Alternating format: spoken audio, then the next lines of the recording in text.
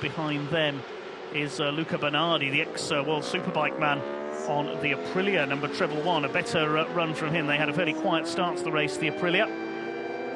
And the Sapir-Pompier Team 18 CMS Motos Store team, Team 18 for short, has come into the pits. They are real stalwarts of Le Mans and of the Endurance World Championship. The Sapir-Pompier, the fire engine as we call it, the bright red Yamaha.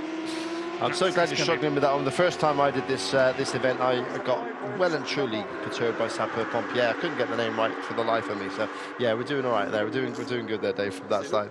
But yeah, the standings there after those points got awarded from 8 hours. The Yacht team now with the maximum at the moment, 15 points on the board, and that will not be taken away unless obviously disqualification occurs later. But yeah, Yoshimura currently second in the points table. After those points there, they have 11 points after being second in qualifying and fourth across the line in hour number 8. BMW currently on 10 points there as well, from in fourth in qualifying and second across the line at the 8-hour mark. So that's how it stands. 4 points between them, and yeah, every single point counts, obviously. And yeah, it could well go down. The gap between second and third in last year's championship was just a single point between Suzuki and BMW. So that's how much these points do matter through the events. The Suzuki has just come into the pits, so Greg Black will be handing over, I would suspect, to Etienne Masson. It's the Frenchman's turn next on the number 12 Yoshimura Motul Suzuki, having just taken that final podium place away from Christian Gamarino on who's now on the number 11 Kawasaki WeBike Trickstar machine. We'll see if he can make that gap back up, and the battle for third place may well resume between the Suzuki and the Kawasaki here at Le Mans.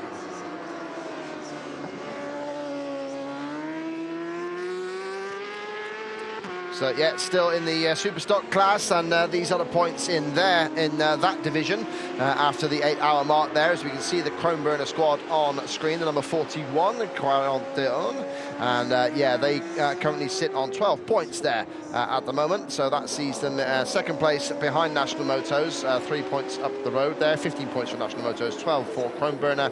Slider Endurance, despite their issues there, they have registered some good points at the moment. They currently lie on 8 in third place, and Avio Bike Aprilia there in fourth on 7, ahead of the 3R Best of Bike Yamaha, having scored 6 points. And the TRT team have scored 3, and ADSS 97, the all-British and British-owned squad there, currently lying in 10th on 2 points after the first point-scoring sessions of the weekend.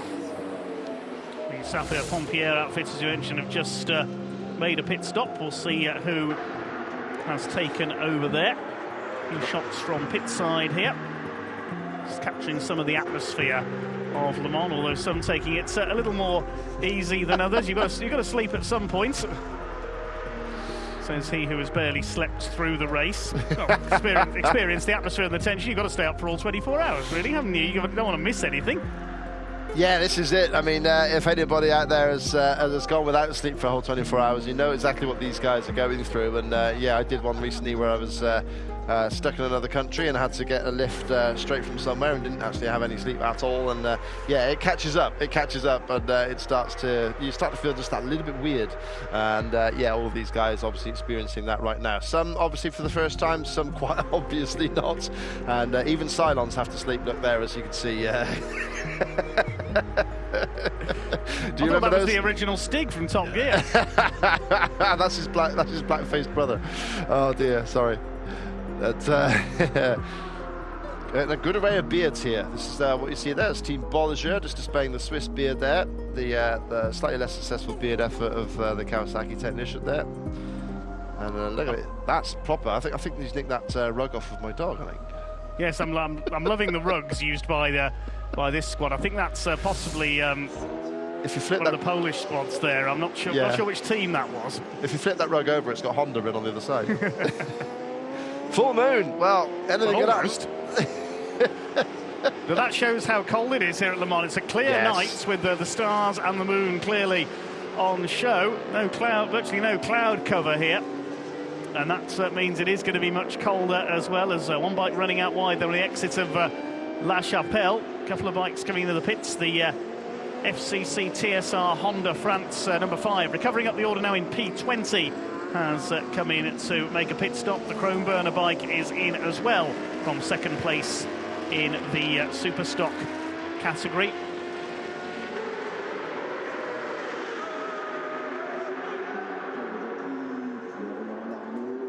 And we've got some Honda technicians running up the pit lane there. So has one of their riders maybe stopped there? Well, that's the SCC TSR bike just carrying through. So yeah, it must be, and maybe it is the Chrome Burner squad. Wow, this is going to cost them badly if it really is, because yeah, the Honda jackets would suggest it is a top Honda. I mean, we have got the light to say they're in pit lane. Yeah, I think it stopped at the entrance to the pit lane. He may have run out of fuel. Oh wow, that's really close timing there, just that little bit too close. And here we are. Look, yes. Yeah, I think it was one of the. Let's have a look.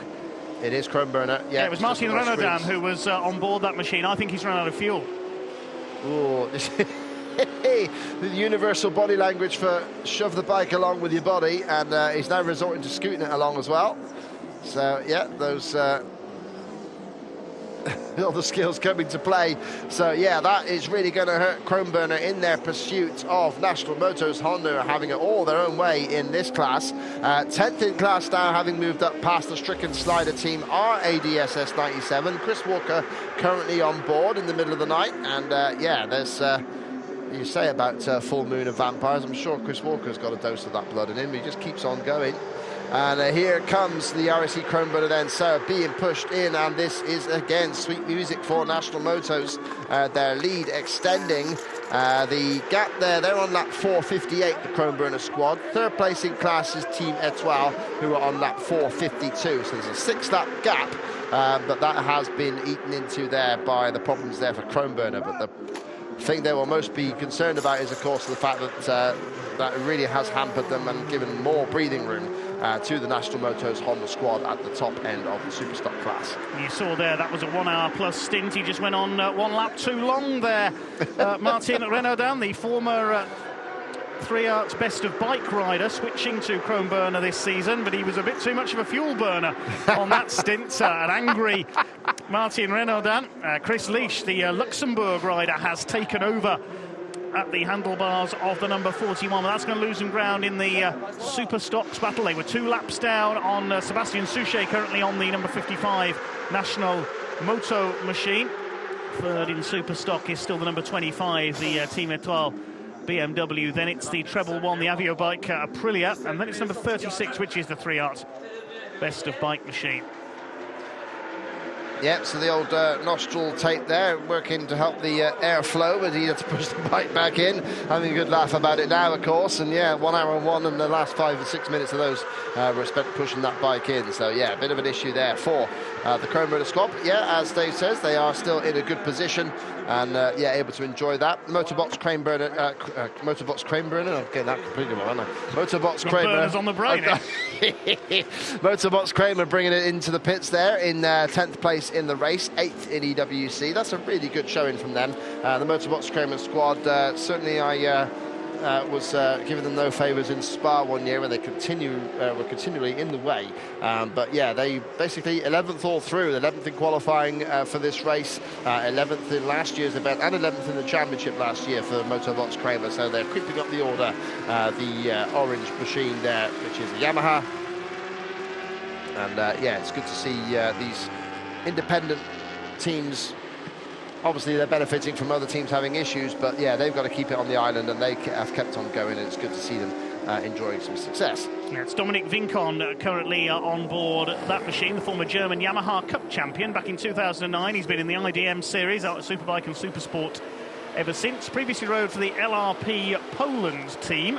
He was 9th at, in the World Championship for them last year, 22nd at Le Mans. He hasn't had a lot of luck at Le Mans with the LRP Poland team, so hoping his fortunes change for the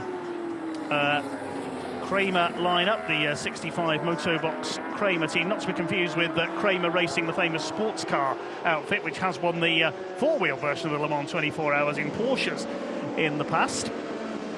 Back in the late 70s, I remember them winning in the days of the Porsche 935s after all the factory cars had dropped out. That was when Klaus Ludwig and Whittington brothers were driving for them. But anyway, enough of the nostalgia trip. You've got me on the car knowledge. Wow, that's why you got me on the bike knowledge as well for much of this race. But yeah, certainly, yeah, great stuff there for the great knowledge there from Dave on the car side of it. I can't resist a bit of nostalgia. Yeah, go for it. Those who know me will know. It's no problem at all. If I bring out the motocross knowledge, you're in real trouble there. That's one sport I will admit I don't know a huge amount about. Coming through opposite ends of the motorsport world, myself and Dave. But yeah, hopefully you're enjoying the coverage here. Don't forget to join us on the outlet of X, and a big shout out to my good buddy Stuart Hazelgrave, who has joined us as well on the coverage, and a happy birthday to his son Fraser, who turns 6 today. So yeah, thanks for joining us, Stuart. There, my old sparring partner in the French GCSE results. He got me all the way through, and yeah, he got the A's in French and I got the B's, and he never let me forget it. But anyway, there we go. I'm the one that's commentating on the French race. But yeah, still going well, and yeah, thanks to Stuart and Fraser for joining us, and many happy returns, lad. 13 hours, 13 minutes gone here in the 24 Heures Moto 2024. We watch the number 25, the Team Etoile BMW, distinctive, really distinctive livery on that machine. Great looking machine, the BMW. Still third in the super stock class. How far ahead of Luca Bernardi is Keisuke Okuda at the moment? 24 seconds apart, those two. And looking at their lap times, they're almost the same. So the gap is not coming down by any huge amount. The Aprilia not closing in on the BMW. Yeah, that's it. I mean, they are labelled there actually with Japanese, Japanese team ownership. They're owned by Takashi Ichikawa, running the BMW there with Dunlop tyres, of course, as all the super stockers are. And yeah, they've got the riders there, Yudai Kame. The current rider is Keisuke Okuda, and yeah, comes from Narashino City in Japan. Certainly history there in Formula EWC with. Yeah, 15th in the 8 hours. His best of second in the super stock in Suzuka 8 hours back in 2018. And the hacksaws coming out for Slider Endurance. That's never a good sign. So yeah, and of course, yeah, Shogo Kawasaki, who actually lives in Italy now. And yeah, he had a highlight there of finishing 8th in the 600 CEIV class. So yeah, certainly experience all across the board for that Japanese Team Etoile outfit. Well, this is something a little bit different, isn't it? We've got the hammers and chisels out now. We've got a metal workshop going on in the Team Slider Endurance pit box at the moment, trying to get this machine back out after a spill. The bike crewed by Turkey's Rodi Pak Asrin, Jacopo Cretaro of Italy, Daniel Gonzalez Udare of Spain, and Charles Diller, the man who had the spill, the Frenchman. What are they working on here, then? That looks to me like it's the steering column, isn't it? Isn't it the front of the bike? No, I need a wider shot to see where that is, I'm afraid. So work going on. They're trying to get the component free there, I think. Trying to, after it was damaged in the spill, trying to get the main bolts of the steering column free, I think, so that it can be worked on. Try and see what happened to that 119 machine. I think this is a replay. Yeah, just lost the front end there. That's just lack of grip. Yeah. There goes the bike. Very, very early, and you can see the impact there. It's going to make the fence shake in a second as it impacts to the barrier. And yeah, lost it so early on that corner. And is that the Slider bike we're seeing? Looks very red to me. No, it's Sapeur Pompier. Oh, it's the number 18 that's gone into the barrier. Apologies, I thought that was a replay of earlier on as you were seeing the damaged bike, but no, the number 18 Sapeur Pompier machine, the fire engine as we nickname it, Baptiste Guité has had the spill. That's one of our leading contenders in the super stock category. Yeah, dropped out of P18 on the circuit, and yeah, that is... wow, yeah, that's bad news for them. That puts them, they won 2, 3, 4, 5, 6. They were in 7th place in the Superstock class. They'd actually just lost 7th to the MRP BMW. So that is bad news for the 2022 winners of this class, and they are really struggling there, so they've got a lot of work to do, even more so even now perhaps than the Slider team who we saw there getting the chisels out. But that could well be good news for Michael Dunlop and the TRT 27 squad as well. They are the next team behind them in class. They've got a couple of laps buffer, but it's going to take more than a couple of laps to sort that one out, I believe. It certainly looked like a fair bit of damage to the bike as it cartwheeled into the wall on the outside of the circuit after Baptiste Guite rather had lost the front end, sharing the Sapeur-Pompier machine with Enzo Della Vega, Maxime Pelizzotti and Ludovic Cauchy. I believe the Sapeur-Pompier team, of course, Pompier meaning firefighter, started off as what we know as blood bikes in the UK, transporting blood or vital organs for operations to hospitals on the French road networks at high speed, because you can get them there much more quickly on a motorcycle. Yeah, especially with French traffic as it is. But yeah, that bike has now been sent to the technical bay. So yeah, they have got a job on their hands there to get that one recovered.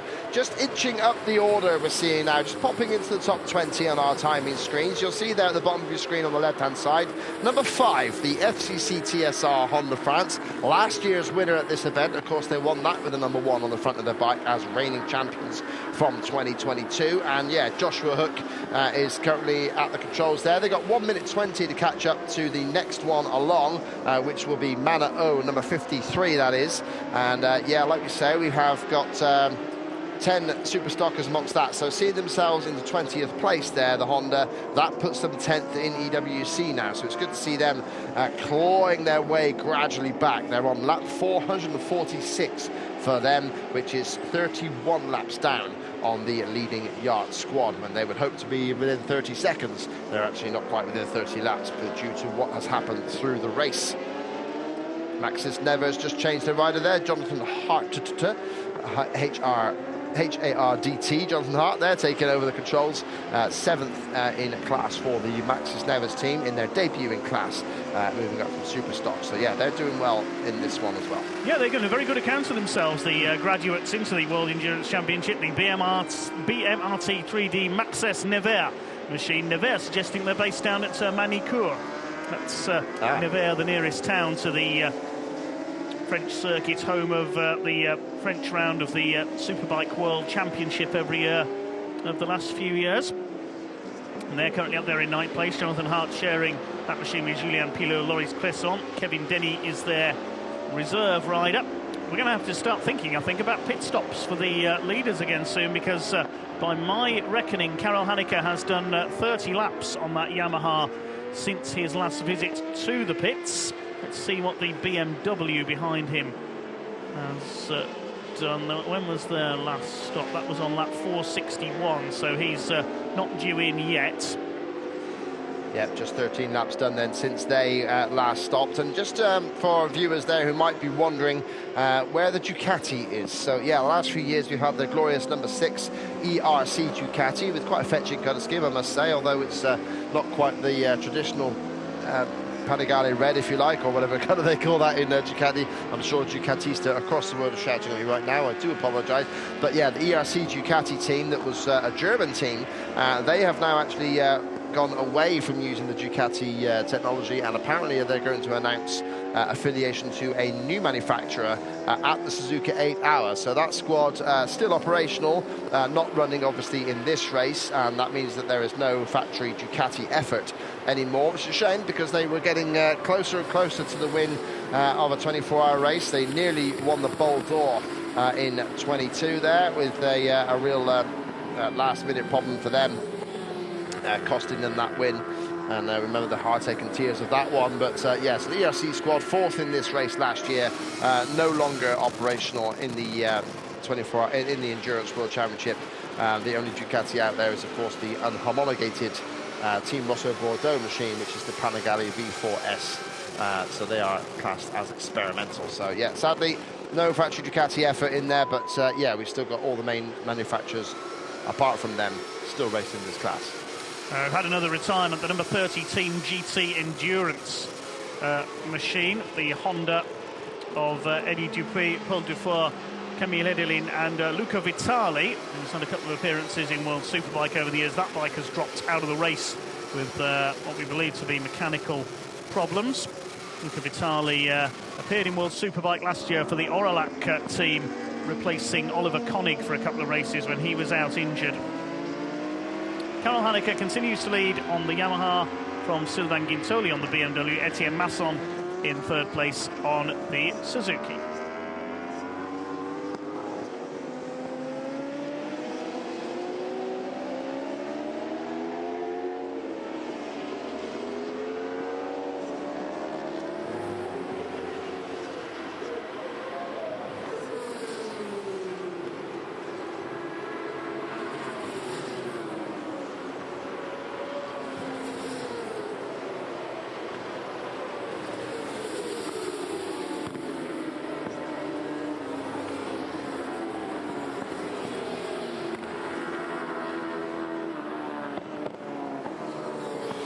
Hours 23 minutes gone in the 24 Heures Moto 2024.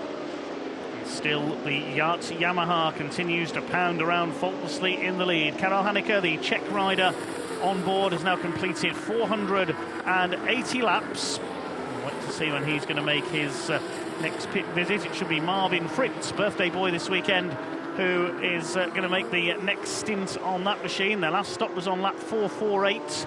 So it shouldn't be too much longer before the Yamaha makes its next pit visit. Meanwhile, leading the Super Stocks class still in P6 overall, the number 55 National Motos Honda of Sébastien Souchet, sharing with his younger brother Valentin and Guillaume Raymond, the Korean-born Frenchman. Yeah, second place currently held down by RAC Kronbrenner there, with a Luxembourger on board. Chris Leisch is carrying on with that one there. Second place for them. Third for Team Etoile. Fourth for Avio Bike Aprilia. Fifth for 3R Yamaha. And currently just coming out of the pits now are the BMWs, last year's winners. Techmas MRP BMW having had a crash in the nighttime sessions here, and is currently in 6th place after recovering from that incident.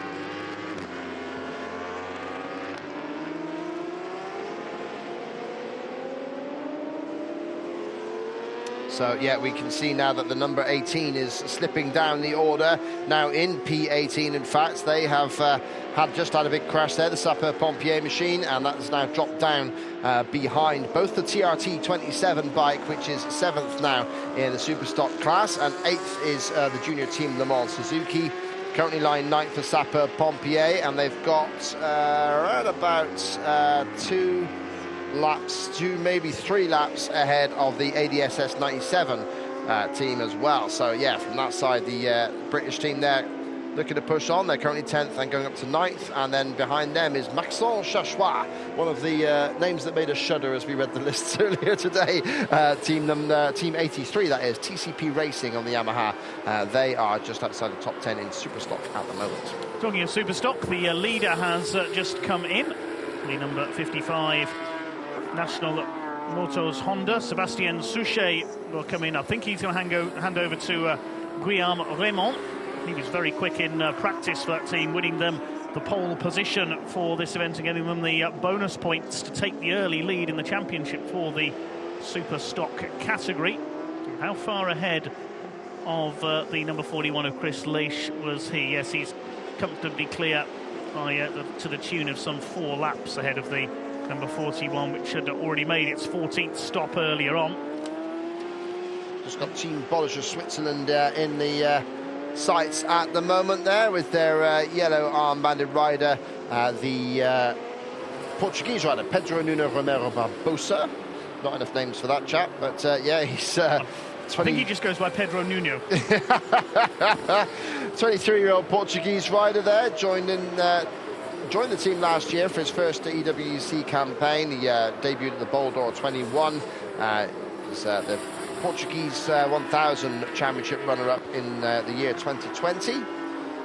So yeah, 23-year-old running nicely there, and he's joined by Nico Toni, the Austrian, who's still running through for the team there. He's been with them for quite a few years now, the IDM Pro Superstock champion back in 2020 and Austrian Superbike champion in 2019. He also competed in the Red Bull Rookies Cup back in the years 2008 and 9.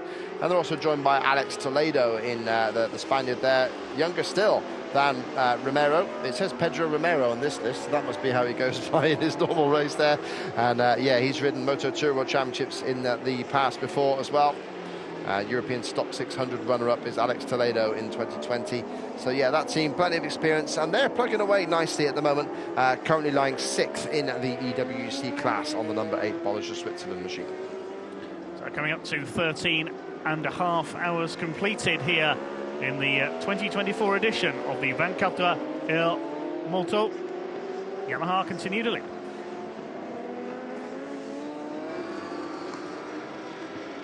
So yeah, that Bolliger Switzerland there is actually named after the team owner Hans-Peter Bolliger and the team manager Kevin Bolliger. So yeah, that's the family effort, not to be confused with the champagne, otherwise known with an N in the name.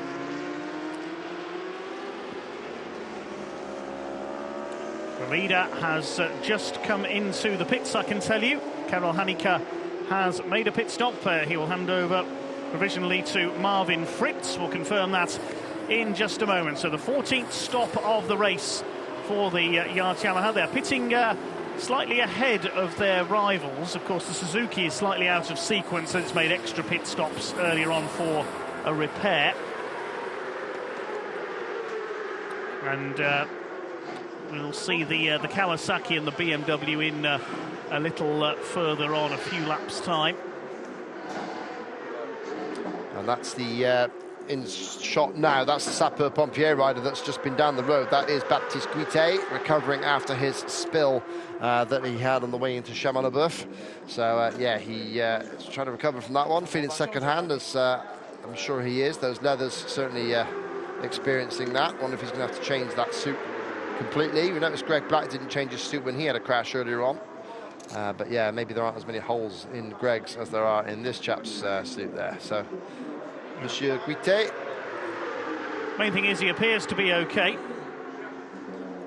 Nice selection of energy foods there to keep the team going through the night, I notice, in the back of the pit box. Yeah, I'd quite fancy grabbing one of those apples and bananas in there. That would be keep us going through the night there. I might just stop in the supermarket on the way back, the supermarché, to get a few bananas. We're fueled by coffee and chocolate here in the commentary box tonight. Yeah, here's a replay of their crash. Here he goes, that he loses it so early going into there. Really caught himself by surprise with that one. There's a familiar scrape of plastic on tarmac as in he goes. I'm sure that's a new suit required. There's just in distance there, hung up there to replace the holy one that he's got there. So, holy suit, red leathers, Batman. The Pompier brought their own wardrobe department with them. That was nice to see.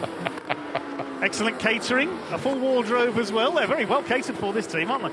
Yeah, that's it. You can imagine there, 48 outfits there entered to this event, and imagine that sort of work and effort replicated across all of those teams. You can see a massive effort for this event to be put on just from the side of the teams, let alone all the staff, the marshals, of course, not just the media and ourselves who have shift rota patterns, I'm sure, just making sure that everyone's all okay. Here is the sapeur-pompier. Look at the state of that. Wow, that is not coming out in a cold wash. That's bad news for those two, and yeah, that's a lot of work to try and get that back on board. I very much doubt we're going to see that bike within the next hour or two. Yeah, that's a long repair job by the firefighters team there. Well, we've got metal work going on in the 119 Sliders Endurance pit box at the moment, and similar is going to be going on here with what's left of that number 18 Yamaha YZF-R1 being manhandled back into the pit box with some difficulty there, you can see, through the back of the pit box, so the team can get on with the repairs. Bit of a struggle for our cameraman to get through there as well. He's keeping on the case though, isn't he? I mean, you've got to say he's determined to get the shot. I mean, yeah, the holy leathers of Monsieur Guité are certainly a moot point when compared to the damage that these guys have now got to deal with. So yeah, it's come in the pits through the back door there, hasn't it? Look at the state of that back end. Yeah, that's a work. That's a job of work right there. So they will go to work into the early hours of the morning to get that number 18 Yamaha back underway. Well, they won't be sat back on getting those heads, will they? Plenty of food in there, as we said, to keep them fueled. Going. So yeah, the stock battle's still going on. Yeah, there is a distance now between. I think they've got 3 laps between National Motos and the RSC Chromeburner, but just further back there, P11, 12, and yeah, P11 and 12 on track, 3rd and 4th in the stock class. Team Etoile just 17 seconds ahead of the Avio bike Aprilia. The Avio bike team have done an extra pit stop there, so yeah, that could well get a bit close between those two. So watch for Kiyosuke Akuda and Luca Bernardi, the San Marinese, who is trying to bring that machine up into the podium positions for the Avio bike Aprilia squad. Quite a few bikes off track undergoing repairs at the moment. We've already seen the number 18 and the 119. The number 14 we know is off track. The Mako Racing team, the Slovakian squad, had a big smash earlier on, but thankfully their Austrian team member Max Meltzer was okay. That bike is currently being worked on off track. The number 116 bike as well, the King Tire Full Gas Racing team, Jordi Maniveau came off earlier on. That's off track being worked on. And the number 15 Aprilia Le Mans the Aprilia Le Mans Touroi outfit is off track as well, being worked on. They were down at the tail of the field, and we're just being told on our timing screen the 119 bike, the Slider Endurance team, are out of the race. Unfortunately, that's a great shame. They were running well in Superstock. Yeah, it's no surprise when you see how much work they were going putting into trying to repair that bike. Anytime you get a hacksaw and a little metal chisel getting applied to the machine means that, yeah, you're definitely in with a lot of work. So sadly, the Slider team, and they were in a good position, they were running top 5, but yeah, and they actually have scored good points as well already in this event, with the points at the partway mark there. So officially now we've got 38 teams left in the race, 4 of them off for repairs at the moment, so there's 34 bikes on track at the moment. Well, one of them is actually in the pit lane. The 3-Art Best of Bike outfit has just come in, and Doriano Viati Ramos has taken over. They're running in P13. They're up to P5 in Superstock now, so they're slowly but surely rising through the order. Fastest bike on track at the moment is still the Suzuki, with Etienne Masson on board. 1:36.4 his last lap time. That's 0.8 of a second quicker than Sylvain Guintoli on the BMW in second place. Yeah, as the Yacht machine just puts a further lap on the Mana O competition number 53 bike. Mana O are running in the top 10 in EWC. It's currently Yacht, BMW, Suzuki, the top 3. Then you've got WeBike Kawasaki, Tati Team Behringer, and Team Bolliger Switzerland, 4, 5, 6. 7th and 8th, the number 24 and number 65. And then 9th place there, the number 77 Wojciech bike. 10th currently is 53, and right behind them, 39 seconds behind them and closing fast, are the FCC TSR Honda squad. Josh Hook last lap was on 37.7, nearly 5 seconds faster than Samuel True of the Swiss rider for Mana O competition. So we should see the Honda team recover to get back into the top 10 by the in the next hour, I should say.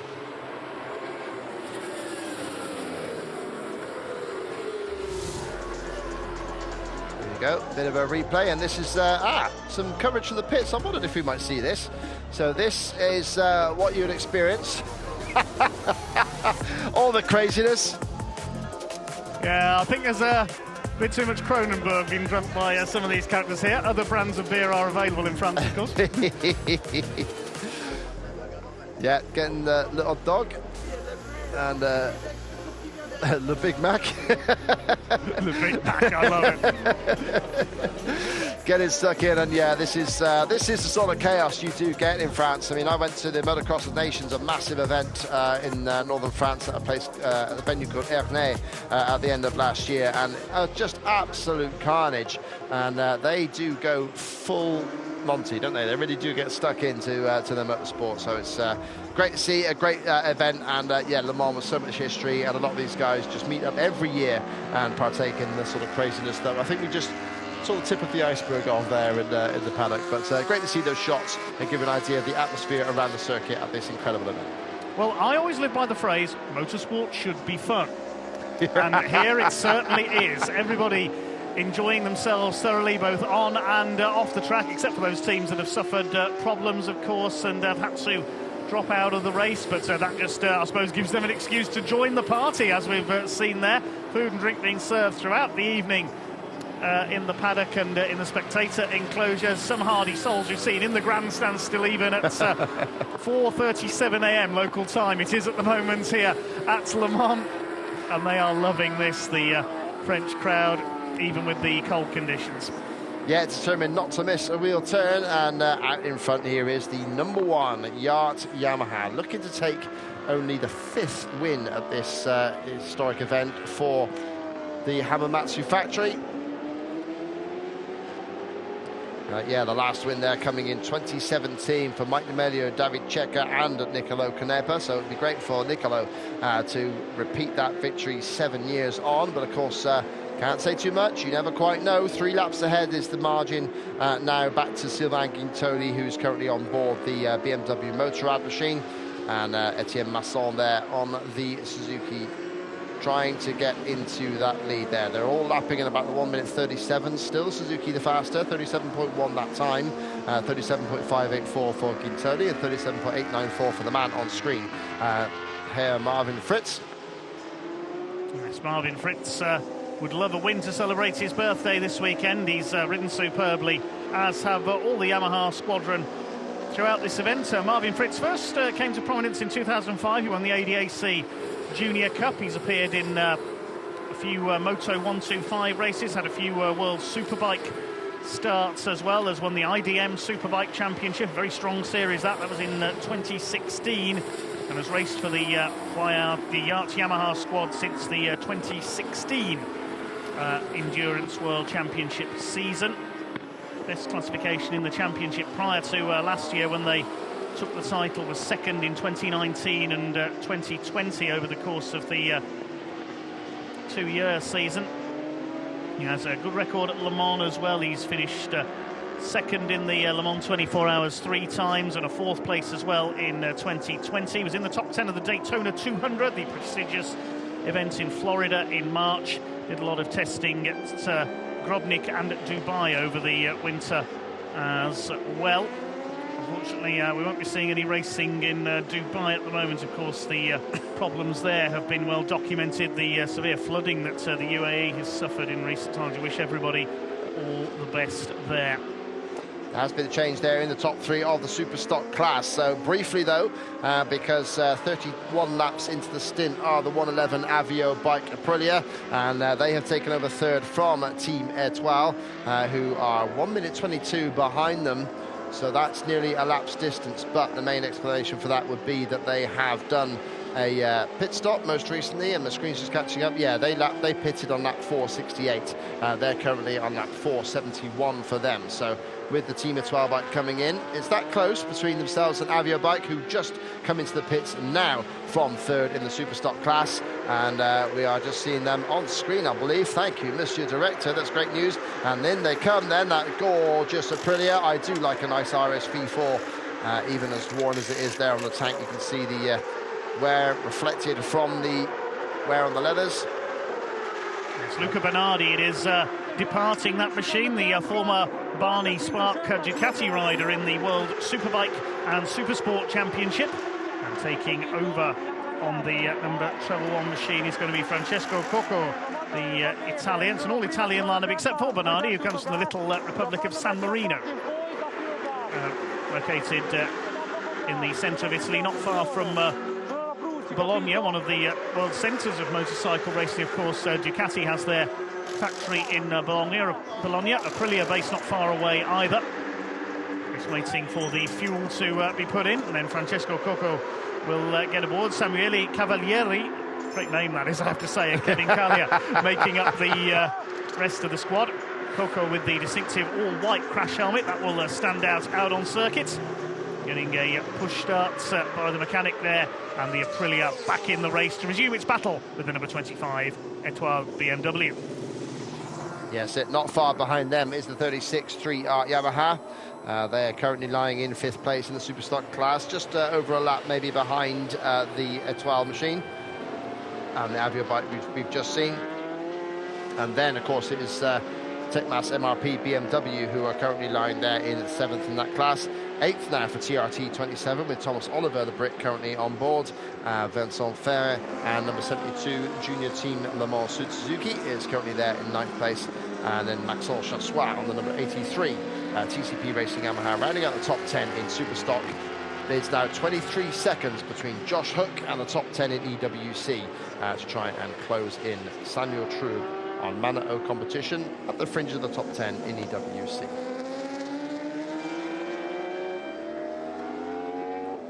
The Tati Team Beringer, number 4 Honda, has come into the pits from 5th position. So we'll wait to see who takes over the number 4 machine. It was Corentin Perolari who was on board. I think it's going to be Hugo Claire who is going to take over this time, because Randy Krumenaka was out on that machine when we started our commentary stint at 2 a.m. So it will be the long-time endurance racer Hugo Claire, the 29-year-old Frenchman, and we've got a bike in the gravel. It's a BMW, I think. That's the Super It's the number 25. Machine. Oh. The Team Etoile machine that was battling for 3rd in class. Oh, bad times for them. Wow. And Team Etoile, and that was, of course, yeah, the World Champion Yudai Kame, who has put that in the kitty litter, and that is seriously bad news for them. Running so well, just reclaimed 3rd, dropped the bike again to make the technician's job even more difficult, but looks like they can't move that back wheel there, Dave, so that could well be the issue. Maybe a lock-up. Let's have a look and see what brings them down. Whoa, lost it way early, heading down. Me. Oh, that's... And the rider there, Yudai Kame, was very lucky he wasn't caught up with the bike there as they went sliding towards the gravel. I think that's at possibly at Garage Vert. Yes, but I think he's you're right. come Yeah. down. There's our map. There it is. Yeah, it is Garage Vert. That's definitely where it was. The tighter of the 2 right-handers, of course. La Chapelle is a long right-hander. That one's a little bit shorter there. And, yeah, he has dropped it at the Green Garage. And that is bad news. That's our incredible broadcast facility there at the circuit. So, yeah, great to see some of the media people there, race control. Yeah, big thanks once again to all the officials. We're seeing some of the race control officials here, the stewards and clerks of the course. Couldn't go racing without everyone here, the marshals, the recovery crews, the medical staff, everybody else, the stewards, clerks of the course, the timekeepers, and of course all our camera crews out there as well, bringing us the action throughout the 24 hours. Quick look behind the scenes here at Le Mans as we see the riders up and okay. Yudai Kame, the Japanese rider on the BMW, and hopefully that BMW is not too seriously damaged. But all this is playing into the hands of the number 55 at the moment, the National Motos Honda, and the number 41 of Kronberner RAC Honda. Those 2 teams are being able to pull away because everybody else in Superstock seems to be hitting misfortune. Yeah, that's absolutely bad news for them. It does give the Avio bike Aprilia a clean run into 3rd place over in that class now. They've got 59 seconds between themselves and the 36 3-art Yamaha machine, although we believe that 3-art does have to stop pretty soon. So, yeah, they will obviously lose further ground then. But, yeah, that is real bad news for Team Etoile, and good news for everybody around them trying to advance their position.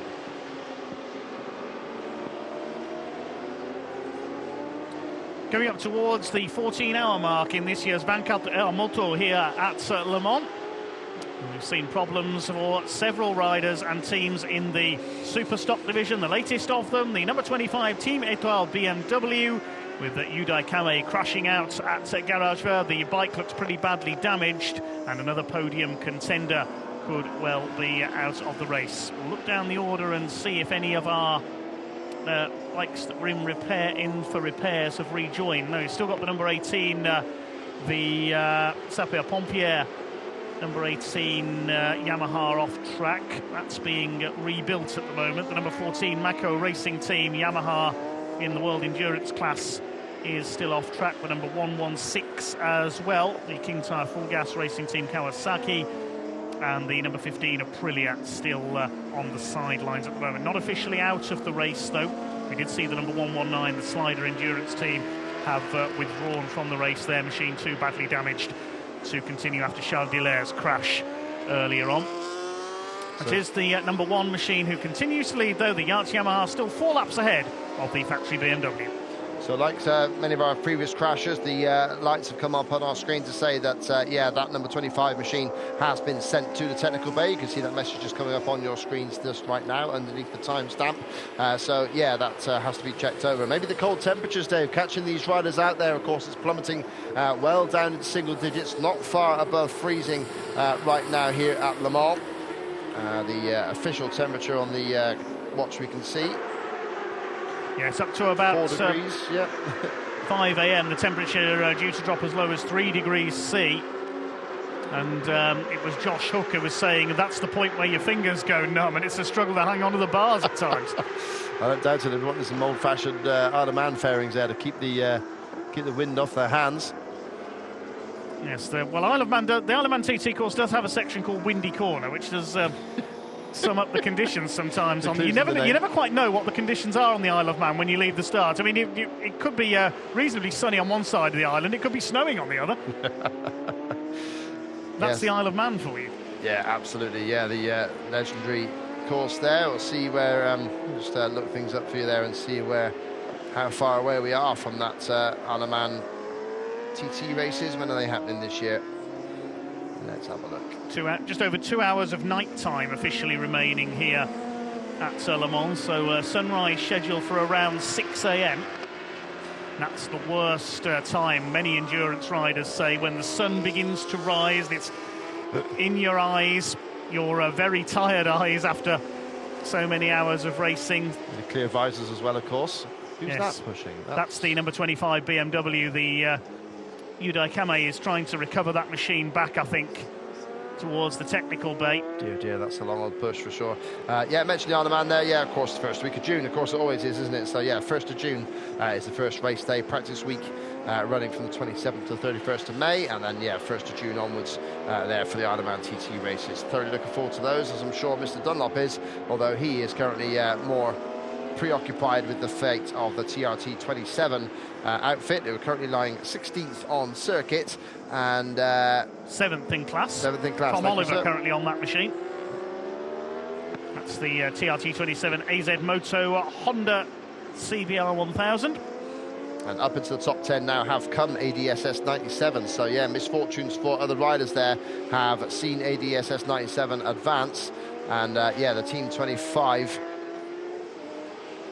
dropping down the order at the moment. They're still actually classed as in front of those guys. So yeah, they will lift up the rankings as that rider struggles to get the bike back towards the pit area. Looking to see when our next pit stops are scheduled. We should next see the BMW and the number 11 Kawasaki come in. When did Gammarino take over the Kawasaki? Let's look back on the tiny screen. Lap 460, so that machine has done 30 laps. We'll see that in fairly soon, I would think, in the next 10 minutes or so. Well, what about Sylvain Guintoli on the BMW? When did he take over from Ilya Mikhalchik? That was on lap 461, so that bike has done 31 laps since its last pit stop. So we should see in the next 10-15 minutes those two machines in 2nd and 4th places make their next stop. It's going to be Markus Reiterberger, the multiple IDM Superbike champion, also the current Asia Superbike champion, who will take over the factory BMW. And stepping onto the Kawasaki WeBike Trickstar machine will be the Spaniard Roman Ramos, making his 24 hours debut here, and he's given a very good account of himself indeed. It's the number 9 BMW just being lapped there. Another contender in the Superstock class to see some problems. Loic Arbel, I believe he's carrying an injury as well. Oh, there's a crash for the British team, for the British rider Thomas Oliver. As we mentioned how well they're doing, TRT 27 just having a fall there at turn 3. So yeah, that I believe is La Chapelle just after the Dunlop chicane there. So yeah, crash there for TRT 27. It says rider okay. We'll see if our screen says rejoin or not. So yeah, that's bad news for them as they try to chase up the order. They've got about a lap's comfort between themselves and the junior Le Mans Suzuki team. So we'll see how well they fare as on our screens there. That Techmas BMW just lifting past Team Etoile into 5th spot in the Superstock class. rejoined by the safety road, it says, for TRT 27. So they are now back on track in P16.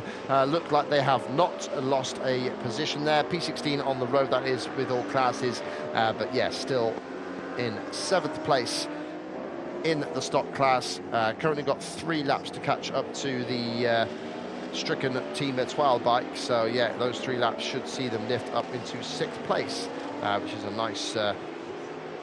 nice position to be in for them. So waiting to see when our next round of pit stops is going to begin. They've got a little bit out of sequence with each other, haven't they? The top 5. We've got the Yamaha and the leading Honda, the number 4, running slightly ahead of the others now. We know the Suzuki's out of sequence. They've had to make extra stops. And Masson continues to ramp up the pace there. 36.6 for the Frenchman at the helm of the Search Suzuki. Certainly the fastest rider on track, as that machine has been through most of the last few hours, we've got to say.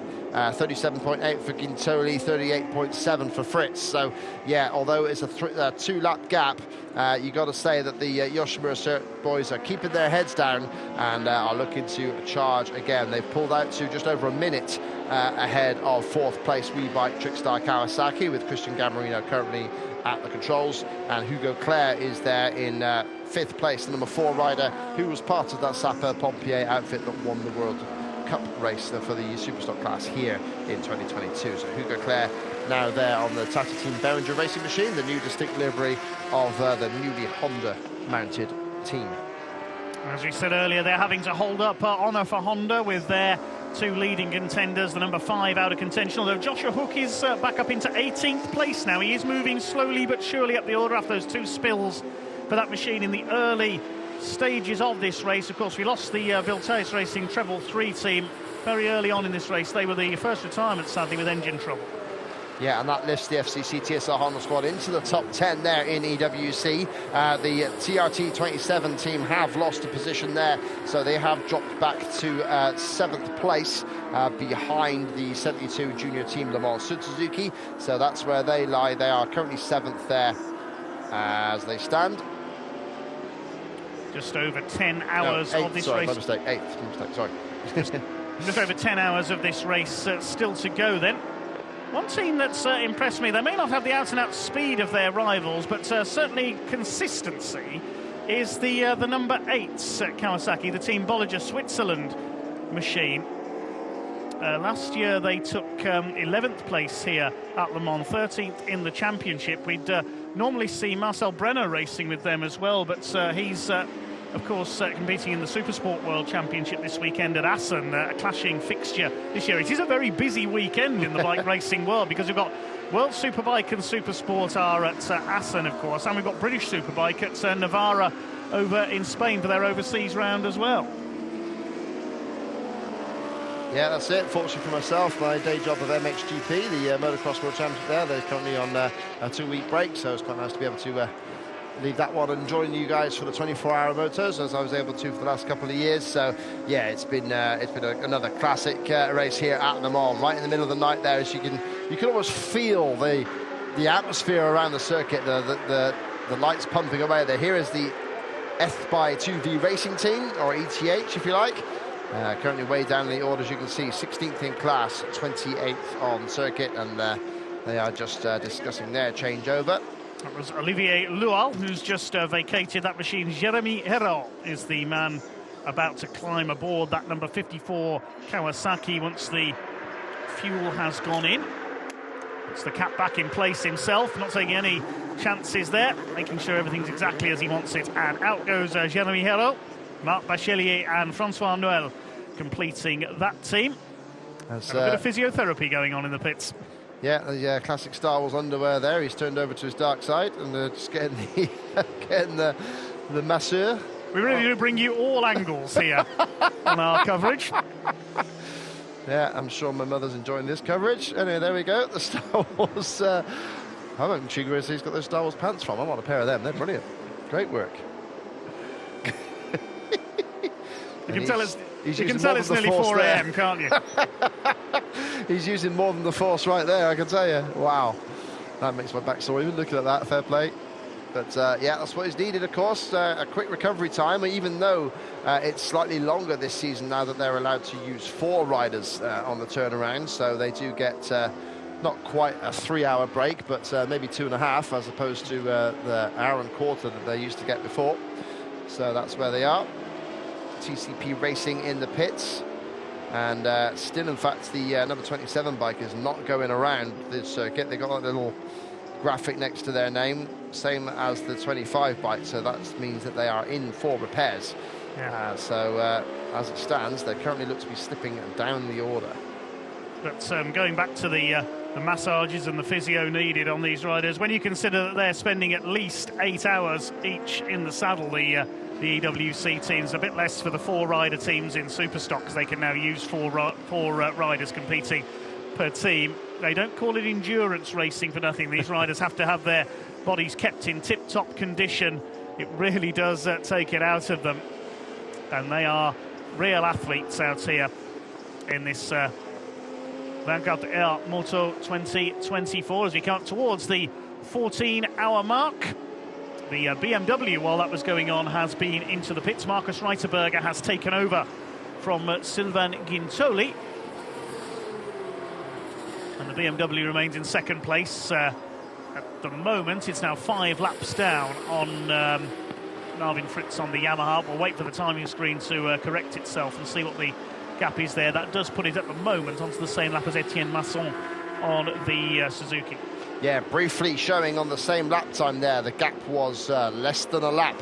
2 minutes 39 it briefly showed there, which is actually more than a lap in the times they've been circulating. But that shows that the hard work that's been put in by these lads from the Yoshimura Cert Motul team are starting to pay dividends. We should see, yep, they've got around about 90 seconds or so to catch up. But yeah, at the rate of a second a lap, you know how quickly they rattle off 90 laps in this scenario. They're on lap number 501 now, are the leaders. So we passed the 500 lap mark. And yeah, so the Yoshimura guys will keep on keeping on and plugging away, trying to catch the 37 BMW.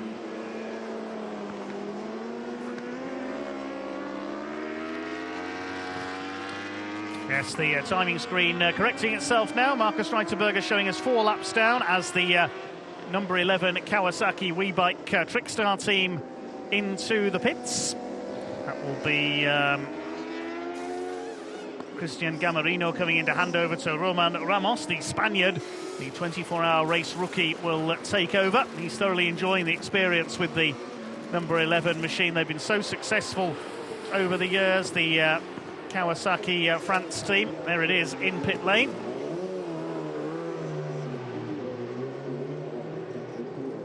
Gregory Leblanc, of course, the 5-time Le Mans 24 winner. Raced in Moto 250 and World Supersport as well over the years. Roman Ramos, the former Moto 2 rider, made his debut there in 2010.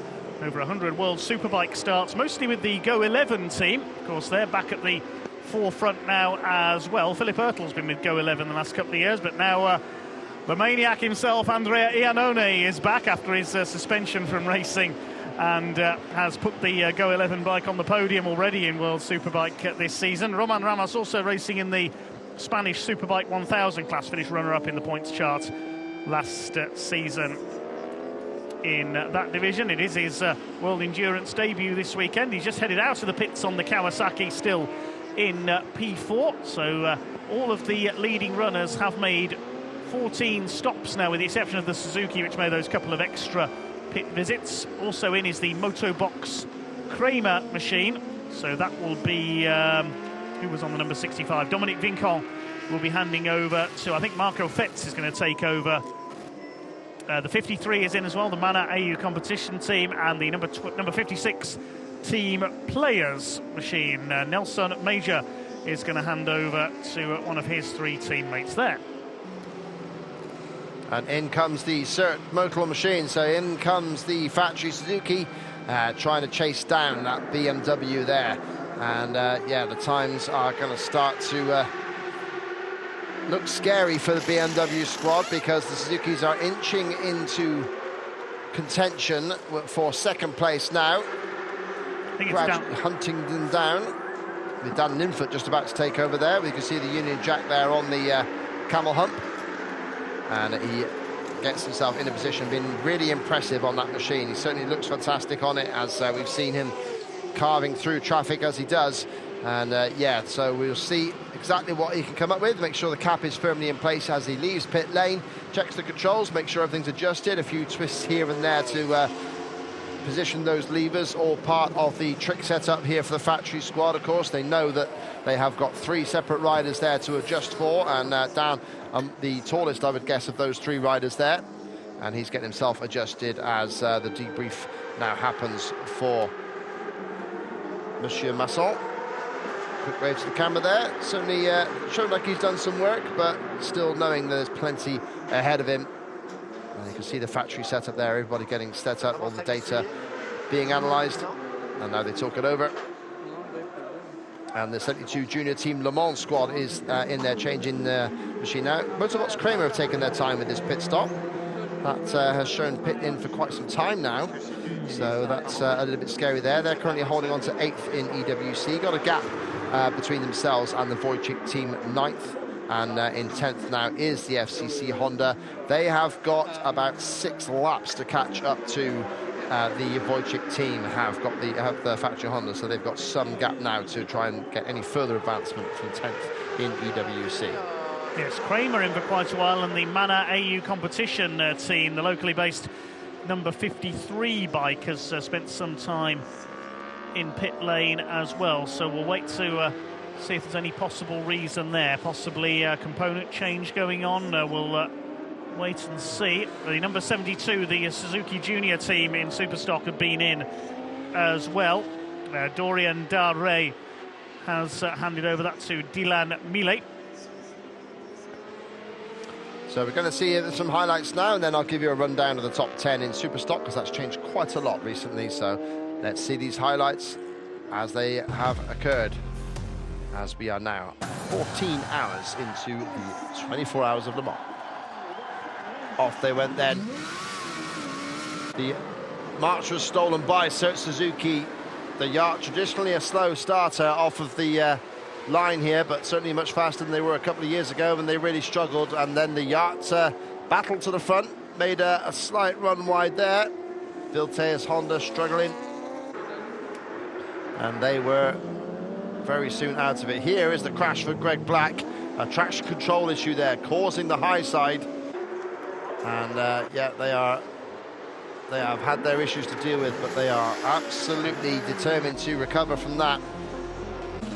Dan Ninford now at the helm, charging back after the BMW issues there again. So who's going to have the bike? The mechanics, was it the Marshals or the rider?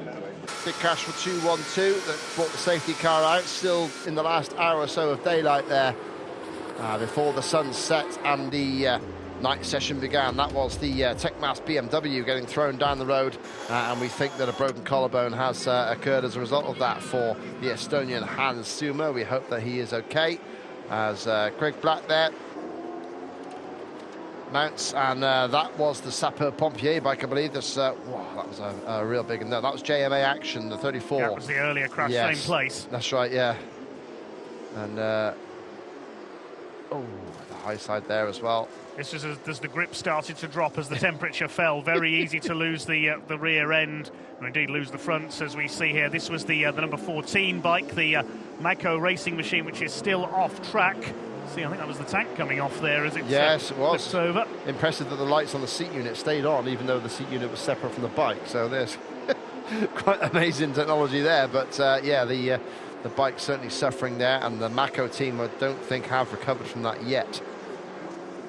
As the Yoshimura bike there moves its way up into 3rd place, past the Kawasaki WeBike Trickstar machine.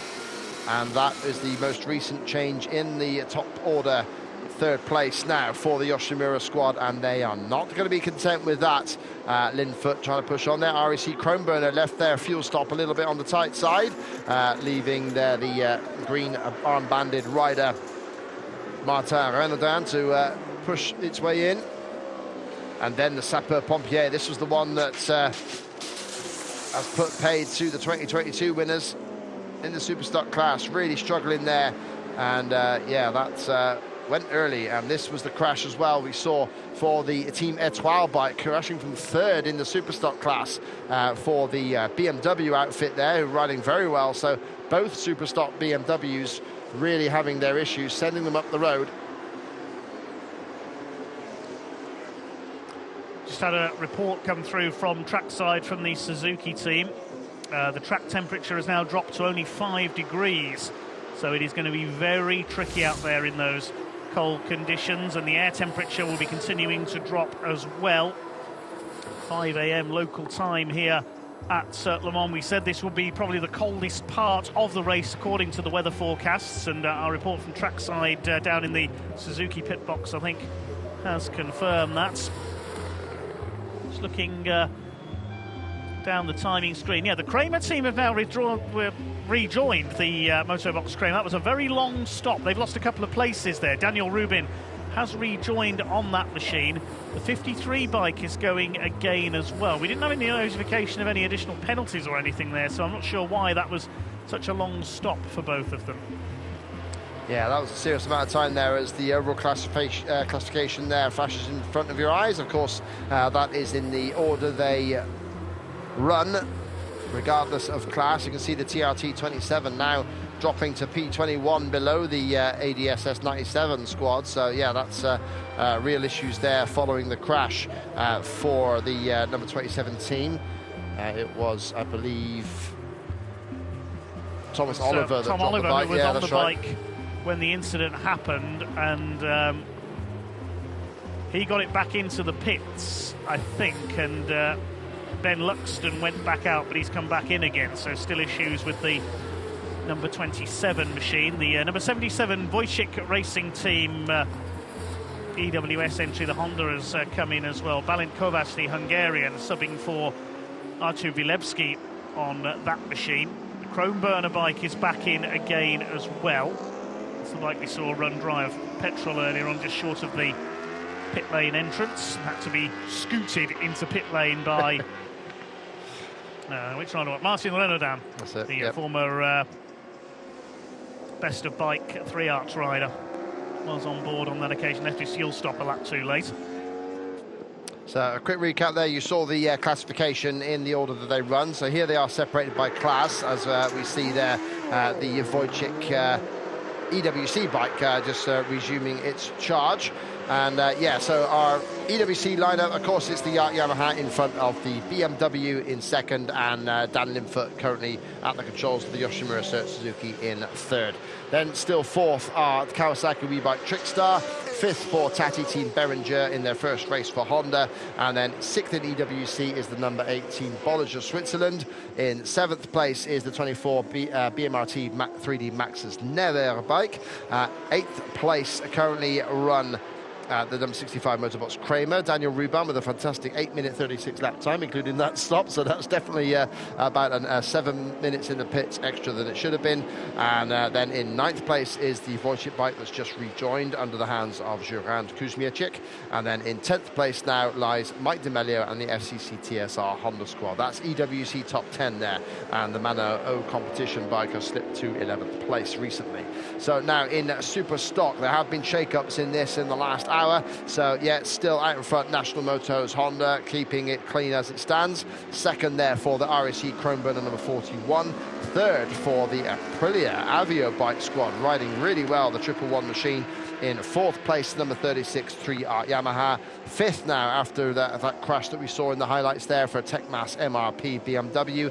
They've recovered to be fifth in class. Sixth for a sterling effort from junior team Le Mans Suzuki. They've risen up the order at the expense of others there in sixth place, number 72. Seventh for the number 83 TCP Racing Yamaha. Eighth for ADSS 97 Kawasaki team, with Christopher Platt now on board for the all-British lineup. Currently classified in ninth are Team Etoile BMW, but they are still in the pits and not looking like they're going to progress.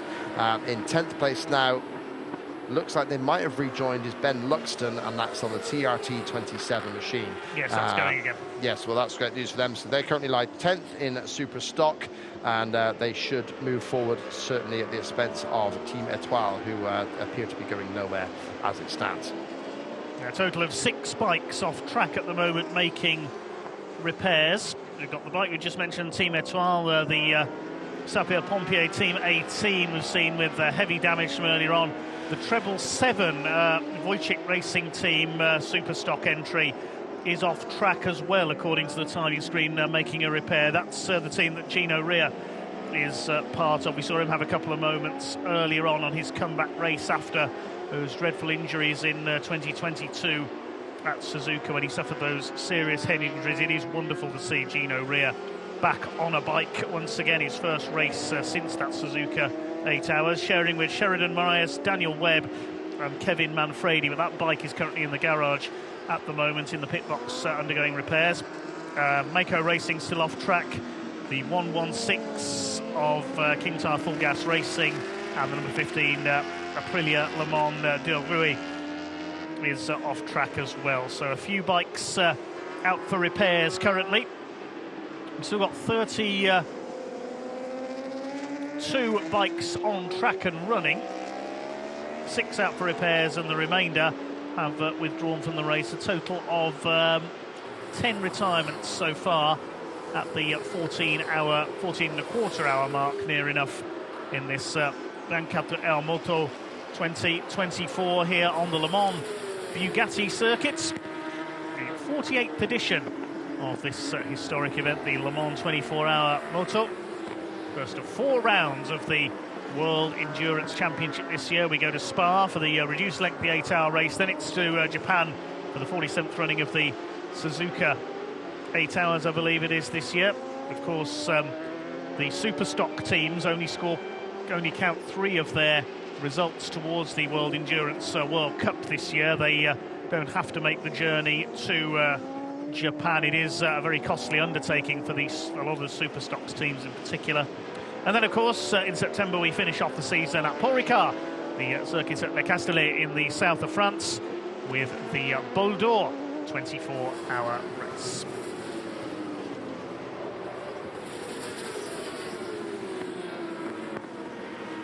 Marvin Fritz continues to lead the way.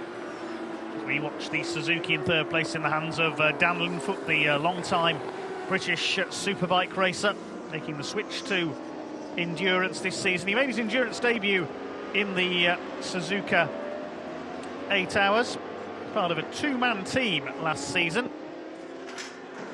There we see that's the number 25 machine, the Team Etoile BMW, undergoing repairs after that big spill down at Garage Vert, the orange and white machine. Plenty of rebuilding needed there, we can see clearly. Yes, absolutely. Yeah, Yude Kame that's sent that one up the road there, and yeah, the Japanese crew getting stuck into that bike. And yeah, such a shame for them, running third at the time of the crash. They were really looking in good shape there, holding off the Avio bike Aprilia, which currently still lies in third. BMRT Maxis Never's just come into the pits there, currently 7th in EWC, so they are in the pit lane just getting things changed over, and in fact just leaving that pit lane are the next ones up the road, which is the 6th place number 8 Team Bolliger Switzerland bike. Nico Turni, the Austrian, just taking over the controls at the moment. But yeah, as you can see, serious work required, and but they will keep it going, of course. They do all know exactly the score. And for myself as a mechanic, I probably would rather be working on a bike than just chilling out. I don't know, but there you go. But maybe just a bit sadistic there. But either way, they're getting stuck in and getting sorted out. Here we have the Yoshimura Suzuki Dan Linfoot continuing the team's charge, although they lost 3 seconds on that previous lap to Markus Reiterberger, who is putting the hammer down for BMW. Certainly the fastest rider on track in the last few laps. And yeah, 38.3, Marvin Fritz just crossing the line to complete lap number 512. And we'll see if Dan can continue to catch. Yes, 5 laps now the margin, with the BMW having pitted for Markus Reiterberger to take over. The number 27 has had problems again. It's the timing screen says rejoined by safety road once again. So Ben Luxton has had further problems with the TRT27AZ Moto, the French team with an all-British lineup of riders this year. So we'll wait and see what has happened there. Ben Luxton, the man in green, that's the team that Michael Dunlop is part of this year, the Isle of Man TT legend. The Techmas MRP BMW machine has come back into pits, of course delayed by that incident for Hannes Sommer earlier on. That's the number 9 in pit lane, we can see there. Who's that getting on that machine? It's Jan Boon, the German, sharing with Kenny Forêt, the reigning French Superbike champion, and Loic Arbel completing the trio now, because Hannes Sommer, of course, no longer a factor in that team. Yeah, it won't be too much of a pain for them, of course, because yeah, most of these teams, of course, used to the days of running with 3 riders. That's still the case in EWC, but yeah, the stock guys this year are now able to run 4 riders through the race. So yeah, that's helped the likes of Joe Ackroyd to then race for ADSS 97. I've sent Joe a message to see if he can give us a little bit of insight as to how the team are feeling. Currently up into 8th place in the Superstock class. National Motos still leading from Chromeburner and Avio Bike. Then it's 3 Arts, then the Techmas BMW, then the Junior Suzuki's in 6th. And Felix Perron is currently there 7th in that class for TCP Racing Yamaha. Then it's ADSS 97, and then because Team Etoile are slipping back up into 9th place, has become the CAM Racing Team number 135. That currently has Steve Cormeret. He's got 2 E's in his name, so that's nice letting say in there. And in 10th place now is still the number 25, and but they are slipping. But number 27 still seems to be struggling as well. I think they've left the circuit, but they're not registering their times as it stands. They seem to have not advanced after sector 1 of the circuit, so we just keep our fingers crossed for TRT 27 to continue their advancement into the top 10. The number 24 is not showing a rider name either after they've left the pits. I notice we're not seeing who's taken over the number 24, so I hope they haven't had a problem on leaving the pits. Yeah, the timing is updating. Maybe a refresh of my screen is needed here. Yeah, see what I mean there. Yeah, they are on pace with everybody else, running at about 28 seconds for that sector 2 time. So yeah, BMRT trying to get their way around. And just keeping a close eye on TRT 27 for the second day, just to make sure we know exactly what's happening with them as soon as we can.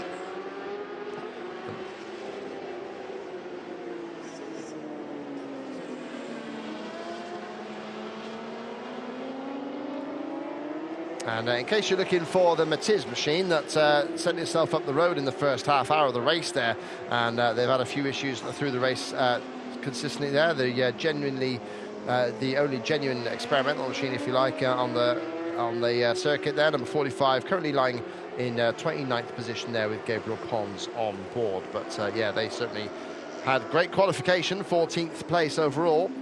And just seeing on the screens, yes, still no movement for Ben Lux in the TRT 27, and it's number 56 that have just now moved up into the top 10. That's the team players, Kawasaki, currently with Ludovic Hauser, the Frenchman there in control. So yeah, they have just leapfrogged both the number 25s and 27.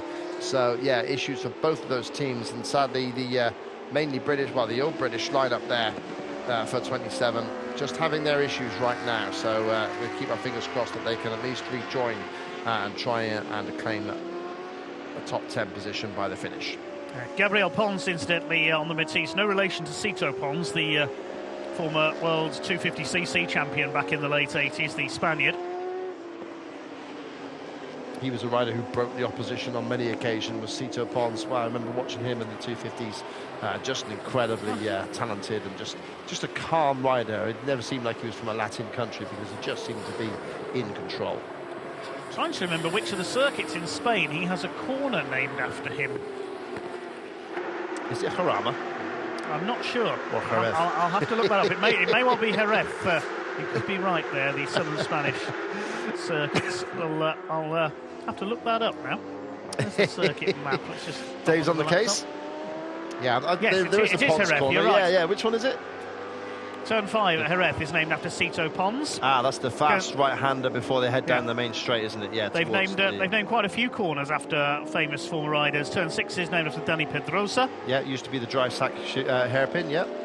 Turn 8 is Jorge Martinez. Turn 9 is Angel Nieto. And turn 11, Alex Creville. Yeah, in Edstein they don't. They should name the final corner after Cuvier after his crash there a few years ago into him. But yeah, probably best they don't. There's a corner named after Jorge Lorenzo on there as well, I think now as well. Yes, yeah, that's it. Yeah, they do like to dedicate their riders. Although I think my favourite corner on the whole racing calendar is Stoners down there at Phillip Island. That flat out left-hander at the bottom by the ocean. That's just such an incredible place to watch. Well, my favourite corner name is, of course, the final corner at Donington. Yes, Goddard's, of course. My corner. I've asked at Donington, and even the circuit manager doesn't know why it's called that. This is a steaming pile of debris that should be a motorcycle. Wow, you can't tell from the bike. The fairing is completely gone. Look, it's in pieces. Really, real issues there. Quite a bit of smoke and dust there in the background as well. Now we can't identify who that is who's come down at the moment. So the run down to La Chapelle, so they didn't get as far as breaking the timing beam for sector 1. We know that much. So we'll try and identify this machine. A little dark to see the number on that bike at the moment. We didn't get a notification on our timing screen as to who has come to grief there. There's very little bodywork on that bike. Here's the crash. Whoa! Oh, it's a Kawasaki, I can tell you that. 5, there's a 5 on the bike. There was a 5 on the bike. It's gone now. Yeah, I think wow. That might be the 56 team players machine, possibly, that has come down there. Ludovic Hauser.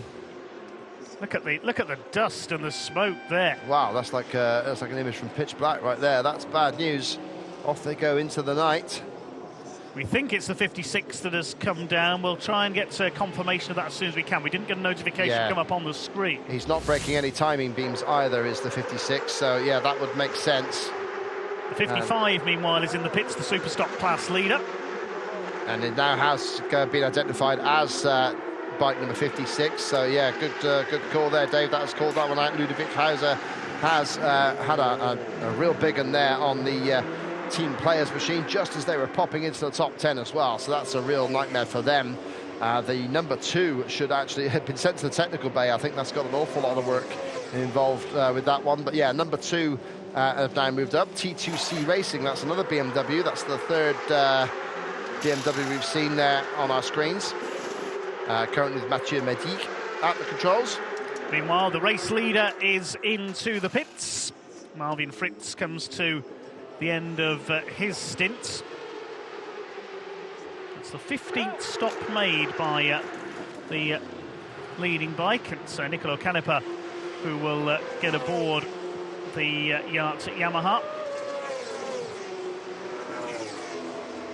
And lap number 517 for them. Yeah, 32 laps in that last stint, so about average for the Yamaha.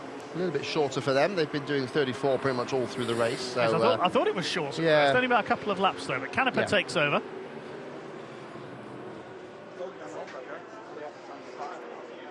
Marvin Fritz will take his helmet and gloves off, grab a drink of water, and then have the debrief with the crew chief Max Neukirchner. So we'll hope the rider Ludovic Hauser on the number 56 machine, or rather off the 56 machine now, sadly, is okay. Yeah, that looked like a real barn beater. I think the bike came off worse than him, thankfully, but yeah, even so, it's never a pleasant experience. Yeah, that could be another crew out of the race, I'm afraid, I think there. We'll wait to see. There's still several bikes off track undertaking repairs. Yeah, the number 27 has joined them as well now after their problems earlier on. Ben Luxton has brought the 27 off track into the pit box. Oh, nightmare. Just when they were really starting to make progress. But back out on circuit, albeit going rather slowly, is the 116. This bike has been off track for over an hour now. The 116 of King Tyre Full Gas Racing Team, running at the tail of the field in the Endurance World Championship class. It's Pierre Geller who is currently on that machine, sharing with Jordi Maneveux and Thomas Metea, but clearly all is still not well with that number 116 Kawasaki, and I think he's touring it back into the pits again. Yeah, the Yacht squad, just checking the times there, it was a 34-lap stint. So, yeah, Yacht just about matching their regular pattern of 34 to 35 laps per stint. So, running like clockwork at the moment for the Yamaha Austria racing team. The official factory effort, of course, on the YZF R1. But, yeah, in comes number 116, not having a prosperous event, it's got to be said. At least they're still going, unlike an increasing number. It's been a race of quite high attrition, this one. Yeah, the night time with the low temperatures there, catching the riders out, of course. Don't forget that these super stock machines are changing the front tyre every 4 stints. So that is a serious amount of effort required to make sure that bike sticks to the tarmac. The rear tyres changed every 2 stints for them.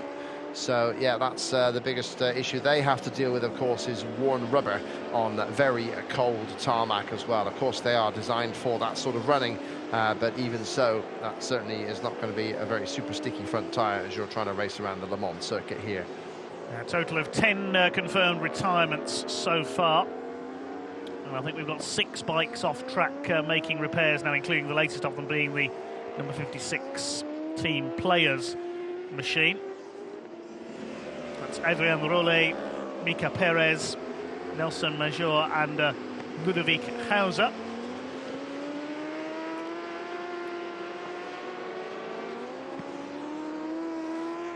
So we've got a feature here now about telling us how to be a good endurance rider. Endurance rider needs to be fast, of course, because the competition is so high in this championship. Every year is getting faster and faster. And then the rider needs to adapt the situation. I mean, especially in these 24-hour races, you have sunny conditions, you have rain, you have a mixed, where many riders slow down a lot. And there, if you can be fast between these situations and bring back the bike and give good information to your teammates during the pit stop, where you have just a few seconds to tell your teammate what is important, where you have to be careful with, I think this makes the rider a good rider out in the Endurance World Championship. A rider easy to chair the bike, strong, with a good physical condition, and a rider to be ready to be in pain. The strongest point is to be mental strength. I think that's quite a hard point, because, you know, we ride in a lot of different conditions. The long races, you need to resist, so I think that's quite a strong point. You need to also, of course, know how to be fast over 1 lap, fast over 1 hour, but also over like 8 stints. So you need to be a strong and consistent rider. Physically, we'd be quite well prepared, because, you know, it's quite a hard championship and long races. And then, of course, getting on well with the team, not having too much ego in a team is important. You need to have some as a rider, but not too much. So a few hints and tips for any budding endurance racers out there. And yes, one comment struck a chord with me there: prepare to be in pain. Well, there we are. There's the pain on screen for you all to see. Thierry Metoile, who were racing so well.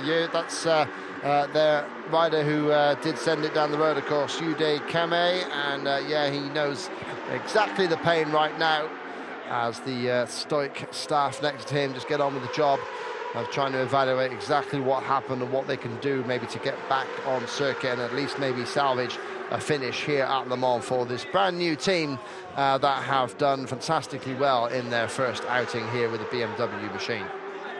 Repairs still going on, as we can see. That bike is spread across the garage right now. Lots of work going on. Riders probably just keeping themselves in the zone there. It's you've got to psych yourself up for these long stints out there, because almost an hour in the saddle in cold conditions like this, it's very tough, very draining, both physically and mentally out there. Just to keep your concentration up in these changing light conditions as well, because as you mentioned earlier in the race, Ben, there's spotlights on certain parts of the circuit, but certain parts are completely dark. The headlights don't do a massive amount, and especially if you've got somebody tight behind you with those white or yellow lights, it can be very off-putting, I'm sure, as well. Yeah, the main thing Yes, indeed. The main thing that, funny enough, Joe Ackroyd said to us there in the commentary last year when he was alongside me in the booth, and Joe is just leaving the pits. In fact, Joe Ackroyd there, I'd love to see him on screen because I've actually yet to commentate on him, and I'd love to do so. But yeah, he told us last year that the worst thing you can do possibly at night is look over your shoulder to see a bike coming through, because you just get the glare from the bike behind. So that's certainly something not to be advised if you're one of those riders that likes to look back and check what's going on around you. You need to resist that temptation, especially when it's the bright white lights of an EWC bike in the pitch black. And of course, no tinted visors in night racing for obvious safety reasons as well. You have a clear visor, so you will be dazzled if you look over your shoulder and see this man coming through in particular, Nicolo Canepa. A dazzling performance despite that shoulder injury earlier in the season. He's still 4 laps ahead of Marcus Reiterberger on the BMW. We're now past the 14.5-hour mark in this year's 24 Heures Moto. Dan Linfoot still in 3rd place. The Suzuki recovering so well after its mishap earlier on. It's the Kawasaki in 4th place for the WeBike Trickstar team with Roman Ramos, the 24-hour racing rookie, on board. Rounding up the first 5, it is the number 4 of Tati team Behringer Racing. A great performance by them on their new Honda machine. Hugo Claire is the man in the saddle at the moment. Still setting the pace in Superstock, as they have pretty much all weekend. The National Motos Honda, Souchet brothers, and currently in the saddle is Valentin, the younger of the two. Guillaume Raymond is their teammate. Have any of our bikes suffered problems earlier on? Have any of them rejoined? Let's have a look. We've got 5 machines off track. Just looking to see if any of those lower down the order have been able to get going again. I think this certainly a surprise. I think the number 18 bike's back out there. The Sapeur-Pompier machine. That's an impressive rebuild. Wow, they really did get the fireman's axe to work on that one then, because yeah, that was a proper mess as they as he launched it coming into this corner here. And not quite sure what I'm seeing in front of me here, but it looks like we've got somebody that Ghostbusters should be dealing with here. No, it's Batman. It's a 3-art best of bike machine there. I think that's like a wet weather suit that's come undone. And is, yeah, like you say, flapping around like Batman's cape there, flying around. Well, we saw Batman in the shape of Maverick Vinales dominate the circuit of the Americas the other week. So, yeah, he's coming in now, actually, with that suit flapping around there. That's number 36 3-art machine, running in the top 10 in the Superstock class. And that's, yeah, in he comes then. Just trying to pick up who that was there, and it's just changed on the screen to stop telling me.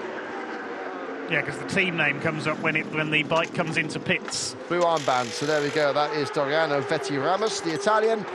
He's going to hand over controls to Christopher Kemmer, the Austrian. Little chap, I'm sure, in broken English. Well, Dorian wearing a wet weather suit there. I hope that's not an omen. That's the last thing we want at this point in the race. We had a bit of the rain at this time last year, with the rain in the night causing quite a few issues, even more so than we've seen tonight. But at the moment it shows mostly clear skies,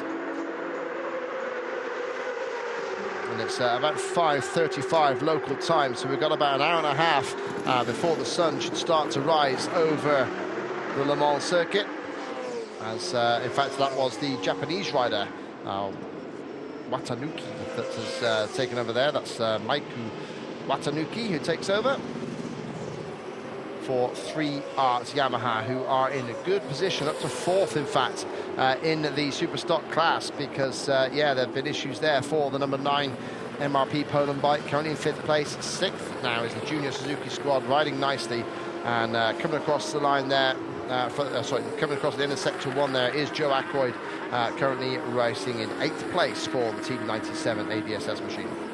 Just had a check of the weather forecast, and it is scheduled to be reasonably clear for the rest of the race, cloudy with sunny spells. So hopefully, I won't put the curse of the commentator on it by saying we should hopefully see as a crash for bike number 83 there. That's the TCP racing bike. They have rejoined, we're told.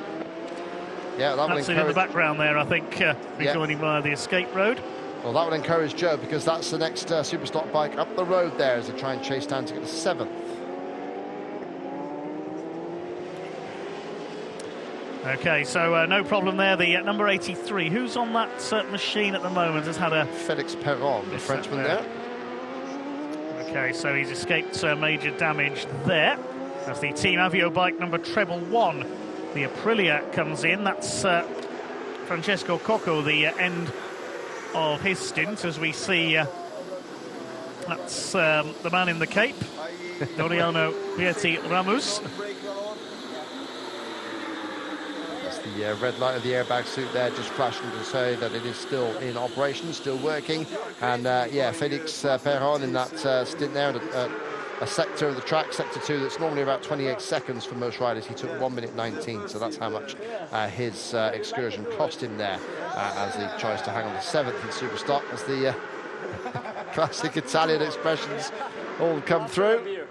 Yes. Bit of broken English going on. Well, yeah, Doriano Vietti Ramos, we'll nickname him the Cape Crusader, I think, for that little stunt there. I did see a rider at the Plum Pudding meeting at Mallory Park. It was Nick Sweet come out, one of the local clubman racers at Emerald, come out dressed as Batman once on Boxing Day.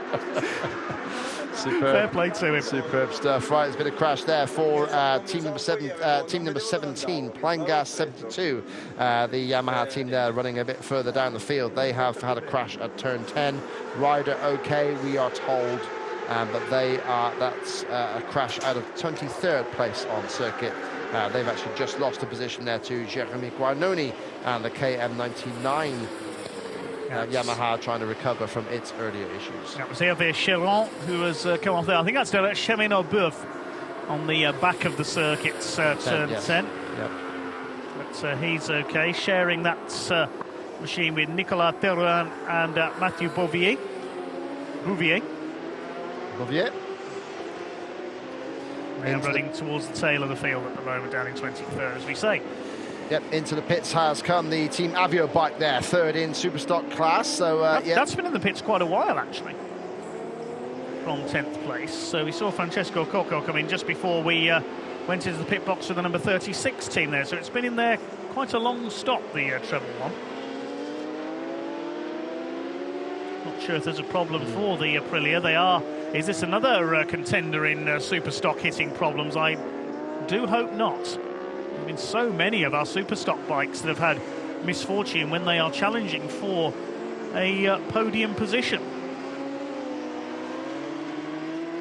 There's the leader in Superstock, and yes, the number 18 bike is indeed back out there. Just seen it on our graphics there. Running in 32nd place.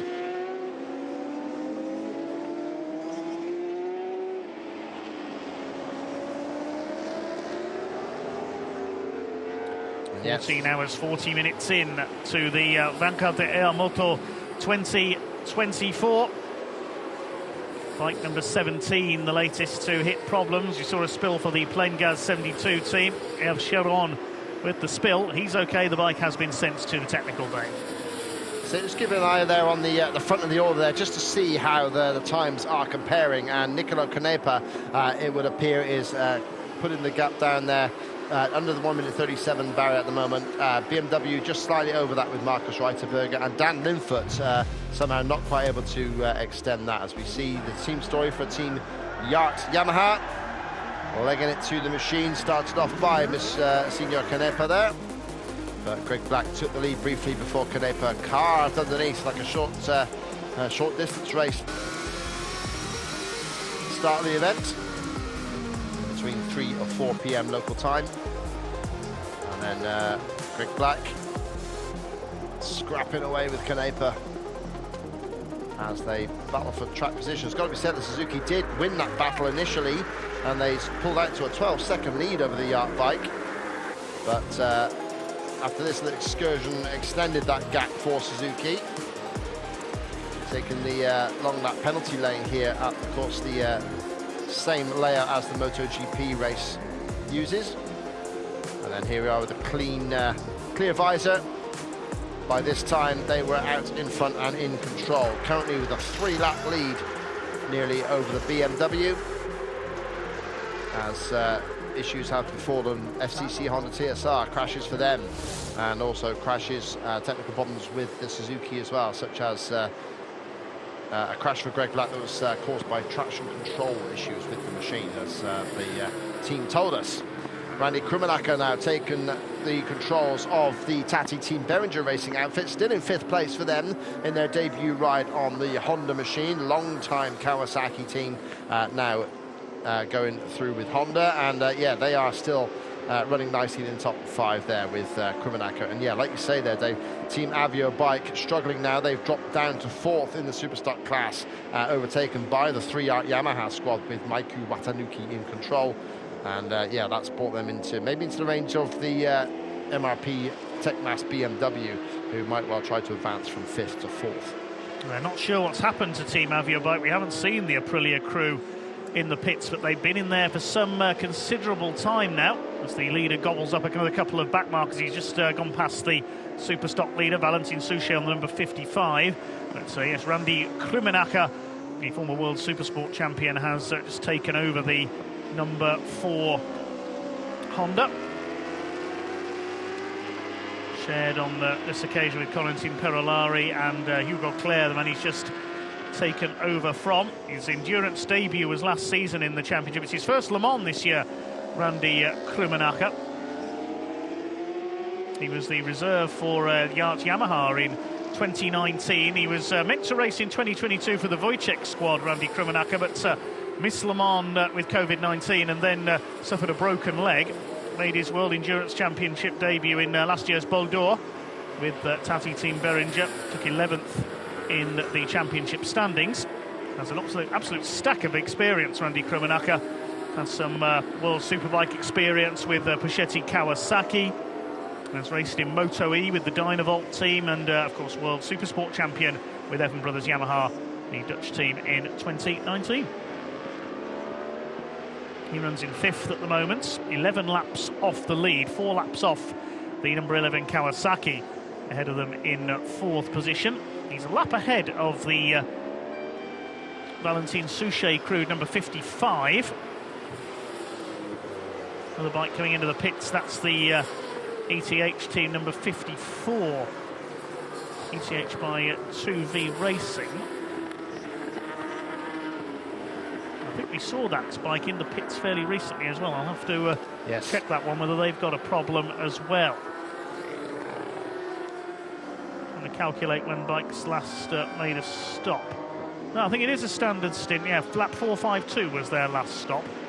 There's so many bikes having issues in the Superstock class, I'm losing track of them a little. Yeah, very hard to keep element under scrutiny there. Jonathan Gorsh just leaving the pits now in the top 10 in the Superstock class for Cam Racing Team, another Honda outfit. There are 9 Superstock Hondas out there, more than any other manufacturer, 14 in total for Honda if you include the EWC bikes. So yeah, really ramping up the number of machines there, which is always a good sign that they are maybe doing quite well. But yeah, Team Avio bike there, as Dave just pointed to me off camera. That's there. Not a good sign. It's not going in. It's now dropped down below the Techmas BMW, so they've also lost 4th place in the Superstock class. So we're not sure if we can get cameras on the Avio bike team to see what is happening there.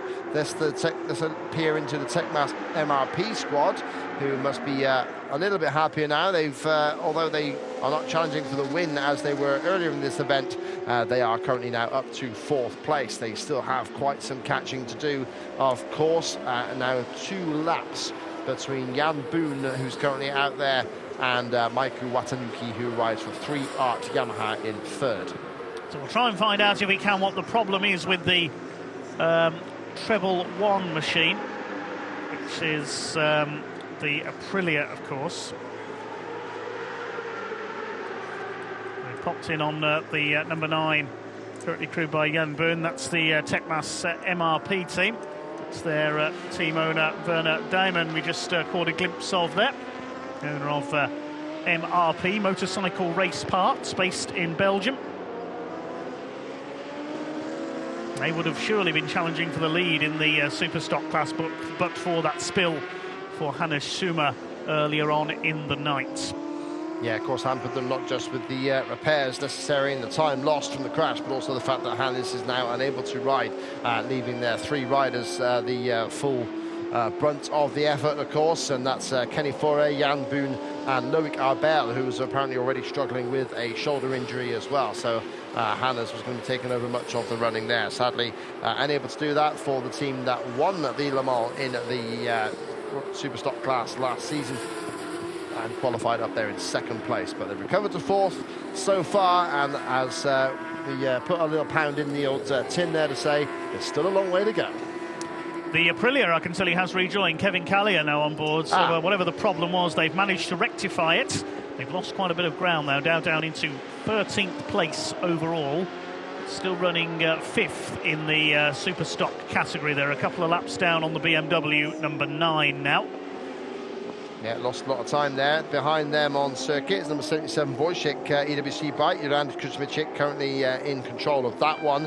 And that is the team that's next in the sights for the Honda FCC TSR factory effort. So, yeah, they currently still have 3 laps gap to catch up to them. But that was 5 not so long ago. So, yeah, the Hondas will keep trying to chip away at that advantage to try and gain further points in EWC. 530 laps completed by our leading yacht Yamaha. It has been a dominant event for them so far this year. They broke the lap record in qualifying. They were quickest in almost all the practice sessions. And they're 4 laps clear of Markus Reiterberger. Apart from that battle early on with the Suzuki, with Greg Black on board, they have led virtually all the way in this year's Bancat Air Moto. Suzuki fighting their way back up into 3rd after a fall, ahead of the Kawasaki, with 5 different makes still in the top 5 places: Yamaha, BMW, Suzuki, Kawasaki and Honda, with another Kawasaki, the number 18 Bolliger Switzerland entry in 7th overall, 6th in category, behind the number 55 National Motos Honda that leads the Superstock class, 6th overall. Next in the top class, the EWC class, is the number 24 Maxes Nevers Kawasaki. Loris Cresson, the former World Superbike rider, now on board. And the Kramer Motobox team, number 65, is next in that class, the Yamaha, with Daniel Rubin still on board. They had a long pit stop which delayed them earlier on. The Suzuki makes its way through some backmarker traffic through the right-handed sweep of La Chapelle, then up to the left-hander at Museum Corner, La Musée. Now we can see the Suzuki, how far it dropped down the order after a couple of hours after that fall for Greg Black. And has climbed its way slowly but surely back up to fight for those podium places. Completion of the stint there for the ADSS 97 rider. The rider in green there, of course, Joe Ackroyd, just bringing things in for his stop there. Hopefully he'll be able to reply to my message now. I just sent him a message to see how he was getting on, and then realised he just didn't realise he was out there. So yes, I sent it before he started his stint. I doubt he's got his phone with him out there. We don't condone texting and riding. I don't know why not. He knows it's important to keep me updated. No texting and riding. No, this is true. Yes, make sure you stay safe. Yeah, so Joe's brought that one in, and yeah, the bike is still up there in the top 20 of all bikes on track, and still within the top 10 of the Superstock class. So that's great riding there from that ADSS 97 team. Further progress for the TRT 27 squad. They are still out on track, I believe, with Tom Ward currently at the helm. They do appear to be running.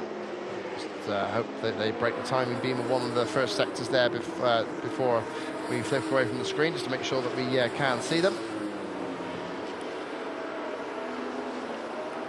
Blaze of lights down the straight here as the Suzuki continues to chase up towards the podium. There is the Kawasaki in 4th position overall, the Kawasaki WeBike Trickstar team. So Roman Ramos still on board for them at the moment. He, along with Gregory Leblanc and Christian Gamarino, working hard. It's a debut for Ramos. Gamarino, his first race in EWC, having moved up from Superstock. He won the title last season for Team 33. And Gregory Leblanc looking for his 6th win in the events. They are so hungry for success this year, the French Kawasaki crew. And it's not been a massively successful stint there for Dan Linfoot. He has not quite been able to match the pace of Canepa and Reiterberger, so they're chipping away at that gap was the intention, but so far it's actually gone out the other way somewhat. Still 5 laps behind the leader and still a lap behind the BMW. So yeah, the Suzuki team there not quite getting the hang of the settings, or just not quite getting the rub of the green perhaps in terms of the traffic. All sorts of factors of course come into play, but yeah, the short version of the story is that Linfoot has not been able to make the ground into Reiterberger and Canepa, but either way he hasn't dropped a massive amount of time. He's still roughly on the par with their lap times at the moment. Although, yeah, he is coming to the end of his stint there with a lighter fuel load, of course. Yeah, an update coming through from the Suzuki pit box. It's because of traffic that his lap times have dropped off. They say that Dan will be in the 36s as soon as he's out of traffic. The team members down there getting a bit of rest in the tyre bay because it's the warmest part of the pit box thanks to the tyre warmers. Great photo we've just been sent through into the commentary booth. Fair play to Suzuki, to the mechanics and team members down there, keeping themselves warm with the tyre warmers down there. That's it, the mechanic getting his tools ready for the pit stop, and that will be for the second place team 37 as he just carving past the second place super stocker. That's Wayne Tessels on the RAC Chromeburner bike. So second EWC class bike, just lapping the Chrome second place in the Superstock class. They say that the night is darkest before the dawn, and it's certainly the coldest as well, right under 2 degrees there at Le Mans, and yeah, it's definitely being felt by the riders. You can see how careful they're taking it in these cold conditions. There's a spare silencer, so whether or not they've got to change that, unless they have reports that's a bit loud on circuit, who knows? You can obviously hear things much more on ground. It does sound a bit loud as they head in there, so maybe there is an issue with the silencer. Yeah, that did sound off song, didn't it? Yeah, so maybe there was a shot there of the silencer on the floor, so maybe they're going to have to change that one as well. That should be a one-man job just to change that over, and I think they can do that on the apron. Let's have a look then. The BMW comes in 2 laps ahead of the Suzuki at the moment. Now let's have a look. Is the exhaust going to be worked on here? It looks like it, yes. The mechanic in position there at the back of the machine. I think we are going to have an exhaust silencer change, so something different, little insights into some of the pit work. See how long this takes. Markus Reiterberger has exited. Waiting to climb aboard the BMW is Ilya Michalczyk. It was only a couple of years ago, of course, that the Honda experienced a very strange silencer shredding phenomenon there. They actually blew through the silencer, which really cost them some time in changing that, because it sort of shredded itself. A very strange effort there. It doesn't look like they are changing that silencer, so not quite sure why there was a shot of one on the floor, but they haven't gone near it at the moment. Maybe a brake caliper change, I think, is what's happening there.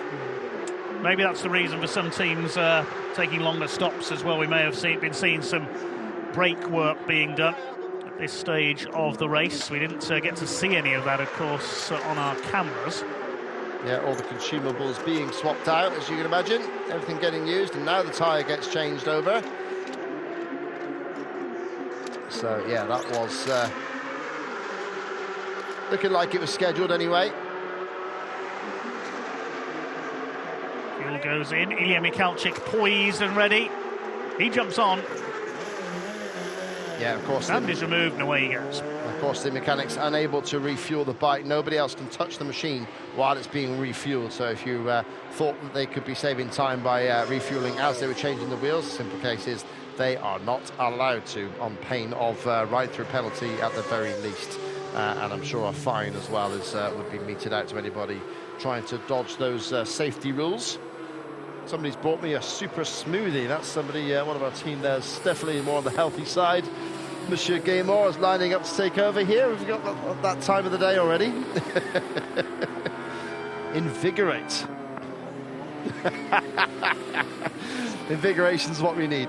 Yeah, we will shortly be handing over for the sunrise shift to yes, Tom 1 hour Simon. to go. 1 hour till the sun comes up here at Le Mans. So yeah, we'll look forward to that. I'm sure the teams will as well, to try and bring the temperatures up a little bit and give themselves a little bit of extra performance. The BMW squad just coming out onto the circuit now, as you can see. And they are still second behind the Yamaha. Suzuki still third, Kawasaki fourth, and then in fifth place is the leading Honda of Tati Team Berenger with Randy Krummenacher at the helm.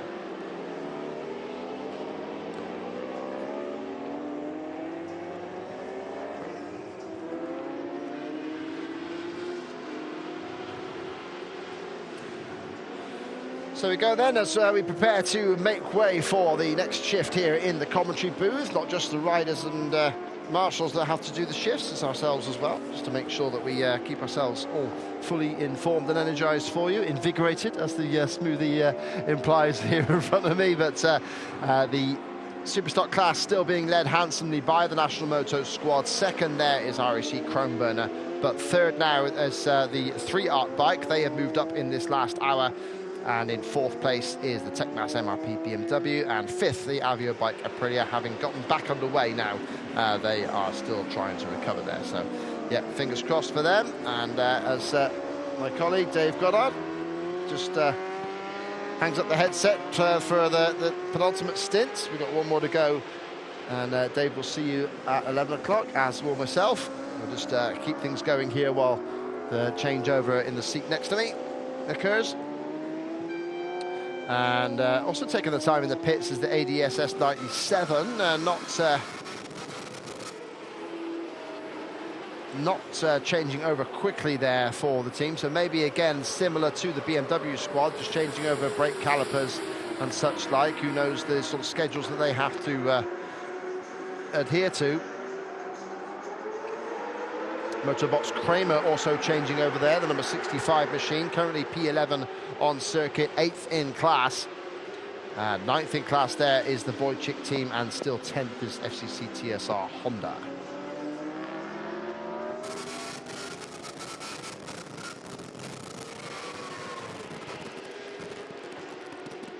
We're on board now with the Yoshimura Search Suzuki, just making his way around the traffic, and of course quite an entertaining social media post saying that he'd be in the 36s when the traffic dies down. I'm not sure when the traffic is supposed to die down when you've got, well, initially 48 runners. I think there's still about just under 40 on track still around this tight circuit. The traffic, I'm afraid, is going to keep on coming, especially when you're at the speed of the Yoshimura Search Suzuki amongst all of these Superstock bikes. So, yeah.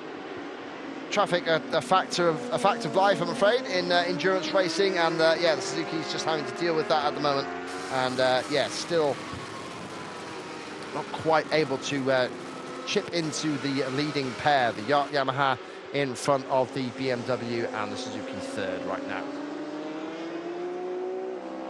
The TRT 27 machine looks like it's not really made any progress. Still now P27. They are on circuit now. They've just gone through the first timing beam there, has Tom Ward. So yeah, I'm just being joined here in the commentary box. How's it going, sir? Is he ready? Not quite. Yeah, my colleague Simon Patterson just getting things set up here to join me alongside, and yeah, so Simon, looking good for this race. How are you feeling ready for this stint? Oh, ready to go. Got a few hours sleep, enough to tide us through. Certainly more than any of these poor buggers have got. Looking at pit lane as Dan Linfoot dives in. Greg Black takes over again on the Yoshimura Start bike. We've just been chatting to some of Dan's crew about, like you say, about traffic and about you know, coming through the pack at this point in the night. And really, this is one of those things where at this point it should be fairly routine, kind of carving through the grid, but at the same time it's super easy to make a mistake at this point, because you know, people are tired, concentration is starting to go. Some of the endurance veterans that I've been speaking to over the years have always said that, you know, we're coming up now in what is probably the most difficult part of the whole race psychologically, because you see the sun start to rise, you think, it's, you know, the end is in sight, and then you realize just how long is still left on the clock to go, and it's pretty demoralizing whenever you realize there's still another 6 or 7 hours of lapping around the spaghetti circuit to keep yourself entertained for. Talking about, as I've nearly had a shunt in the commentary box there, nearly fell off the chair. Talking about being demoralised, the ADS ADS97 squad. Just got a message up from them. It looks as though they could be in real strife regarding their bike. I will keep you updated with that story, but it looks as though they could be out,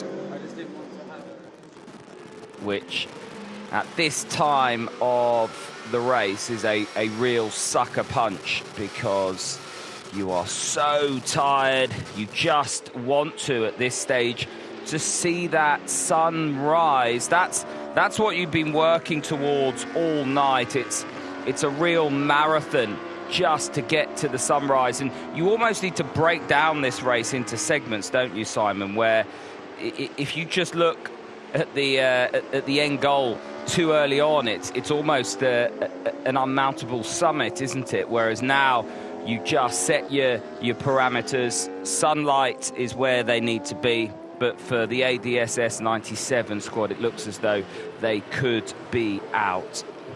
I mean, there's not much else you can do, really, is there, apart from just set those targets, keep chipping away at it, break the race down inside your head into chunks, just steady away, steady away, steady away. You could be a sports psychologist. Who have we got down there? I think the number 53 bike who were running inside the top 20 with Christian Palmares on board, and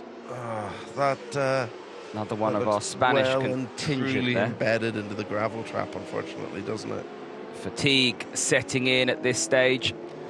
I'll tell you what, last time we were in the booth, we handed out points, and we're going to be handing out points again in 57 minutes. So if you are new to endurance racing, we get, for these 24-hour races, points delivered at the 8 and the 16-hour markers.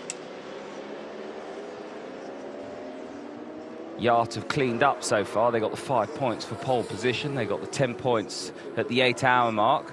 And if it stays like this, they'll get the 10 points at the 16-hour mark, on course for that maximum of 40 points when we reach the final checkered flag at 24 hours.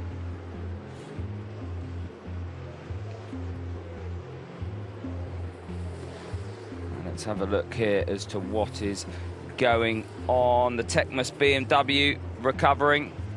We've seen them in trouble, and that was before we got some sleep. They're now up to 12th overall, were leading in class leader in the super stocks, Valentine Suchet and National Motos, and they are 6th overall, ahead of Wayne Tessels on the Chrome Burner RAC 41 Honda. So it's still Honda first and second. When we left the booth, that was the order, with the 36 machine now, Watanuki, aboard that bike.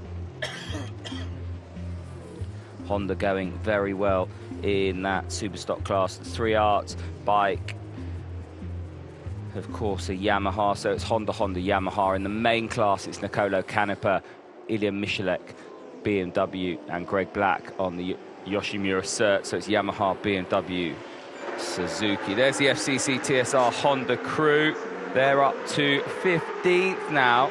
They just crept onto the first page, 33rd when we left, and they've chipped away. They're now 15th, and with work to do, still 30 laps down on the race leader. And Nicolo Canepa's gap out front now up to 5 laps over the second placed BMW.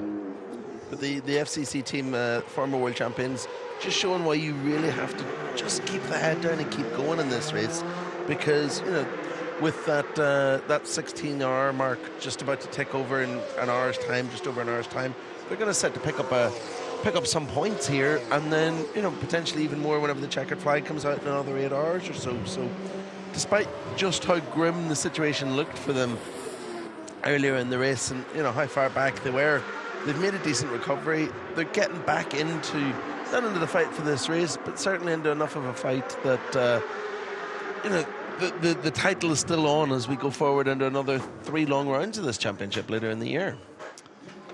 Absolutely. And the segments allow teams to score points So yes, FCC TSR might have been out of contention at the 8-hour mark, but they're moving back into contention at the 16-hour mark. Could get some points at the 24-hour mark as well. D'Amelio scuff leathers, the legacy of what went wrong very early in the race.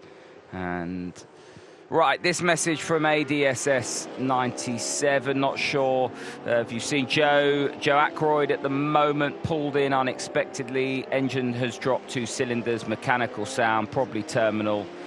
They were 8th in class when that happened, and that's a real shame for a squad that has obviously Joe Ackroyd on the bike. He was a late addition after switching over from the Matisse squad in warm-up yesterday, but Stefan Hill and Christopher Platt joined by Chris Walker, who, if you are into your motorbikes, you will remember, World Superbike, British Superbike race winner, tender age of 52, and he had a little spill in the week as well, still bouncing well. I think most people Chris's age should be at home with their feet up by the fire at this time of the night, but he is just, he's one of those people that just loves motorbikes.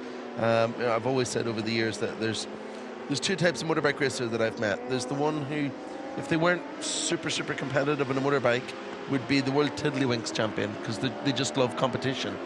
And then there's the type who, if they weren't competitive in a motorbike, they'd be wobbling around at the back of a club race, because they just love motorbikes.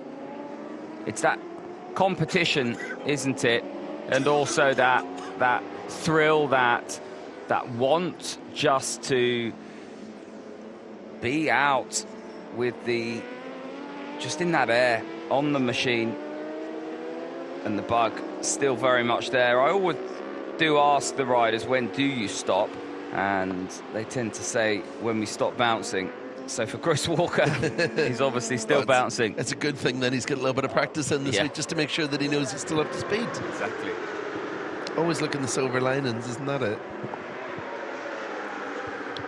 Looking inside the Chrome Burner garage, the 41 machine, 2nd in class. Jisko Raffin on the bike now.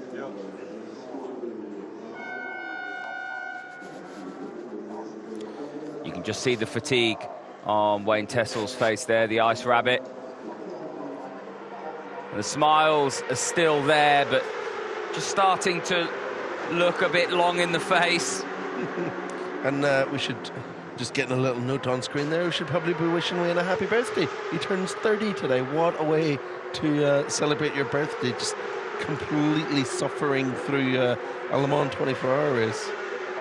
Look at the radiators and the jackets and the rugs, and you know, that just gives you an indication as to how cold it is. We're in spring here, and it's just so cold. I think the last update we got on temperature from Dan Linford's crew was that it had kind of stabilized at 5 degrees during the night, and they were doing, you know, everything they could within the team just to try and stay warm. I think the mechanics have been benefiting more than the riders from the fact that they all have big ovens in the back of the garage that the tires live in, and mechanics sort of crawling inside the ovens wrapped around tire warmers just to try and keep a little bit of the heat into their body at this point, because, you know, as everyone knows, whenever you're cold, it makes the tiredness so much worse, doesn't it? So you just do everything you can to try and keep a little bit of heat in the bones, to try and stay sort of awake and concentrated and just make it through. I love that phrase, just make it through, just somehow, just by hook or by crook, just get yourself to sunrise. And that's what the riders and teams are thinking. And if you've ever done a 24-hour race, don't forget, you know, the riders and the team members, they've been up since 6 in the morning on Saturday. They came in very early for warm-up. So they've done that very early rise after a busy week, the whole of yesterday. Now they will have done the whole night. So they're at 24 hours now. It's just gone 6 local time. They've done their 24 hours. They've still got 9 hours of this race still to go. This is the, you know, you might well call it the sort of pain cave. This is where it really hurts. And Simon, you've done your 24-hour races. You know exactly what I mean at this stage. The good thing about this time in the morning with our experience is that you start now, there'll be a certain resilience among the guys in the garage. There'll be, the silliest little thing at this point will be hilarious. There'll be a really good team spirit as long as things are going well. You're going to be laughing at all the stupid stuff that's happening. It's Le Mans. It produces stupid stuff to keep you amused by. I always say that the single strangest thing I've ever seen at a motorcycle race happened actually about this time in the morning at the circuit. We were racing a few years back, and we were one of the small teams. So in one of the little garages, right up at the far end of the pit lane, below that big Michelin sign that you can see in the wide shots, and we were all sitting in the box just as the sun came up, and one of the guys said, "Hey, come and see this. Come out to pit lane." So we're out to pit lane, and that big concrete grandstand opposite us was completely empty. There was no one in it, apart from one guy who was wearing nothing but a pair of hiking boots and a pair of white Y-fronts, was standing in the middle of the grandstand with his chainsaw over his head, going bring, bring with the chainsaw, and no one else around him. And you just look at him and think, what decisions in your life have led you to this point at 6 a.m. in a French morning in the freezing cold doing this for entertainment? But, that is just the lunacy of this race. I think that word at this stage very much summarises exactly where people are and the feelings and the emotions that people have. We talked about it yesterday, just how emotive you get at this stage. Wherever you are, whether or not you're in the campsite trying to hack things up with a chainsaw, whether or not you're trying to set fire to the engine that's just let go attached to a wooden pallet, having been on the rev limiter for the last 2 hours.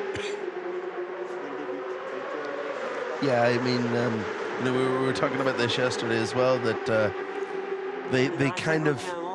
they used to provide big piles of wooden timber in the middle of the campsites here for the guys to basically burn during the night, the fans, to give them something to keep warm with.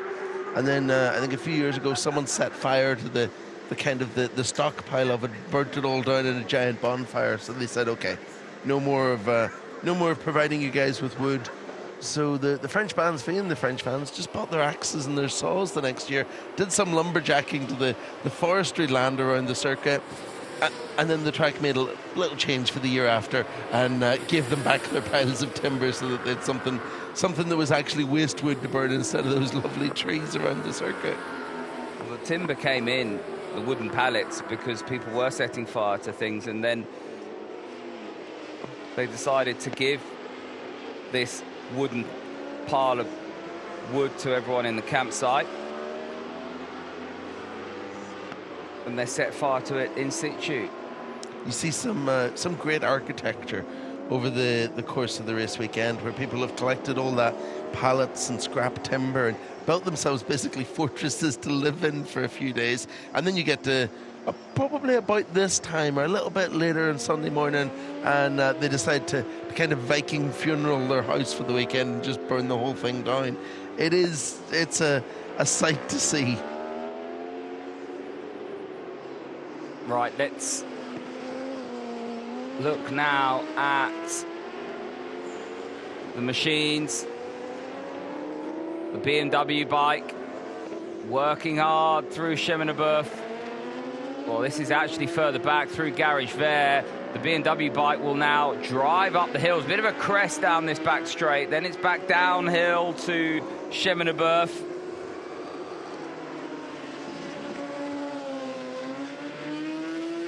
A little bit of an update on the Wojciech 777 team from our Polish friend Greg, to say that after the third crash of Gina Ray on that bike, just before we signed off last night, they've done some sort of an electrical problem in that, unfortunately, and they are now out of the race. It's testament to how well built some of these bikes are. Just looking down at the bottom section of the timing sheet, we had 48 starters in this race, and so far 14 of them are out of it.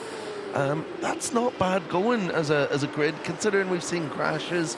We've seen very little in the way of mechanical problems. It's quite impressive stuff. It's more been a race of attrition off the back of some of the mistakes that have now led to things starting to go wrong. And we talked about that, didn't we? The more you sort of use and abuse your equipment, and if it does go down the road end over end, yes, the mechanics are incredible at repairing the bikes when they come back to the pit box, but other things start to go wrong. Gremlins start to creep in. I mean, we've seen very little, touch wood, not trying to give anyone the commentator's curse here, but we've seen very little in the way of kind of, the big failures that used to be relatively common, really. We've not seen engines go or anything like that. The other problem, of course, is, though, as well, that the further we get into this race, the more taxed that certain components are getting. There will be, things break in the next few hours simply because, well, really because they're overused now, and you can't change some of these things. Thinking about, parts like chains, really basic stuff that there's not really anything you can do about during a 24-hour race. If it's going to break, it's going to break. You can't change it, and you just kind of do all your work to make sure that it's reliable as it can be, but you can't do much about it.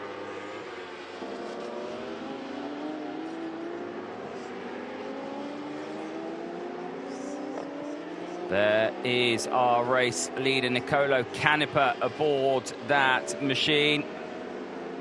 And he's very much been the star of the show on that bike. And Nicolo Canepa, pretty sure he has a World Superbike pole position to his name. Laguna Seca, many moons ago. We got talking last night after we signed off and headed over. We bumped into former British Superbike champion, World Superbike racer Shaky Byrne, who's here with us this weekend, commentating on the World Superbike Championship. And we were kind of talking a little bit about Nicolo Canepa's record. And, he's been a real journeyman racer, but he's had a really successful career as a result of it.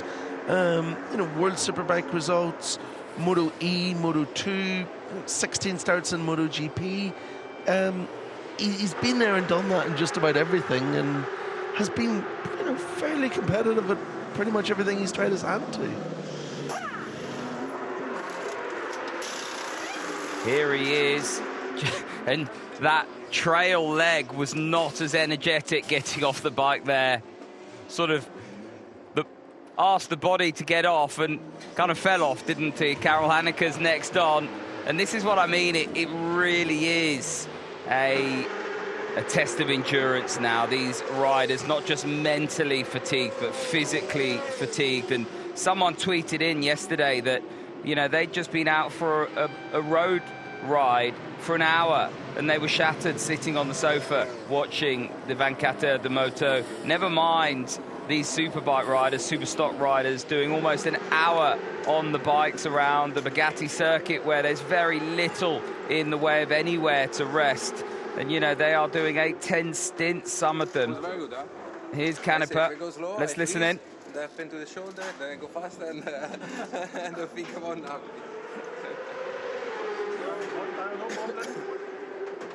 A little bit of admission there from him that shoulder that he hurt in Daytona earlier this month causing him problems, but not significant problems. During the day. Yeah.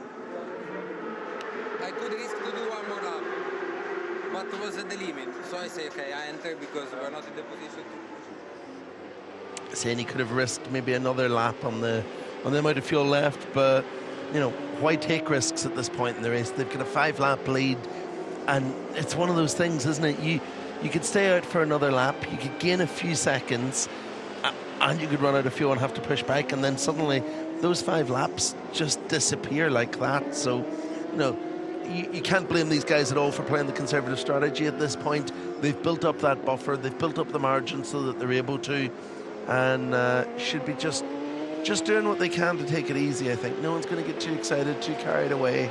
Just chip away at it now.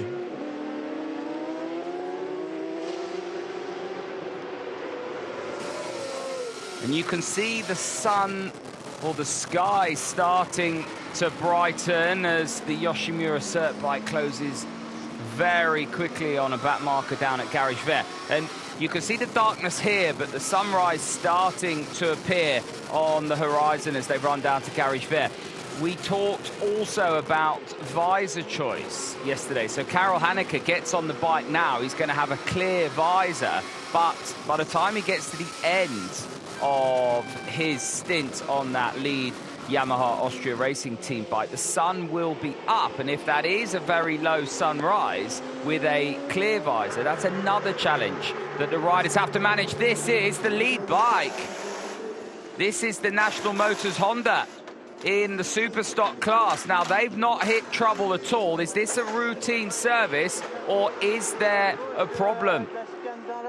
I would have said at this point in the race that this is a routine service, just into the pits to do a little bit more work than you can do on track. You know, think of things like brakes and that. But there was a little bit of frustration there from Suchet as he came into the garage. A little bit of arm waving that just makes me wonder, is there maybe a little bit of an issue? But then he hasn't given the crew any briefing on it, so it's not certainly an unexpected dive into the pits. So hopefully at this point for the number 55, you know, comfortably leading the Superstock Championship, it's just doing a little bit more work than they're able to do in pit lane. You know, it's actually quite remarkable just how much work that some of these teams are able to do mid-race.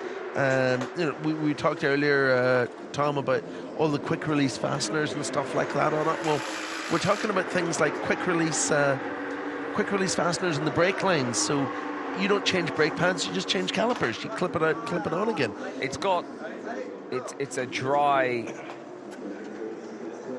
sort of, I forget the word, at 6:23 local time. The National Motors machine is back out on pit box, so routine service. Yeah.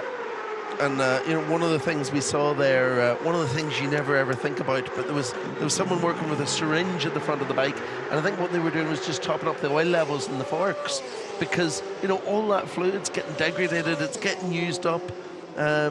These guys are going to be doing things like topping up engine oil during races, which doesn't sound like that big a deal until you think about, wait a minute, you're topping up the oil in a hot engine while it's, you know, just been stopped.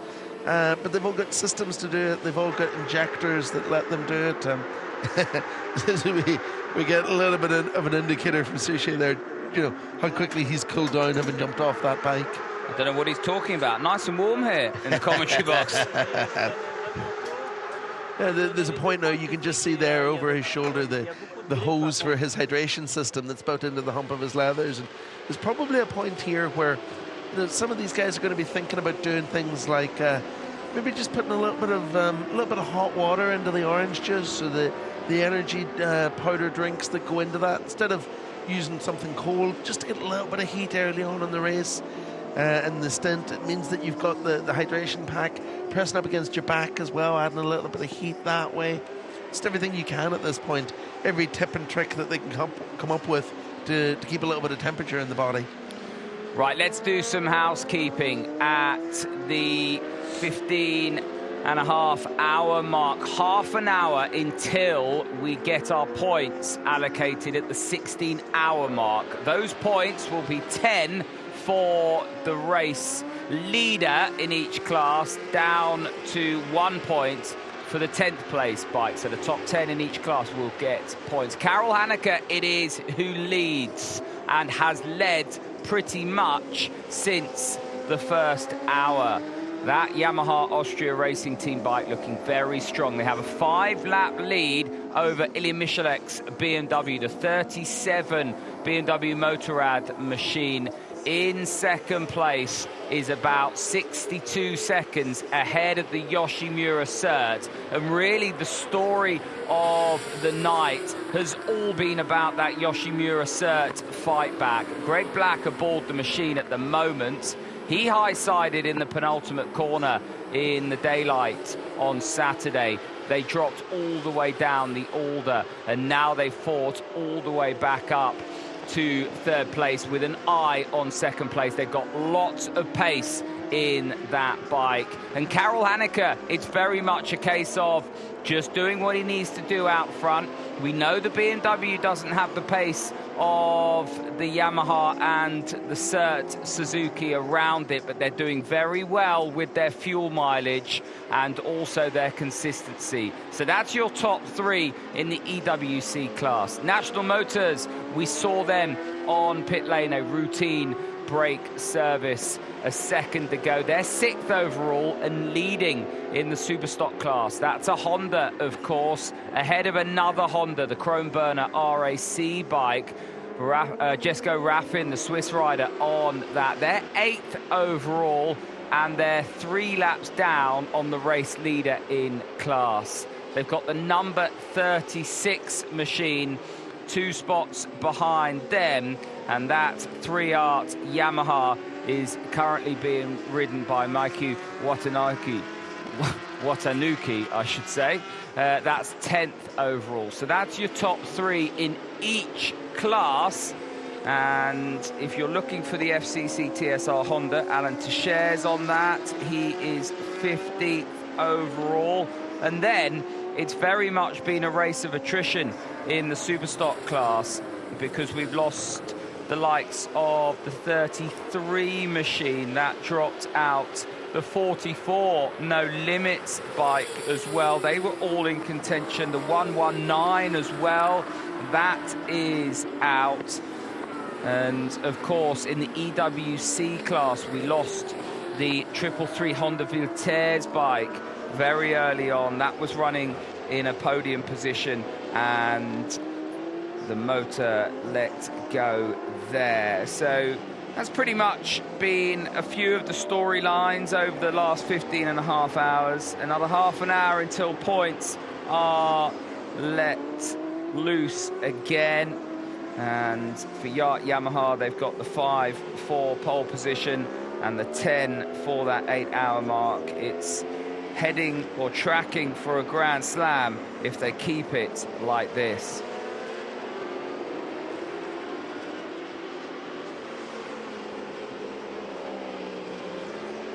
There's still a little bit of drama to come from this race. You know, we've still got.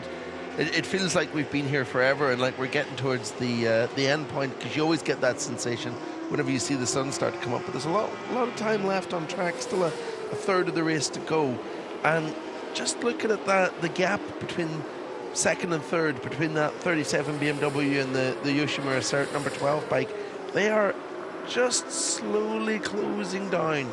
They're running, you know, sort of a second a lap faster, and trying to make up that time. There might yet be a second place on the cards for the Suzuki team to make up for that early crash of Greg Black.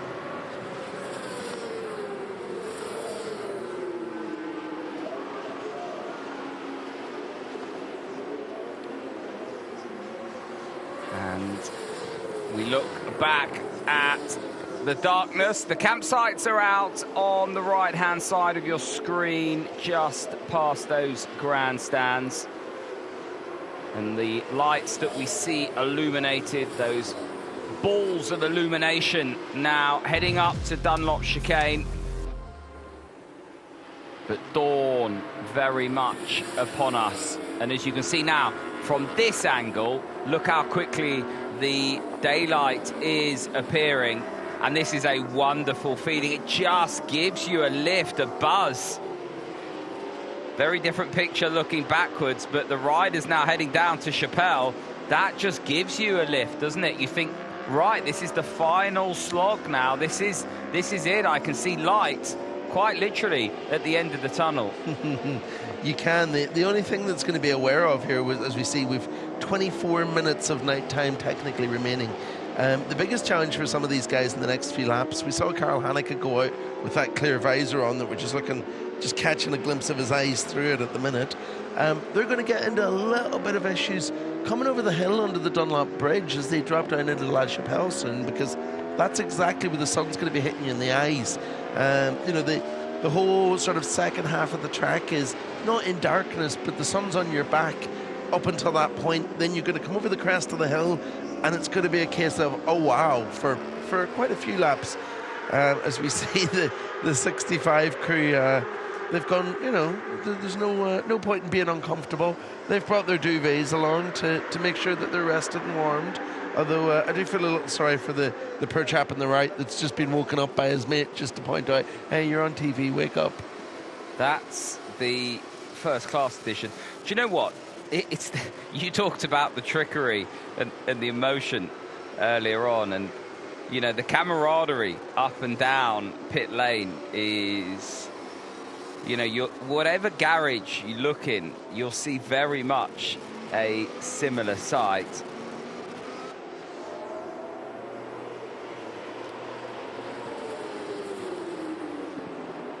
We've just had a glimpse in pit lane, a few very sleepy mechanics getting the nudge as the cameras were on them, and lots of sleep in their eyes. I remember when I was at Le Mans, the car racing Le Mans many moons ago, the mechanics actually tie wrapped the buckles, where my trousers, the belt buckle is. They tie wrapped me to the chair whilst I was asleep. And then, of course, when you wake up and you go to move quickly because the car's coming back into the garage, I couldn't because I was tie-wrapped to the chair, much to my frustration. Well, that's what you get. It's all fun and games. That's what you get. And they may or may not have poured a cup of water in my lap as well. It's you know, it's worth remembering as well that these guys, the guys that are doing these pit stops, they're not, you know, this is not like other forms of motorsport where you've got a dedicated pit stop crew, where you've got a team whose job it is to do that tyre change and the refueling. You know, earlier this week I was in the US and we visited NASCAR Team Trackhouse, and I hadn't realised that their pit stop crew are so you know, so professional, so well trained that in fact one of the guys on their squad right now has played in a Super Bowl. Because what they've done is they've hired a lot of ex-American football and basketball athletes, real professional, fit, strong guys, you know, able to lug around those tyres and the fuel canisters to make sure that the pit stops go as seamlessly as possible. You're not going to get the same thing here because the guys that are doing your pit stop also have to be able to work on your bike. You're hiring them for their mechanical skill, not their physical abilities necessarily. So they're not exactly well-trained athletes. You do see them trying to do warm-ups and various other things, and we've had a glimpse of some of them trying to get shut-eye when they can. And we talked about the fact that, you know, they've very much been up for 24 hours already, still with, you know, a sizable chunk of this race to go. When the bikes come in, and they come in if there is an emergency with very little to no notice at all, it's amazing how the mechanics spring up into action. They know exactly what they need to be doing, where they need to be, who's doing what. We talked about that yesterday, didn't we, when we looked at the BMW crew, the Tecmas crew, where, you know, those mechanics weren't communicating with each other, they were just doing it. It was so impressive. Some of these guys all have been working together as an endurance team for probably half their lives, you know, and with that comes a kind of a second nature, and knowing what everyone's going to do before anyone has to ask or be told, and that's, you know, that's part of what makes an effective squad here.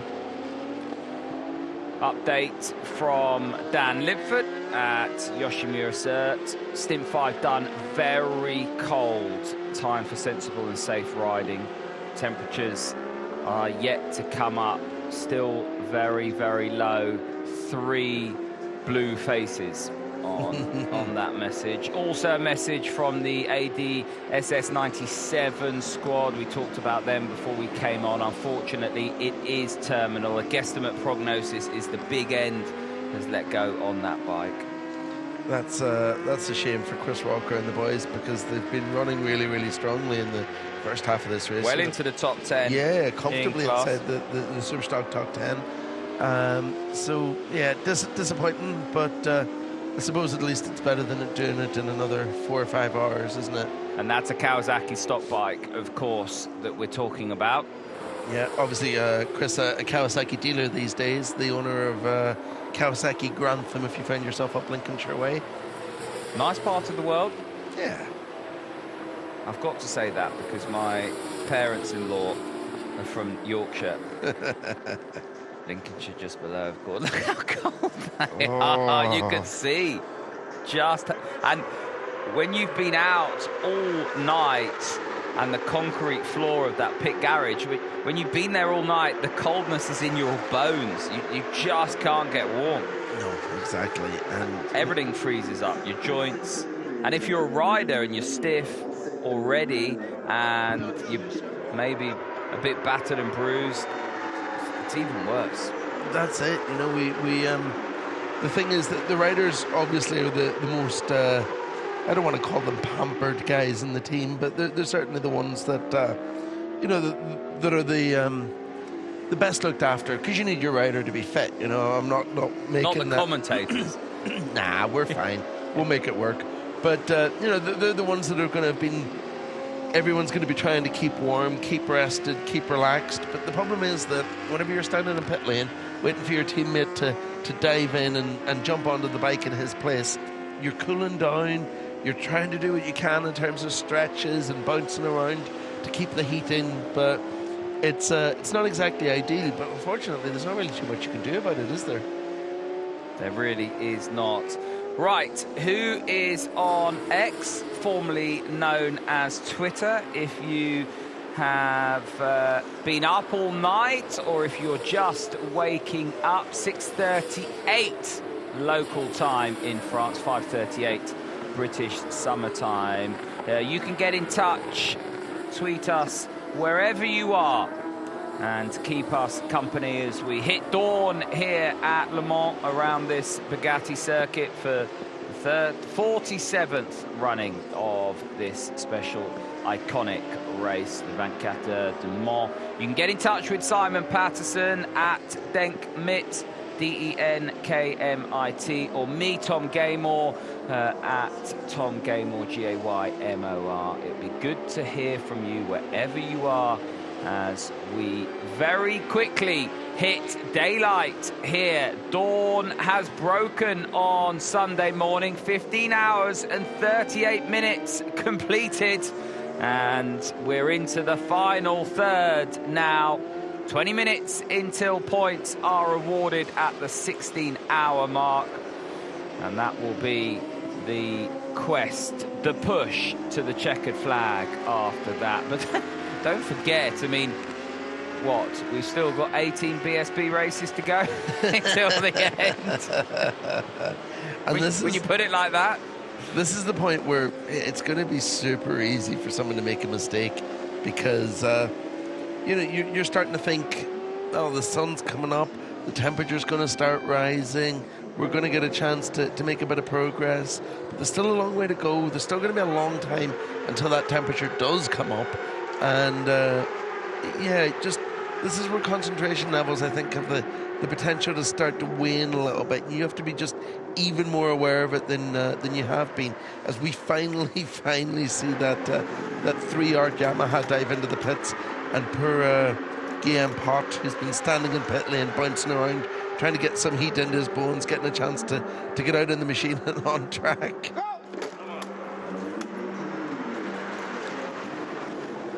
So even the pit stops are just starting to get a little bit ragged looking. Just things aren't running as smoothly as they maybe would have been a few hours ago, and that's just as the tiredness creeps in, as the just lack a bit of cold gets into the body. Coordination, don't you? Yeah. You're just, things fall out of sync when you're fatigued. And you know, we saw that with Nicolo Canepa when he asked his body to get off the machine, and one of his legs didn't follow. We definitely need a shot of poor Randy de Punier trying to get on the bike with his little footstool at this point in the morning, and coordination a little bit all over the place.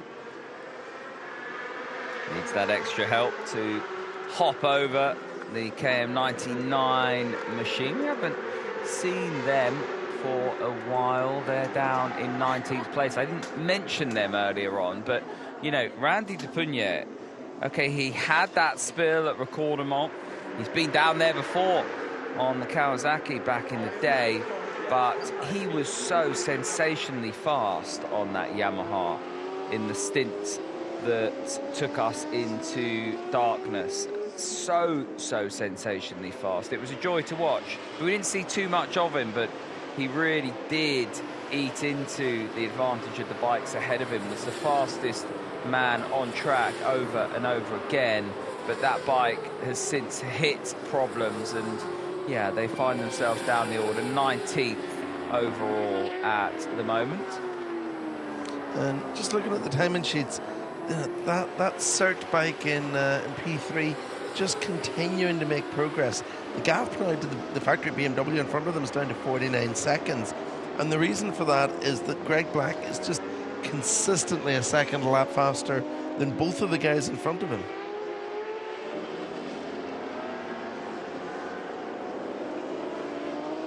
There's the Tati Team Behringer bike, so often in green, now in the white, and Honda badged, of course.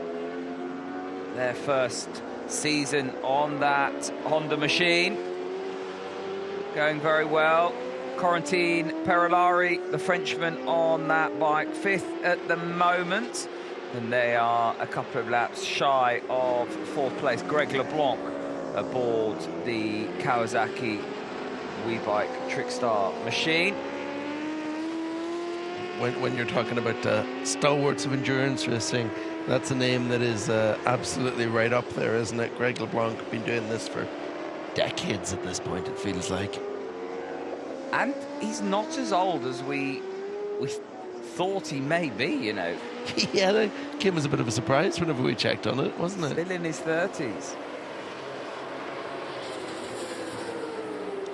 I've got a question from Jan, who's got in touch on X and Twitter. He said, hey, Tom, just for fun, if you were given one rider World Superbike team for 2 years, who would you possibly choose from, Toprak or Pedro Acosta? I'm going to be, well, not controversial, but I'm going to go for Toprak. Toprak Razgatlioglu, we were talking about him off air, and I just love everything about Toprak Razgatlioglu and the way he rides a motorbike.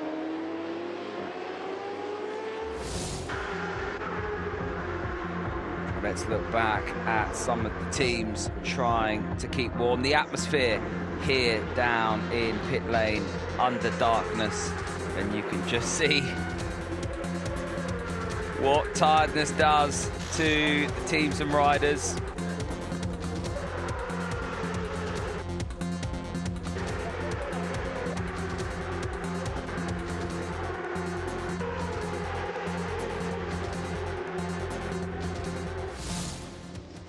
Pedro Acosta or Toprak Razgatlioglu.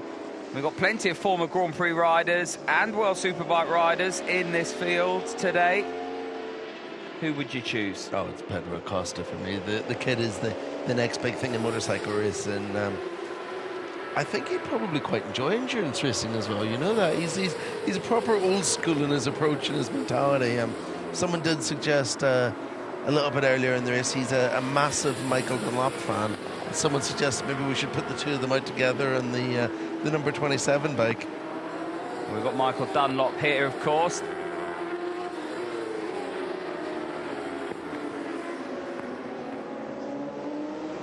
Just a little bit of an update on social media popped up there from veteran British racer Chris Walker to say Lady Luck wasn't with us today. Less than 10 hours to go, up to 8th in the class, running top Kawasaki in Superstock, and it looks like the engine has given its best. Smashed for the boys and girls in the team.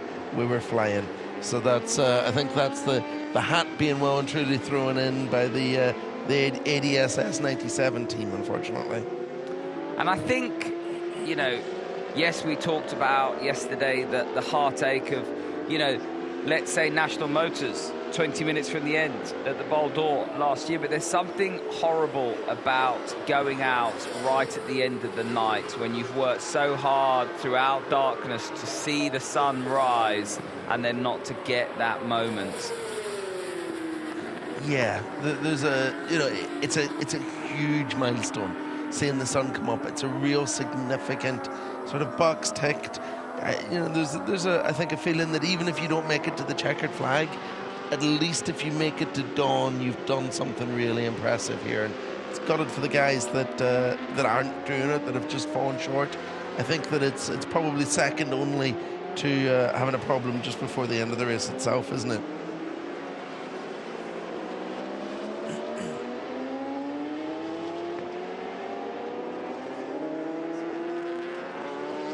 There's the number 37, and very quickly down at Garage Fair, this element of the circuit fully illuminated now by the daylight here as dawn hits the Bugatti circuit on the Sunday morning at Le Mans. BMW looking very strong in second place, and I think they're only going to get stronger as this season progresses. Maybe haven't done the running that they had wanted to in pre-season, but that's a squad that has plenty of resources. We talked about Sylvain Guintoli's role there. Of course, Bradley Smith also testing the World Superbike and this machine. And the thing is, you know, they're a relatively kind of new squad in terms of having assembled all the components of it, but you know, there's no amount of testing that can prepare you for a 24-hour race, and for the amount of data and experience that these guys have gathered in the past day. So they're going to go into the rest of the season with all the knowledge that they've picked up from here, and they're going to be able to use that to come back stronger, faster, and you know, I say make fewer errors. It's a bit wrong because we've not seen them do anything particularly wrong yet, but there'll definitely be places where they can save a little bit of time and you know, make things work a little bit easier in the future. Oh! No! The number one bike's down. The lead bike. I can't believe what I'm seeing here. The Yamaha is down. And that, as we look at the BMW garage who look on in disbelief, that is the first bit of drama to hit our race leader. And it's 10 minutes before the 16-hour marker. And Karel Hanneke's down. Can you believe it? I looked twice when I saw that blue machine, and surely not.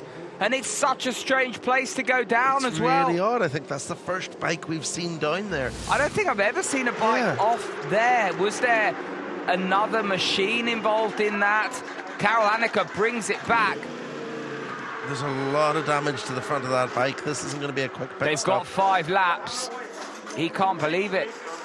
He's a good halfway through his stint as well.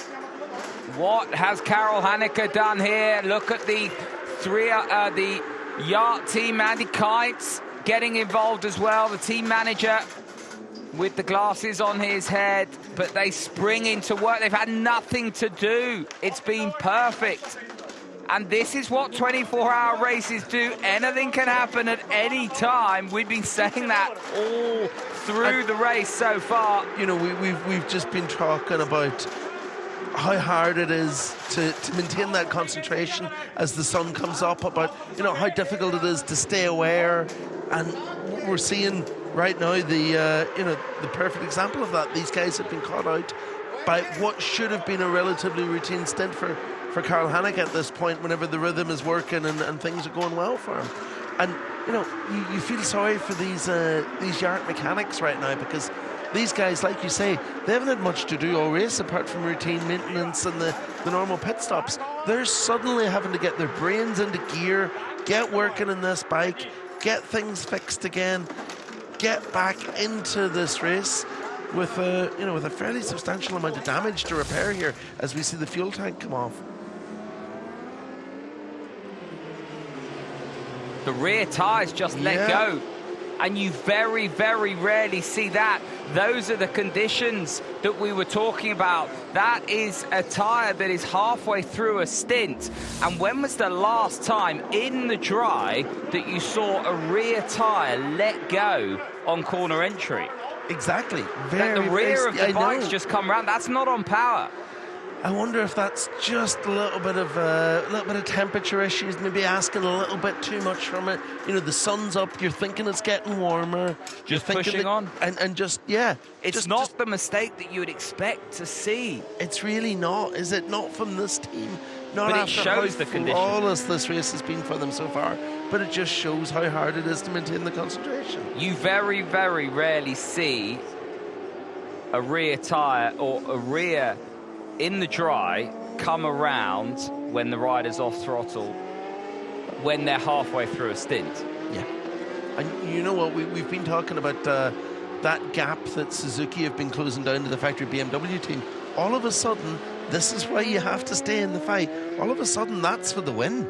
I'm on the edge of my seat here. If that hasn't woken you up, I don't know what will. And the laps are ticking down. 2 laps taken out of the lead in Karel Hanneke's face, and you can see the deep breathing. His heart rate is still racing. He knows that that was a mistake, and he will be absolutely crestfallen and hoping and praying that they can get that bike back together as quickly as possible. If anyone can, Yamaha Austria Racing Team can. This is where the Endurance World Championship teams, the top teams in the stock class, it's where they earn their money. And so much of these Endurance World Championship superbikes, Simon, are really trick, aren't they, with how the bars clip on and off. They're built to almost be put back together very, very quickly in this eventuality. I mean, we're getting a great example there of how well these things are built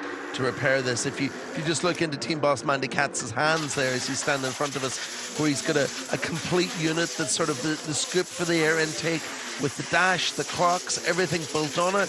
He set it into place. The guy's tightened 2 bolts and the whole thing's ready to go right away. You know, plug in a few quick release cables and that's your clock's fixed. These guys have drilled this. They know exactly what they're doing. They've got all these kits set up ready to go to replace various elements of damage here and there up and down the bike.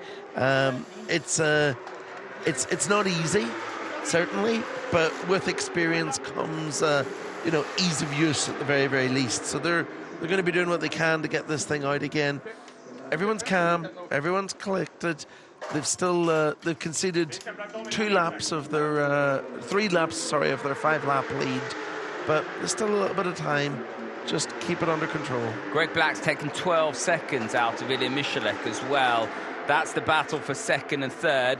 Yoshimura Sirk could win this race, but that's a big if, because what we've seen here can happen to any of the other teams and riders. Still a huge amount of time to go in this race, but for the points, BMW look like they're going to pick up the 10 points here at the 16-hour marker, and that's going to be very, very healthy for their championship. Greg Black is going to pick up the points for second place, because 6 minutes to go, they're 2 laps behind. They will click through to second place, because there's no way that this bike's going to be out in the next 60 seconds or so. It's you know, they're doing a stellar job here. It's not very far away from being back on track at this point.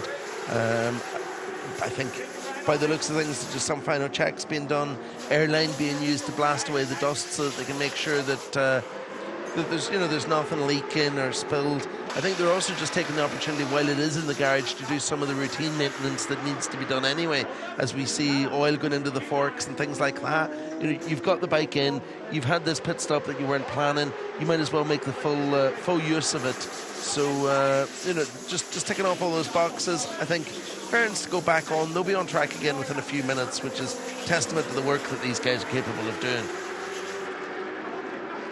Split screen now, because on the left-hand side, you've got Ilya Michalek, who is going to come around and take the race lead, or certainly, well, no, he's coming into pit lane. That's not the best time. That is not the best timing. They have to stop, though. Maybe it is. Maybe it is. You know, this is the kind of the equivalent of pitting under the safety car, isn't it? Well, they're going to, yes, but if they were running green, they would definitely take the lead. Now they're going to be on the lead lap, but they're it's but given. They're going to be starting this stint now with a fresh rider, a set of new tyres. As we see Sylvain Gantoli getting ready to go out. I mean, we talked much earlier in the race about the the wild card, the trump card that is Sylvain Gintoli. This is when you play that trump card. What a person to put in this bike. Send out. He knows the circumstances. He knows the art bike's in the garage. He knows there's an opportunity here to really extend a race lead out at front. Perfect. Well, BMW aren't phased. They're doing a full service here. Brakes, front brakes, the dry seal. That's the word I was looking for earlier. But my point is if they were running green now, and have they got an issue there? They seem to be doing an exhaust change. So yeah, there is an issue with that, because there's parts in the bike that you want to be changing. There's parts that you don't. Can't get it off. But obviously there's a hole in that exhaust or something. You know, that's the wear and tear we talk about. This is not ideal, Si. It's not ideal at all, and it's really not coming off easy, is it? Yoshimura cert. So all the while BMW are in the garage, they're losing the advantage of the Yacht bike being stationary, because they're stationary as well. You know what? I was about to say that whenever we saw that Yoshimura bike sort of, or the BMW, sorry, lapping with the split screen, I was about to say we're going to have a new race leader here. We're going to have the BMW lead the race for a bit. I think we're about to have Yoshimura Suzuki back in control. And look, they've taken the opportunity to pit as well. We've not seen it, but they've dived in, done a fairly routine, fairly quick pit stop, and just sent Etienne Masson out in the machine. This race is about to turn on its head, isn't it? I mean, they've still got a bit to do in that Yamaha Austrian Racing Team garage, but this is helping them. The fact that the pit stop sequence has fallen whilst this bike's in the garage, because don't forget, the Yacht bike will fall onto strategy, because they will refuel it when they put that bike back out onto the pit apron. BMW are out after all that. That wasn't the smoothest stop, but it'll do. It will do, because the Yacht Yamaha is still in the garage. The Yoshimura Cert bike is out as well. So Etienne Masson, so Cert did not do their service there. I think BMW elected to do it because actually if they've got to do it, it makes sense to do it when the Yacht bike is stationary. Absolutely. And maybe they're not racing the Yoshimura Cert bike because they know on pace they're not going to beat that bike with 8 hours still to go. So they've got to stick to their strategy. It's all about consistency. It's all about doing the simple things well. And they're not going to be flustered by the drama that happens around them. I mean, if we've learned anything from what we've just seen happen to the Yacht guys, it's that, you know, it's so easy for this race to turn on its head in a second, in a heartbeat. But you can't let, you know, the misfortune of others dictate your own strategy. The BMW guys have been playing their own game all along here. They've been playing that strategy where they're a little bit slower, and it's working for them. Why change it now as we see the Yoshimura Cert slot back into P1 for the first time since R1 of the race? There is your new race leader. Can you believe it? We thought BMW was going to take the race lead.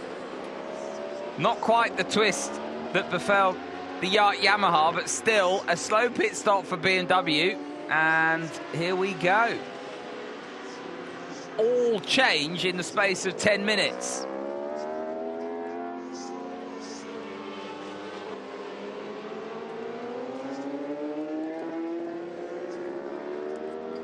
Well, the BMW back out on track. That's the important thing.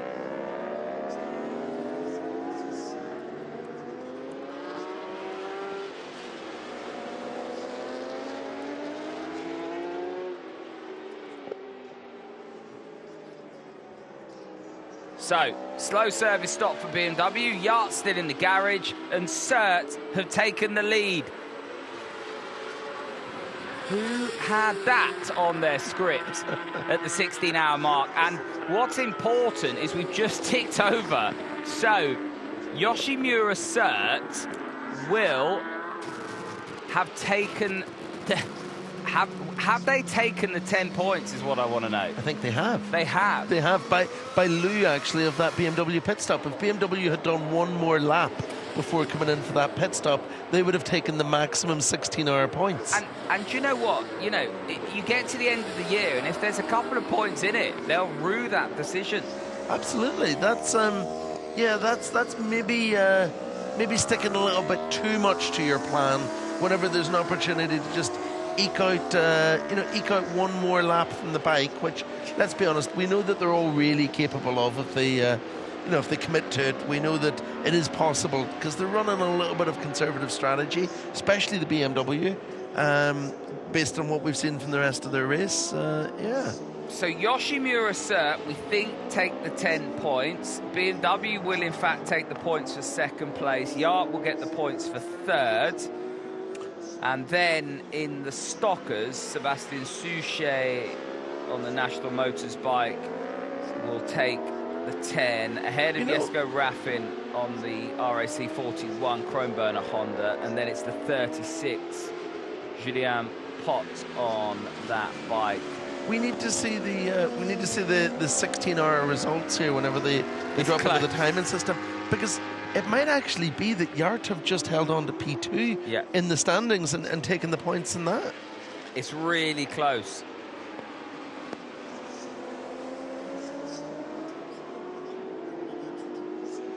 Our timing screens take a lap to update sometimes, so it's very, very close.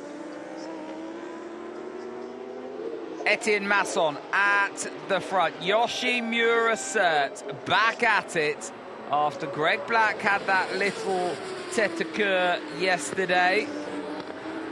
And they fought tirelessly, and they have been superior through the night. Yacht still in the garage. Yeah, getting very close to completion now, it looks like. Just the final touches on that bike before sending it back out. They could lose fourth place now. Christian Gamarino is on the same lap.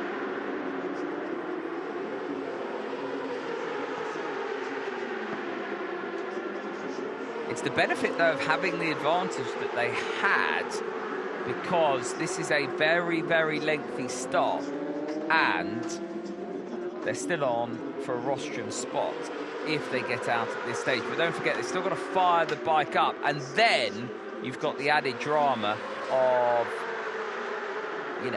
will other things go wrong? Karel Hanneke looks broken in the background. You can just see hands over his eyes. Speaking of broken, I've just got a message from Chris Walker to say that they're absolutely gutted at what happened to the ADSS 97 bike. He says that there was no one enjoying being out there more than they were. Yeah, Stefan Hill there, Joe Ackroyd, Chris Walker, Christopher Platt aboard that British run machine, all British affair. Look at Karel Hanneke. I mean, he really does look like he's got the weight of the world on his shoulders. He just must feel absolutely wretched. There's an example on the left-hand side of the handlebars that clip on and off. There's a whole handlebar unit just discarded in a tray. It's amazing. Are we seeing hands off? Looks like we're finishing up what we're doing here. Mandy's just saying, calm, we need to think this through. Just thinking back to 16 and a half hours ago, and Xavier Simeon pointing out to Nicola Canepa, his good mate Nicola Canepa on the grid, that the pole sitter hadn't won this race since 2011, and I think we talked a little bit at the time about it being a bit of a commentator's curse. I think Xavi knew something that we didn't. Christian Gamarino crossing the start and finish line up to Dunlop chicane. That Kawasaki onto the podium now. The Yacht Yamaha back to fourth, still in the pit box.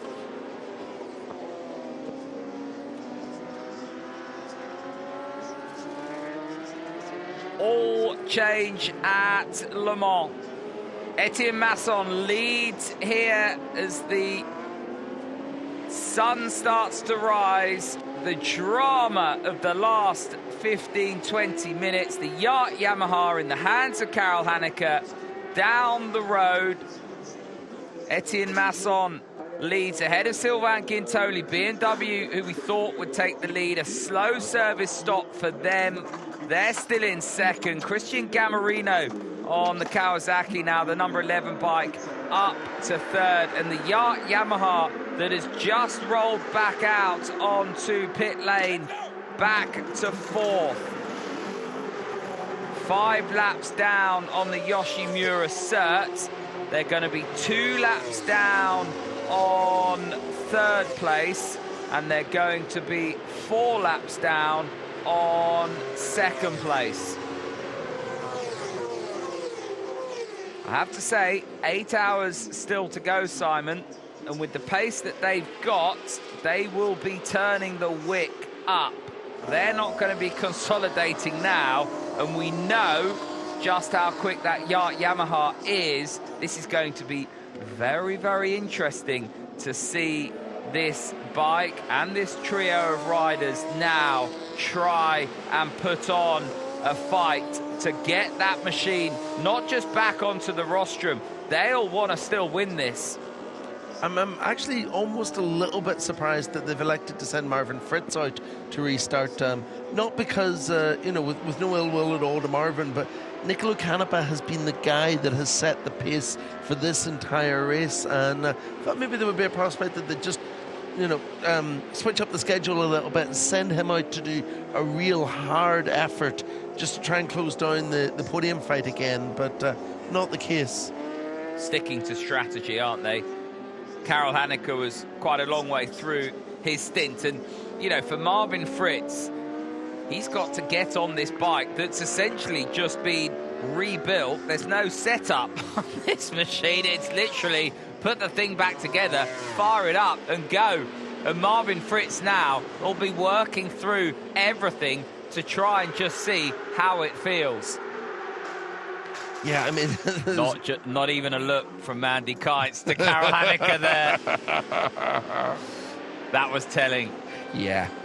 Yeah, we talked about this earlier in the race, didn't we, about how Mandy's a bit of an open book when it comes to the facial expressions, and I think it doesn't take a master's in psychology to figure out what he's thinking about his check rider at this point, does it? I was just wondering whether or not he'd look over, put an arm around him and say, don't worry. Not even a glance. Tough love. And Karel Hanneke knows exactly what he's let slip through his hands as Marvin Fritz up to the Dunlop chicane. And, you know, for Yamaha, they're just going to have to push like crazy now. And also, in the back of their mind, they've got the fact that they can't let anything else go wrong. The sunrise here at Le Mans looks beautiful on Sunday morning. Picture-perfect conditions, real postcard conditions. The snappers will be having a field day out and about around this Bugatti circuit, and you can just see the orange glow on the surface here as the bikes push out of Musi down to Garage Vert. I say picture-perfect, it's just very cold. Photographers, and I say this as... I say this as someone that was a photographer in a past life. Photographers love complaining, and they will absolutely have loved complaining about the cold all night. But at the same time, these conditions, if you're out trackside taking photos, absolutely perfect, because there's none of that heat haze that you get on the hot, sunny days. It's going to be cool, crisp. The photos are going to be so sharp. The light looks fantastic. Just brilliant. I mean, these are the days as a photographer. These are the moments that you pick your spot, don't you? You know exactly the shot you're looking for as the bikes burst through that glow of sunshine, the illumination of the big wheel in the background. Ah, photographer's dream.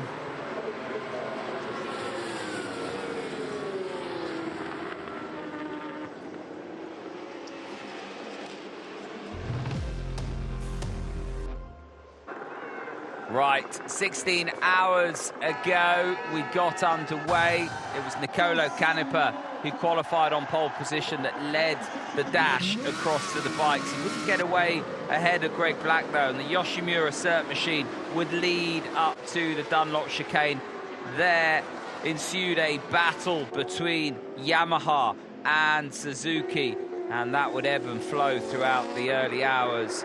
For the 333 Honda Vilter, Stephen Odendahl, he was out, the motor letting go, and out the back door went Greg Black, a high side at the penultimate corner caused by a setting on the traction control, letting him down. The Team Loit April 33 machine, well, they would retire early on, so would the 212, the Avio bike, and we'd have a safety car for that crash up at the Dunlop chicane. All the while, the Yamaha machine, well, that was dominating out front. The other front runners were faltering, except for BMW, the number 37, doing exactly what they needed to do to consolidate 6th place. Big crash for the No Limits bike up at the Dunlop chicane. They are another retirement as that bike went end over end over end. Through the darkness, there were one or two others in trouble. The Chrome Burner RAC 41 Honda machine would get back to pit lane, and they're still very much in contention, second in class. Thrills and spills under the floodlights here at the Bugatti circuit. The story of the night, Yoshimura Surt's fight back, eking out a bit of an advantage over those behind and into the advantage that BMW had in 2nd place. And then this, when the sun was rising, Karel Hanneke, the rear of the bike, coming round on the 2nd element of Garage Bleu. Heavy damage to the lead machine. And BMW, would they take the race lead? We thought they would, but a slow service stop for the German squad would mean actually they couldn't capitalise on what they were seeing here. Karel Hanneke looked forlorn as the crew started work on that Yart bike to get it back out into the race. BMW pitted, elected to service. It was a slow stop, and all the while it was a smash and grab from Yoshimura Surt. We thought BMW would hit the front, they didn't. The Suzuki overtook them. Yart finally back out, dropping to 4th in the process. Your top 4, Etienne Masson, Sylvain Quintoli, Christian Gamarino and Marvin Fritz. There's the picture we were talking about, the sunrise at Le Mans. Every photographer's dream. The sunrise, that beautiful sunrise over the smoke rising from the campsites, give it a real Mad Max vibe, don't they? It's kind of post-apocalyptic haze that you get in that campsite. Suzuki lead BMW, lead Kawasaki, lead Yamaha. 4 different manufacturers in the top 4, and actually if you look at the Honda in 5th place, it's 5 different manufacturers in the top 5. Honda are leading in the stock class. Sebastian Suchet aboard the National Motors machine in 6th overall. Then it's the Chrome Burner Honda, the RAC 41 machine. Martin Renaudin aboard that bike, and the number 36 Julien Pot aboard that. They are in 10th place overall. That, of course, a Yamaha, the 3-Art bike.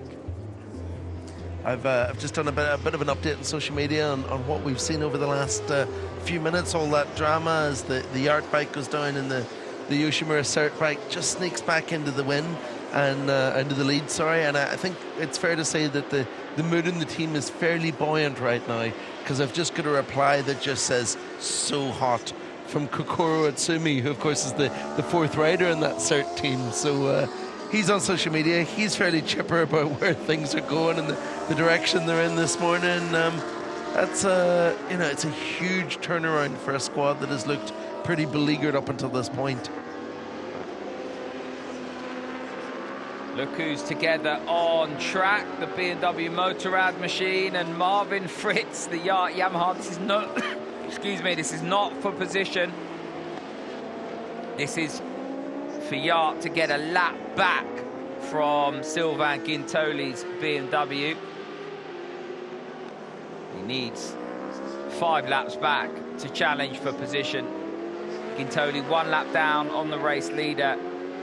Marvin Fritz 6. This will be a good indication as to how the Bridgestone is faring and where Marvin Fritz is on that bike and just how much pace they've got aboard the Yamaha Austria Racing Team bike. Don't forget that's been down the road. Is there any damage? Is the balance the same? That kind of thing. Are the electronics working properly? Sylvain Guintoli going very nicely in front. 1:37.5 last time around for Sylvain Guintoli. Just looking at that, you know, we talked about using the old Sylvain trump card, but he's putting in fantastic lap times here. They're actually, you know, for the first time in a long time, actually, maybe for the first time this race, someone's actually closing down on the Yoshimura Cert bike that's not the Art machine.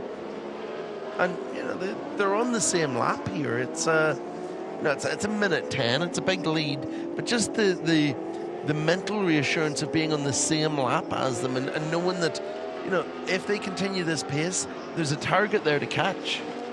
Don't forget this is Bridgestone versus Dunlop as well. The BMW on the Dunlop tyres. The Bridgestone shod Yamaha just behind. It's going to be interesting because at the moment, Sylvain Guintoli has good pace aboard that Dunlop bike. All of the stockers are on the Dunlop tyre, and the lead bike, National Motors, about to come into pit lane for a regulation stop. That's Sebastian Suchet aboard that machine. There is the National Motors bike. Traditionally in blue and yellow, but with the red and white of Honda signalling their factory involvement over the last 2 years. That bike really has been a formidable force over the years and is as strong as it's ever been. I mean, if you can get one over on the National Motors squad in Superstock, you've had a very good day at the racetrack.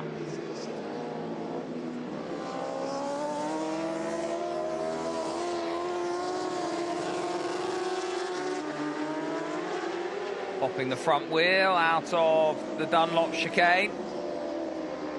And the stocker just ahead of that National Motors machine on track. Very impressed with this sunrise here at Le Mans. Who said the sun never shines at Le Mans? The 2 settings that the sun seems to have at Le Mans is fantastic and non-existent. I've been there for some absolutely miserable days, both for MotoGP and for endurance. It gets really foggy at the beginning of the year. I've been fogged out so many times at Le Mans. Really foggy. But then the thing about it is, whenever the weather is nice, it's fantastic. The last time that I was there for the 24-hour race was 2021, whenever the World Endurance season was still a bit affected by COVID. The race was a bit later in the year. It was into the summer. And around this time of the morning, as the sun was coming up, I actually managed to walk a full lap of the service road on the inside of the track. And it was like this, except it was like 22 degrees, and it was just perfection. But I think it's probably the only moment of my entire life I've ever been to Le Mans and been able to say that word. Yeah, it's been grey, wet and miserable more times than not. It's strange because it's, you know, in the middle of France. The 99 machine's gone down again. Turn 3. So that's down at Chapelle-en-Musée. So who was aboard that 99 bike when it has gone down? It's Randy de Pugnet. Oh dear. Well, we've said it all the way through the race, haven't we? Randy has 2 settings. He's stop or go, and that's not exactly a huge surprise, but it'd be good to get a look at it and see how much damage has been done to it and see what we're likely to see in terms of how long they're going to be in the pit box for. Although, to be honest, given that they're running in P19, I think their mission at this point is just going to be to see the checkered flag, isn't it? that's the problem with endurance racing. We do get excited about lap times, about green and purple on the timing screens, but it's the best endurance races are the ones that may not have that spike, might not be able to do the ultimate lap time, but every single lap they do is just 0.2 slower than that spike. And the problem with the ultimate lap time is so often it comes with a crash as well, and that's just going to hemorrhage time in pit lane.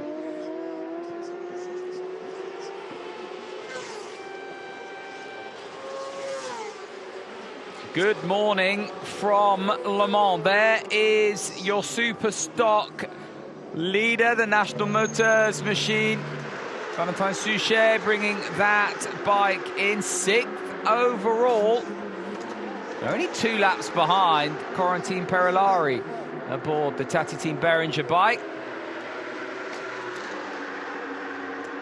You know, we were talking there about how for some of these teams the importance at this point is just seeing the checkered flag. We've just did a bit of an update in our group chat from Gino Rea about what's going on with the 777 Wojciech bike. He's saying that they've had many issues with the bike during the night, mainly electronic. The bike was cutting out completely, which I think we saw a little bit of, didn't we, before we signed off? We saw him cruising offline. Yeah, he said it happened to him 3 times in one session, with the engine and the dashboard going off completely and taking a long time to restart. Plus other times, other electronic aids like the traction control switching off, which is not what you want in the middle of the night in Le Mans on a cold track. Is it an inconsistent traction control? He's got it because he says that they thought they had pace to the Superstock podium here, but they've pulled into the garage. They're going to rest up, and he's saying that, you know, because of the significance of getting to the end, because of how important it is, that they might just take their time, do some repairs, not stress anything, and then try and get out on track at the end just to see that checkered flag again.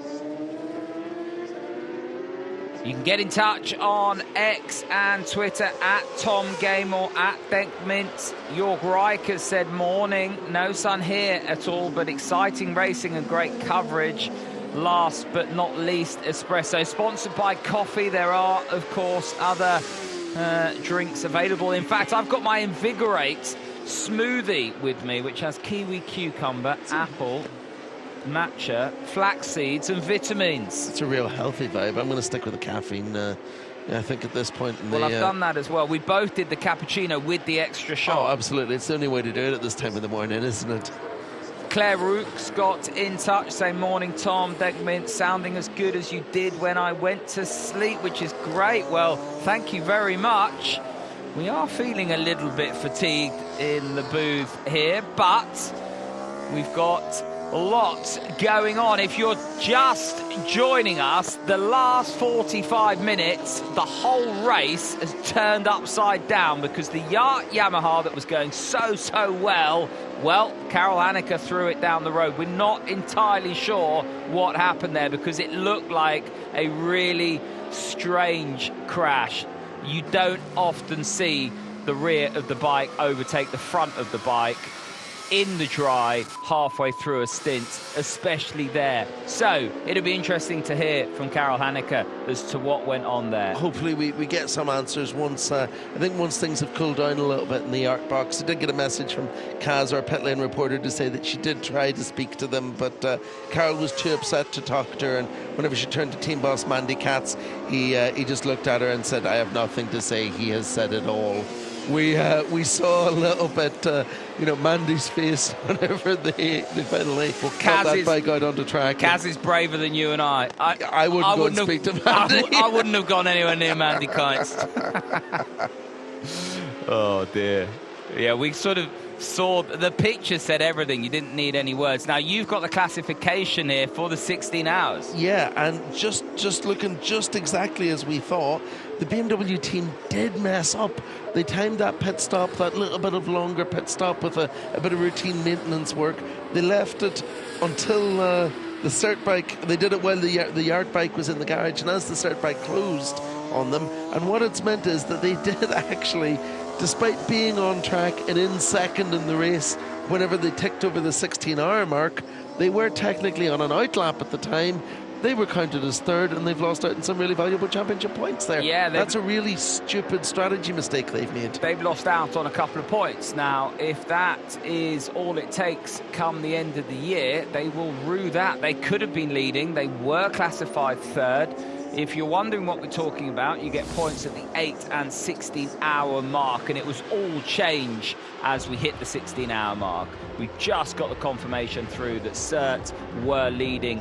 Yacht was still in second, albeit in pit lane, and the BMW bike class in third. No such dramas in the Superstock class. They were, as we called it. Yacht still behind BMW. Sylvain Guintoli's been going very, very quickly on that BMW. And I think Marvin Fritz has got past now. Let's try and see where Marvin Fritz is. I don't think he's behind. He wouldn't have dropped back from Sylvain Guintoli. So I think Sylvain playing the old and wise, long in the tooth card there. Sylvain giving us a bit of an example there of how difficult that visor choice is at this point in the race, because he's went out in a clear visor, and as you can see, sort of from turn 1 all the way down into La Chapelle, he's just getting the sun right in his eyes. That's going to be stinging a little bit. We touched on that, didn't we, with the Carol Haneke story, because we said when Carol went out, it was pitch black, he would be on the bike. It transpired he wasn't, but he would have been on the bike when the sun came up, and that's a really low sun. And if you're coming through Garage Fair, you will really struggle with the sun, because you'll come out of Music Corner down to that braking spot, the sun will be right there. It'll affect you at Chapelle, and Sylvain Guintoli's just made a bit of a mess of the Chemin de Boeuf chicane. But again, the consummate professional didn't panic, just stood it up, used that tarmac apron, that's the other side of the curb. And you can see here the pit stop total time, 25 minutes for Yoshimura Cert, 20 for BMW. 33 now for Yamaha. And, you know, these are huge numbers. There's still 7 hours of the race, 7.5 hours of the race to go. They've spent 33 minutes stationary.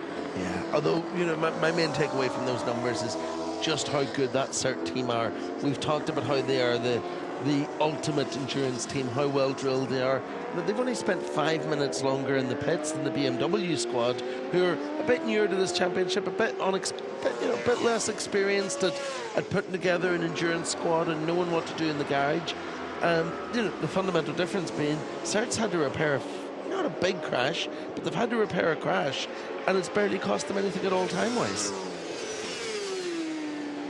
I think, luckily for Yoshimura Cert and Greg Black, the high side came at arguably one of the slowest parts of the circuit, and it was fairly late on in the corner as well.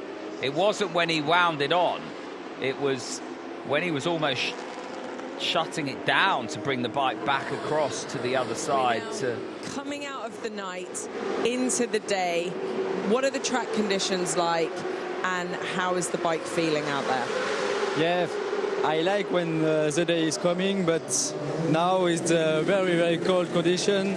I have very pain at my hand, and it's so difficult for ride. I don't push, I ride slowly because we have more humidity, and any crash, and I don't push, and I come back on the box.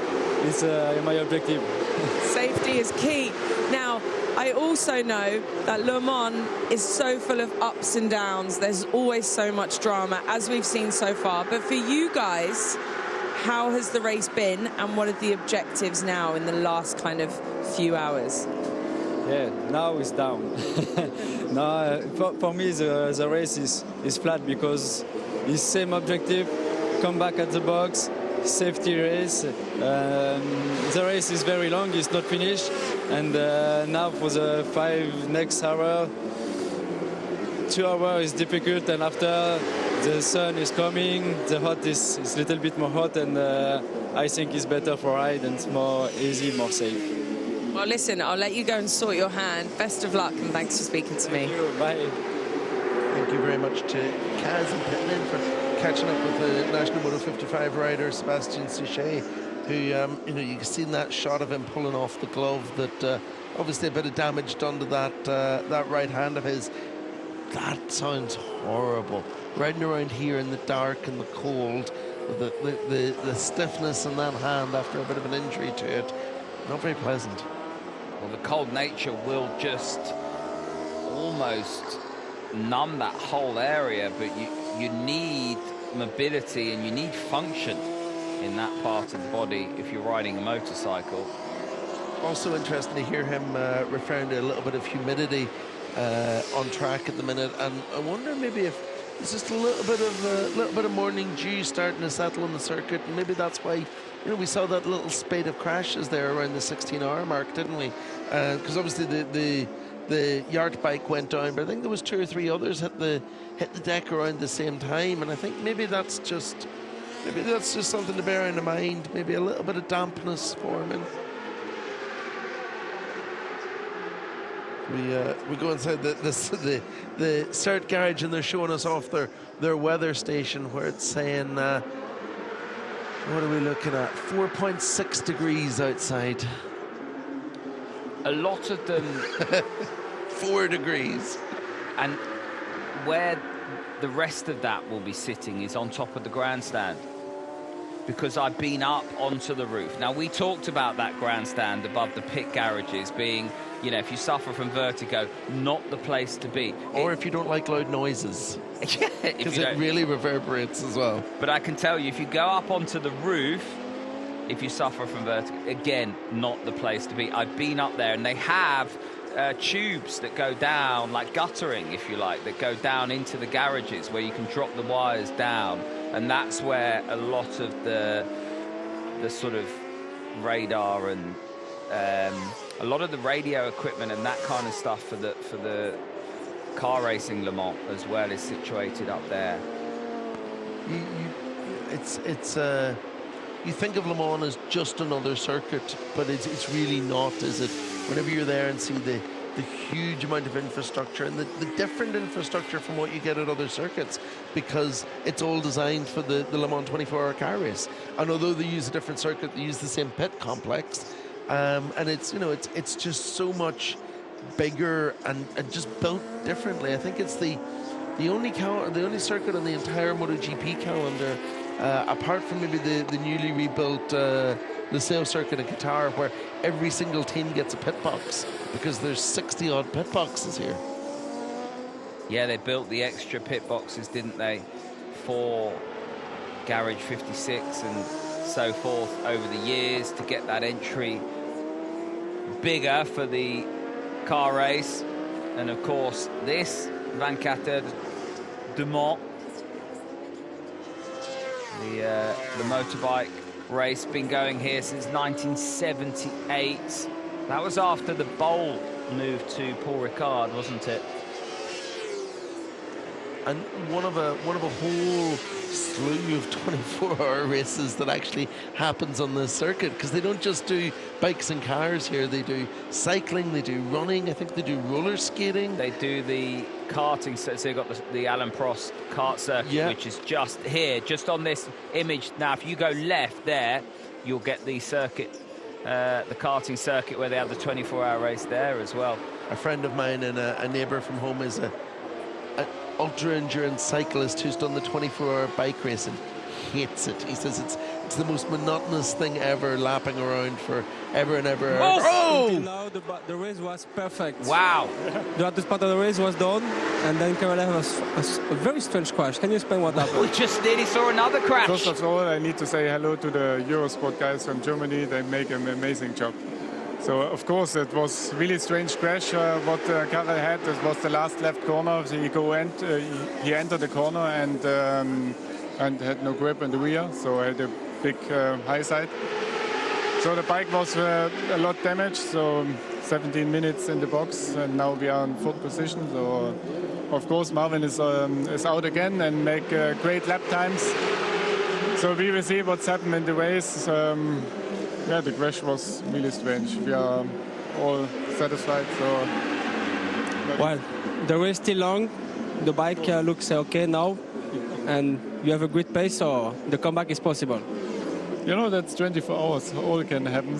We was really relaxed and the riders was comfortable, and then we had a big shock. So, but the race is long, 8 hours left, so we will see what's happened. Good luck. Just as we started that interview with Xavier Simeon, the Yamaha of Marvin Fritz, that was a crash that didn't happen up at the Dunlop chicane. I mean, how did he stay on that machine? I think that was more luck than anything else. So we get a replay of it, and it's the rear again. It's the rear again. It absolutely is, and overtaking on corner entry. That is not something that we've seen at all from any of the bikes. Never mind the Yacht bike, but we've seen now twice in the space of 40 minutes. Now, if you're a Yacht Yamaha rider looking on there, never mind Marvin Fritz who's on the thing, that is going to put serious doubt in your mind. You'd imagine there's a conversation going on within the garage right now about what compound rear they're using and whether or not there needs to be a big change ahead of the next stint in the bike in terms of what they're running, because that's just not working at the minute, is it? And whether or not it's too early to push. The sun is not yet warm enough or high enough to warm the track, and they're pushing hard now. I mean, Karel Hanneke wasn't, though. That's the only argument. Yeah. He was caught out by the conditions. Marvin Fritz is having to push. These are really horrible conditions because it's so cold, but is it just too early to be pushing, to be into those low 37s?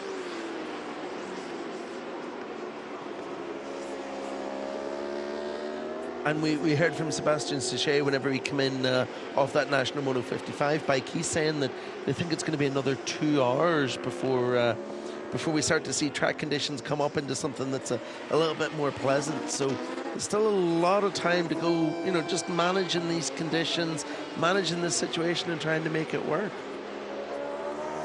One thing that came as a bit of a surprise to me there that I didn't realize was that we saw that interview with the crew chief at Yacht, Max Nekoichner, who I didn't realize was working from them.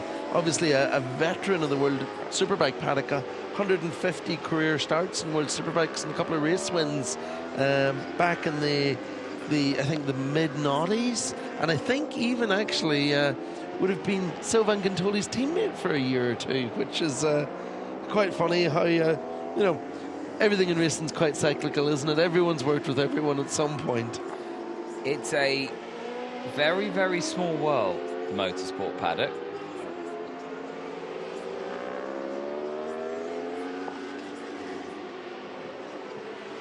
There is Marvin Fritz on his way back down to Chemin-Aubert. At the moment, still 6 laps off the race lead, 3 laps behind the rostrum spots. A long way to go. Neukirchner touched on that. Anything can happen. And we were saying that all the way through, and it did. And it all happened in the space of 10 minutes. Now, it's a bit serene.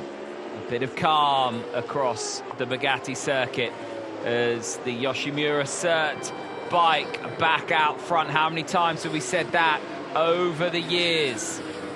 And they dearly want to start 2024 with a win. They lost the World Championship fight to this bike, the Yamaha Austria Racing Team machine in 2023. And Yoshimura Cert want that World Championship crown back. I think that that little bit of a scare through the Dunlop chicane has maybe just calmed him right down a little bit, kind of reset Marvin Fritz's brain and just reminded him that there's still a long way to go and that there's no point in following his teammates' lead and doing something stupid of his own, is there? Well, it's probably taken him 3 laps to get his heart rate down. Because that's just not somewhere where you want your rear tyre to be overtaking the front on corner entry. This is the KM99 machine, the Yamaha. We've seen so much of this bike in the garage. And there's Randy Depugnier with his scuffed leathers.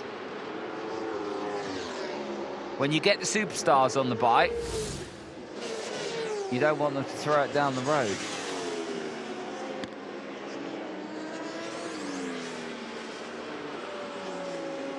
Randy de Pugnier was trudging back down pit lane. His Yamaha is back in the pit box.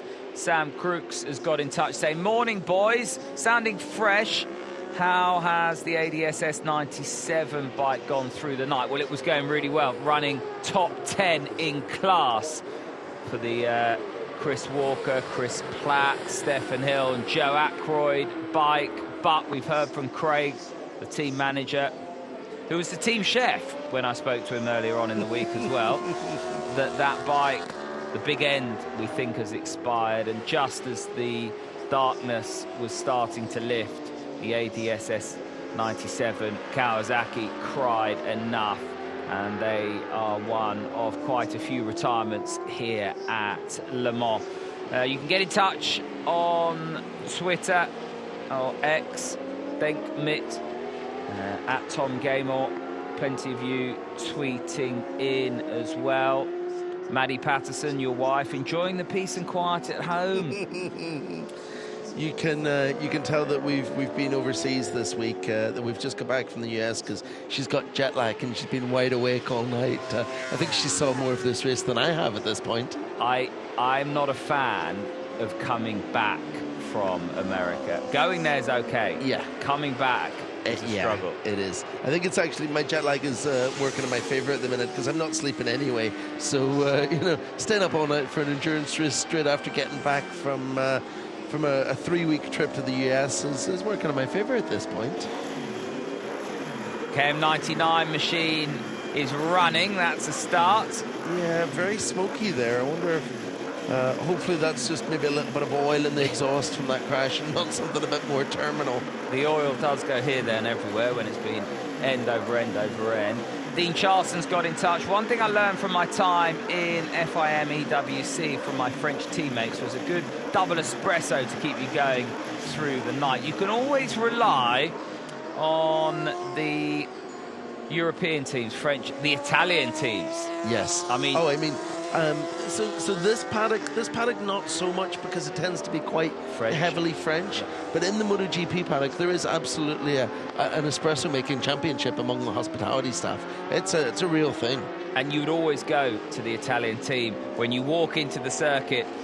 When the sun's rising, head to the Italian team for the coffee. If you want Yorkshire tea, you'd probably be going to any of the British teams. So there are other brands available as well. There's not in the MotoGP paddock. No Yorkshire it is tea. Heavily a Yorkshire tea drinking environment. Is it? Mainly because, so if you want a cup of tea in the MotoGP paddock, you go to the commentary team for MotoGP's World Feed, who are all from the UK. And generally it's pit lane reporter Jack Appleyard, who is a very proud Yorkshireman that's got a little stash of proper tea bags tucked away somewhere. Him and our photographer Gareth Hartford, another proud Yorkshireman, and they won't drink anything else. Was not able to downshift the second gear, and it looked like you open the throttle, so when you brake is not the good way to enter in the corner, and I crashed. So it was a bad crash, but the guys make a good job. We shot the bike and we try to finish and to score some points. Okay, good luck, Randy. A few words there from Randy, but pretty open and honest there. Told us exactly what had happened. I think a few people struggling there with the rear of the bike coming around on corner entry. This machine, though, on the Dunlop tyre, of course, the Yamaha that we saw in the hands of Karel Hanneke, the lead bike when it crashed on the Bridgestones.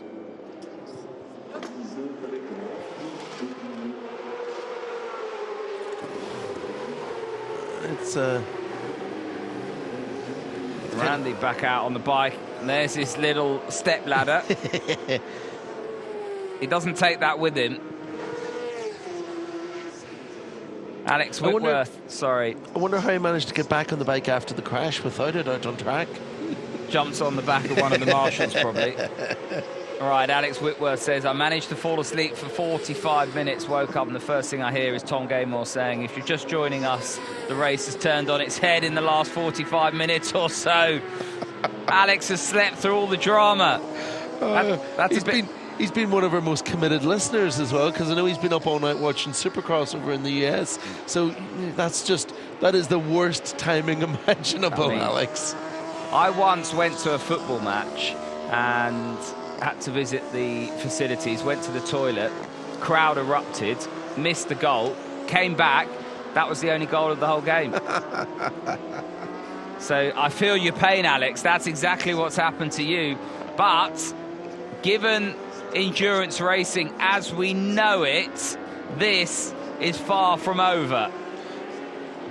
I've been to a Scotland rugby game where fans have left in disgust with 10 minutes to go because it looked like they were going to get thrashed, only for them to put 2 or 3 tries over the line and turn it all around and win. Christian Gamarino out on the Kawasaki. Talked about the changes over the years for this squad. Gilles Staffler finally stepping back from the helm. And very much a Japanese involvement now. Yuichi Surata, the helm there. Christian Gamarino, Greg LeBlanc, and Roman Ramos, the Spaniard, on the bike. Christian Gamarino, born in Genoa, Italy. He's stepped up from the super stock class really over the years, although most recently last year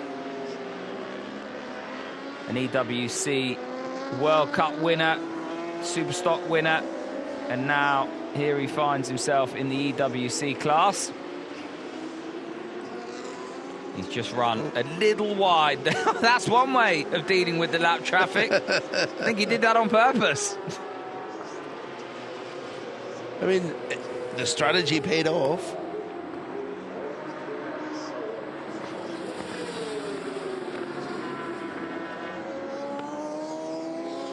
We're talking about the sunrise, obviously. At Le Mans, as we see, these beautiful shots, but I'm seeing on social media lots of photos of sunrises elsewhere in the world as well, because it's a busy day for Superbike racing. Sunrising over the Circuito Navarra in Spain for the first ever British Superbike round there. And you know what? The sun's actually peaked out at Assen as well. It looks like it might not be a bit of a damp old Superbike race there today either. And talking of endurance races, the London Marathon as well. If you're in the UK, always a special event to watch on a Sunday morning from the comfort of your lounge. Not sure I could do it. Well, watch it after commentating all night on this. I certainly couldn't run it. So here's the 37 machine, the B&W Motorrad bike. Sylvain Guintoli aboard that machine. They are just doing what they do. And they've religiously stuck to that strategic plan through the whole of the race. All the riders consistently riding at a pace that is just under that sort of danger zone. I tell you who probably could do the London Marathon. Just watching how absolutely effortlessly Sylvain Guintoli's cutting through the field here, and how little effort he looks like he's putting into it. He looks fresh enough to jump off this bike and run 26 miles or so without it even breaking a sweat on him. I remember, was it last year I commentated when he was on the Yoshimura Cert bike here, and he had the most ridiculous schedule where he was jumping off the Suzuki, and no, I think it was a couple of years ago. It must when have he was been. still on MotoGP testing duties as well. Because Suzuki was still in 21 or 22. Yeah, 22 maybe. 22 it was. It was definitely 22, and then he went and got on a MotoGP bike and did a 2-day test. Yeah. And then I think maybe he went straight to Japan to do some Suzuki at Heures testing for the endurance team as well. I seem to recall him doing like I think 9 days out of 11 on track on 3 continents or something ridiculous like that. Almost 3 different bikes as well. because a Suzuka 8-hour bike is halfway between a superbike and a MotoGP Absolutely bike. it is. Absolutely it is. And you know, probably on better tyres than anything else in the world. Yeah. What a special event that is. We had a bit of a catch-up last night, didn't we, with former Suzuki 8-hour winner Bradley Smith, and he was telling us about just how incredible those tyres are that Bridgestone in particular bring to that race. You know, it's still probably the single most important motorcycle race in the world, and whenever you go there and see the level of commitment from the Japanese factories, not just the manufacturers but the tyre companies, the helmet companies, it is super, super important.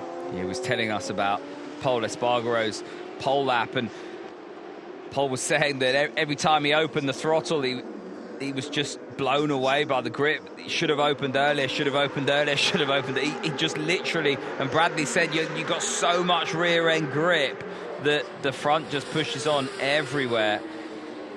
I mean, what a luxury, what a problem to have. I think some of the teams and riders would love that problem here at Le Mans right now.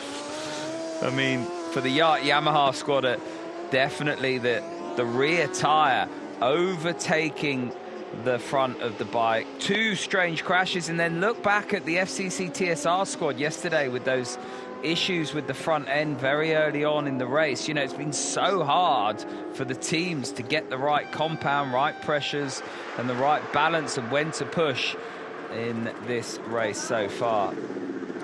Seeing the just preparations being made for a pit stop in the Yoshimura Cert Garage. Looks like we're getting our very own Dan Linfoot heading back out again. You know, we spoke about it last night, but the team seemed to have absolutely fallen in love with Lenny. Not just because he's fast on the bike, but because he has the correct mentality, because he's approached the race the way that they want their riders to approach it. And you know, considering the speed, considering the consistency we've seen from him, they must be just absolutely delighted that they've actually found someone capable of replacing Sylvain Guintoli. Yeah, I absolutely wholeheartedly agree with that. Big wheel's not spinning. It's probably frozen in place at this point.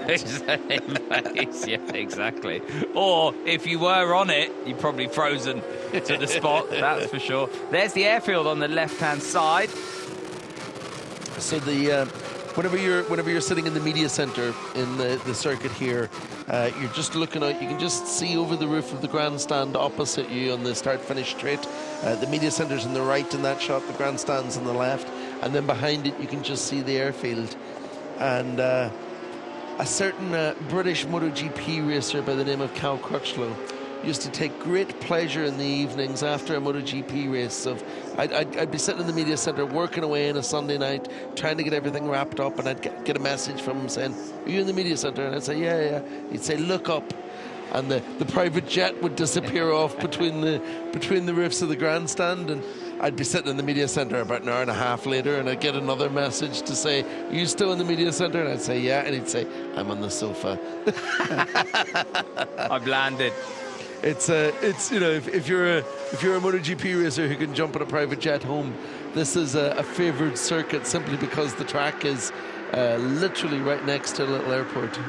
Well, you know, if you're going to fly, you have to fly into Paris, really, and then by the time you've got out of Paris and onto the periphery and down to Le Mans, it's, you know, and checked in at wherever you've flown from in the UK, it does take ages. Then the Eurostar, you've got to change and get the TGV. You know, driving is obviously actually door to door pretty quick. Yeah. But private jet is the best way to fly, but we don't have that luxury. Of course, the other problem is that, you know, both this race and the MotoGP race are massive crowds, big attendance. So trying to leave on a Sunday night via road can take forever. He's talking about the rear. I wonder if that's a Bridgestone problem or they're all struggling with it. Just telling Linfoot to be careful in corner entry because the rear is moving around. I mean, that's exactly what we've seen everywhere else, isn't it? Yeah, I think maybe we're just discovering a little bit of the weakness in the Bridgestone on a track that's this cold now. Well, this is testing their window because over the years the Bridgestone have got better and better extending that window of performance, because, you know, you go back 10 years ago, and actually in these conditions the Bridgestone would be almost unrideable. Now it's got a much wider window of performance, and actually it's not lost any of the peak performance as well, and we are seeing that window of performance being tested here at Le Mans this year in 2024 because the conditions are just so cold.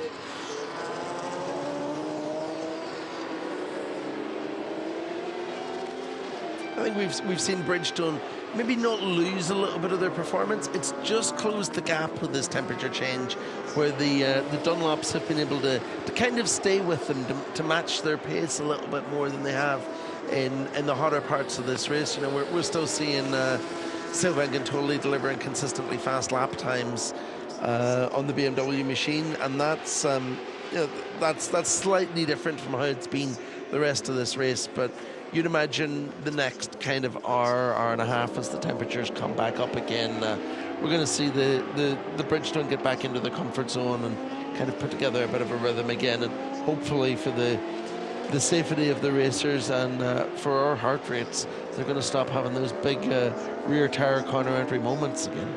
Who'd be a team manager? I mean, we're on the edge of our seat every time we see something.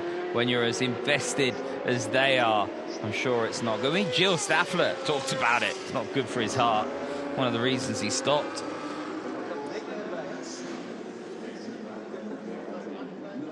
The BMW team preparing for a pit stop as well.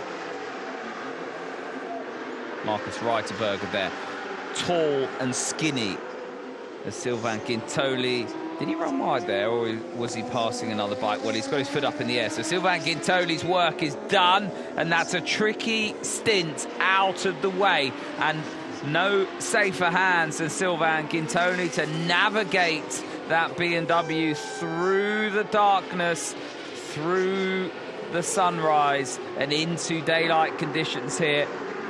And let's see if we can hear any advice from Sylvain Guintoli to Marcus Reiterberger.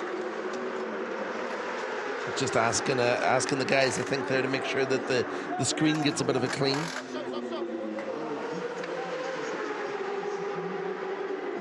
No, nothing to say. Everything's going to plan. Have fun out there, mate. I'm off. I think that's because they have such a robust plan that they've clearly all stuck to so far. Yeah, I mean, you know, the best thing to have to tell your teammate at this point is nothing.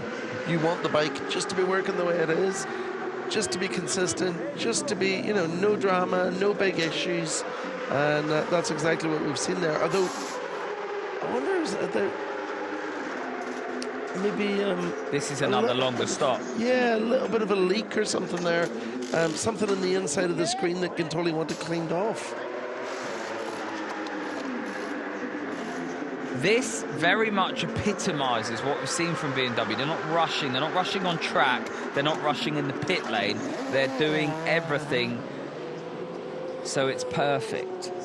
Yes, that might not have those peaks in terms of outright performance, in terms of lap time and the shortest possible amount of time in pit lane, but it's paying dividends because they're not making mistakes in pit lane, they're making sure the bike is in perfect working order, and on the track they're not doing anything to damage their equipment as well. And that, over the course of 24 hours, is meaning they're in a very, very strong position as we tick through the 17-hour marker now. Etienne, what a change of situation. When the bike entered the pit box, you were third, you go out, you are first. What a situation. Situation is cold, really cold. Yeah, maybe it was my hardest stint of my career. The track is cold, the air is cold too, so it's really, really difficult to find the limit. And my finger is completely cold too. So it's our job, you know that. So we keep pushing, and we will see what happens. Okay, keep going. hardest stint of his career. That's a big statement from someone that's won, what, 3 championships over his career? That really gives you an idea of, whoa, as we see another massive rear tyre moment for Dan Linfoot, just getting woken up coming down into La Chapelle there. And he's been given the advice. What's really interesting is the riders are taking on board the advice, riding accordingly, and still having the issues. Getting caught out. And that is the horrible realization for the rider as to just how treacherous it is. And, you know, we see that in the rain. Oh, he's pointing to something to stay on the back of him.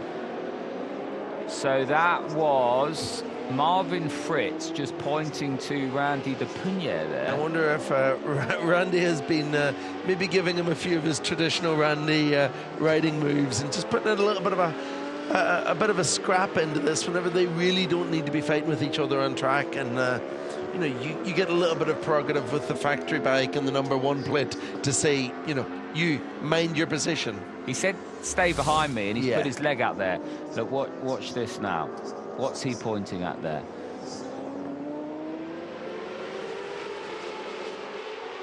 He's saying tuck in behind, isn't he? Yeah, I think he is. Stay with me. That's the sensible place for these two guys to be at the minute, working with each other instead of against each other. Although, no, we see a leg out again. Is he coming into the pits? He is. I think that's an unexpected pit stop. That was him signaling the team, and you know what? That was preparing your rear tyre. They're having back tyre problems. Well, we've seen this is a Bridgestone issue maybe with the cold weather. Let's see what transpires at this stop. I mean, credit to the team for being ready for him.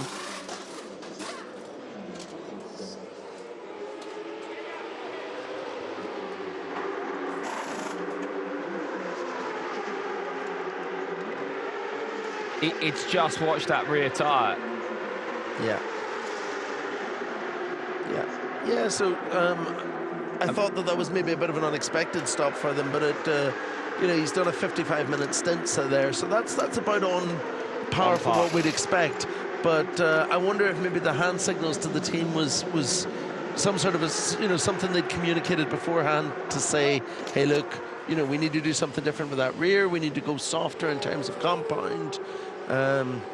It'll be, you know, hopefully we'll get a chance for Xavier Kaz to catch up with Marvin Fritz and hear what he has to say after that stint. Well, Dan Linfoot would have caught some shut-eye and he would have woken up very quickly after that moment. You know, we were talking just before the pit stops there about how well drilled the CERT team are compared to some of the others, like say the BMW squad, and we've just got an update from Dan's crew. You know, we didn't even notice that was a longer pit stop than usual because they did a full brake caliper change. We didn't even notice they were that well drilled. So efficient. The Yoshimura CERT squad, everything about them is full factory. Marvin Fritz sort of shaking his head, heading to the back of the garage. There's a great big shower block just out the back of the paddock directly opposite these garages, and I'd imagine that a few of these guys are straight out of their leathers and hoping that there's plenty of hot water left in the Le Mans system so that they can get into the showers and get a bit of heat back into the body at this point.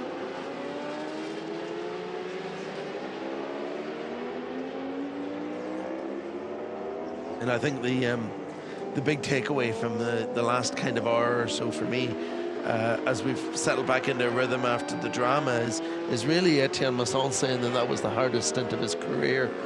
Given some of the wet conditions in particular that we've seen these guys race at, seen some of the insanely high temperatures we've seen them race in Suzuka at, for him to say that a cool, cold, dry session is the toughest of his career really indicates just how absolutely freezing it is at the minute.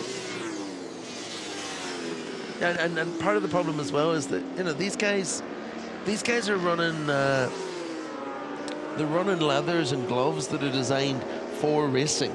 They're not running the sort of stuff that you'd be riding on the road in winter and in places where it gets a bit chilly like the UK. They're using vented leathers, vented gloves, No heated grips. No heated grips here. Although I think there might be a few trying to convince the team to invest in a set for next year if it's going to stay like this.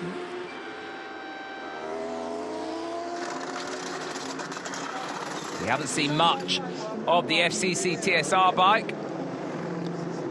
And they are now recovering up the order. Progress. 24 laps off the race lead. So after Yacht's demise, they've got some laps back. I mean, they can get into the top 10 here overall. They're only a couple of laps away from the top 10 in terms of recovery. Look at the campsites and the smoke haze over those campsites. That'll be the barbecues and whatever else they've set fire to, and they will be coming back alive, those campsites. And you can see just down there at Garage Fair as well. For the riders, I mean, you really do get that smell and that haze, especially over the back straight. The bacon and eggs that make you feel, well, just saying that makes me feel hungry. The official update from Team Linford and what we just saw between the Dunlop chicane and La Chapelle is a squeaky bum time. That's new leathers. And that'll be another job to do back in pit lane. Marvin Fritz is down in pit lane with Kaz or Xavier. One of the two. Looks like the condition out there have completely changed for you after a very good night. What's happening? Yeah, I mean, the conditions were the worst that time, like from 1 hour ago till now, with high humidity in the last sector and very cold asphalt.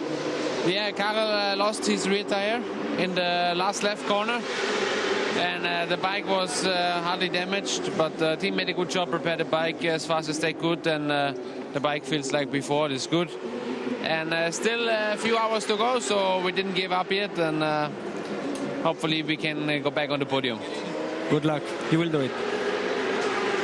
Marvin Fritz, a little bit downbeat, but pleased to have survived his stint. And we're just hearing the same thing. As you can see, the smoke, the haze across that back straight that I was talking about. That's coming from the campsites down at Garage Fair, as we see one of the EWC machines, the KW. No, that's not. That's the Avio bike. And you can tell by the red background there that is a stock machine. Right, back to X and Twitter. Ben Warrilow, a different kind of sunset here, trying to listen whilst at work this morning, having to catch up on the drama of the last hour whilst feeding the cows. And that's a lovely picture of a tractor and a sunrise. I'm guessing that's somewhere in the UK. Very nice image. Stu North has got in touch. Great coverage and commentary, loving the racing. We are too. And since we've been back in the commentary booth, we've been very fortunate, haven't we? Lots going on. Mandy Kites won't be so pleased with what's been happening. We've just seen him frowning and scowling at the TV as he watches his charger, Nicolo Canepa. If anyone can, Canepa can. But are these the conditions that you can push like he's been pushing in? We'll have to wait and see. And also Lee Spelzini's got in touch. Good morning, gentlemen. Into the final 8 hours, it's still all to play for. And given these conditions, given how treacherous it is, given the challenges that the riders are facing and how easy it is to make a mistake, anything can happen as we've ticked over the 17-hour mark here at Le Mans in full daylight. It is 8:09 local time. And finally, the track will start to warm as the sun rises fully. But those that are out on track have survived the night. We came in when it was still dark. We've seen the sun rise. We've had that 45 minutes of madness. And now things settling down again. And I think that's because riders and teams heeding the warnings, as we hear from Josh. 24-hour Le Mans always brings drama. You guys had drama at the beginning of the race. Yacht are having drama near the end of the race. Well, there's still 8 hours to go. how was that last stint, and talk me through the track conditions? Yeah, Alan passed it over to me. He did mention it was cold out there, and look, I couldn't feel my fingers after about 6 laps, so I just struggled to stop the bike, and in these conditions it just wasn't really worth pushing too hard in it, in my opinion.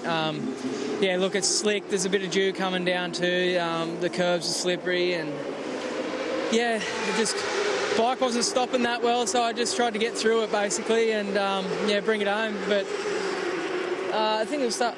Actually, looks like it might even rain out there, so who knows what could happen here shortly. Oh God, don't mention rain. Etienne said earlier it was the hardest stint of his career. So just to show that, oh yeah, I'd agree with that. I'd nearly prefer to double stint in Suzuka than do that. Okay, wow, that's saying a lot. Well, listen, thank you and good luck. No worries, cheers. I mean, riders getting off the bike saying it's the worst stints of their career. Josh Hook saying he couldn't feel his fingers after 6 laps, and then saying he'd rather double stint at Suzuka in 40-odd degrees. I think a double stint at Suzuka is everyone's idea of a worst nightmare. So that really gives you an idea how horrible and cold it is out there. Wow. Very, very difficult conditions here, and it has sort of greyed up a little bit. Josh Hook saying it looks like it's going to rain. I didn't see any rain forecast, but the sort of the sunrise that we had has now developed a bit of cloud cover.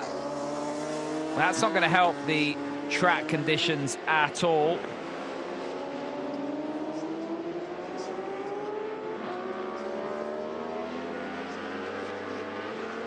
And that's not what you want to see, just flapping around at the back of the bike there. That's to keep the wind out. It's one of the wetsuits, but that's very, very close to a lot of rear moving parts there. That might even be enough to get the steward's attention and maybe force a pit stop there for them to get that fixed. Yeah, you can just see. I think he'd be okay, but it's not great seeing that flapping around, especially when he's leaning through the right-hand corners.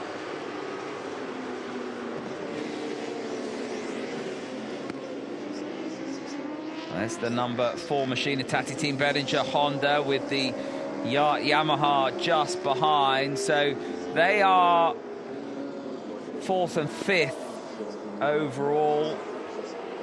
The Tati Team Behringer by Hugo Claire, 2 laps behind Nicolo Canepa. He'd want to keep Canepa behind, but no one has managed that. Of course, Canepa with a new lap record in qualifying in the run-up to this race earlier in the week, and very much the shining light at Yamaha. Yamaha are charging. They want to try and get back to the front. I don't think Hugo Claire is going to have much in the armoury here for that Yamaha Austria Racing Team bike. Tom, we were talking a little bit earlier about how beautiful that sunrise and how the photographers would be loving it. Well, if you are on social media, if you're on Twitter or X, go and have a look at the photograph that I've just tweeted at Denkmit. We've just got the press release and the 16-hour mark from the Endurance World Championship, and the lead picture on it is just absolutely stunning. It's exactly what we're talking about.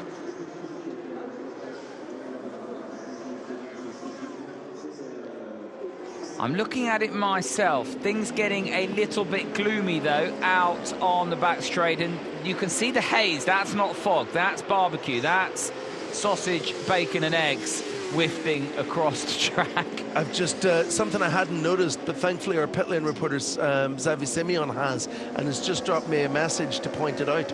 Nicolo Canepa's last lap was a 1:36.0. That team's fastest lap of the race is a 1:35.9.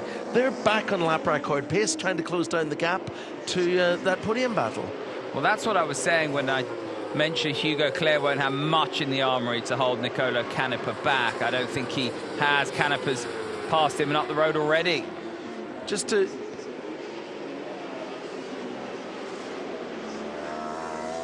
just to give a little bit of context to how quick that last lap from Nicolo Canepa was, he did a 1:36.0, which is actually 0.2 faster than the fastest lap of the race done so far by the Yoshimura Cert team. And you know, we're listening to riders talking about how cold it is, about how it's the worst stint of their entire careers, and then he's going out and doing pace like that. It's absolutely exceptional.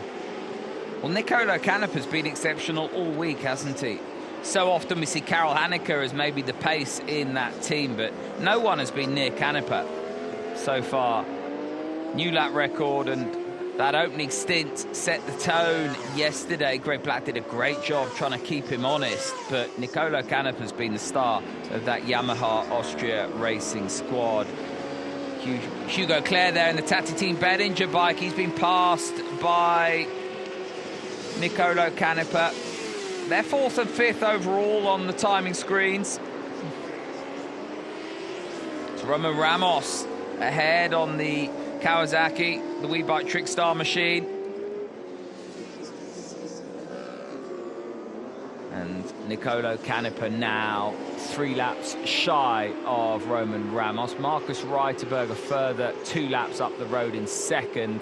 And it's Dan Linford who leads this race with a lap advantage. Now it's the turn of Yoshimura Cert to be consistent and not take too many risks. It's so interesting how that psyche changes.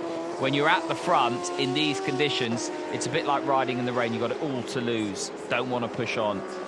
When you're Nicolo Canepa, it's easier to push on because actually you've got it all to gain. You can't afford not to.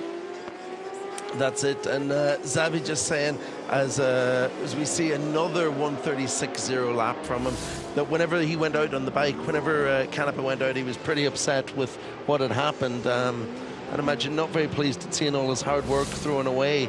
So you know, there's a lot to be said for riding with a bit of red mist, a bit of anger, isn't there, sometimes?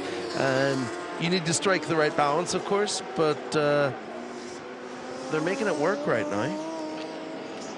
Jan's got in touch on X/Twitter. Hey Tom, what do the black and red circles mean next to the names on the graphics? Well, if you look at the number boards, you'll see red and black boards as well. So the black dots on the timing screen, the black number boards, well, they are, or the black background on the number board, they are the EWC bikes, the super bikes, and the red dots, the red number boards or backgrounds. There you can see the National Motors with a red background. That is the super stock, the stock style bikes, if you like.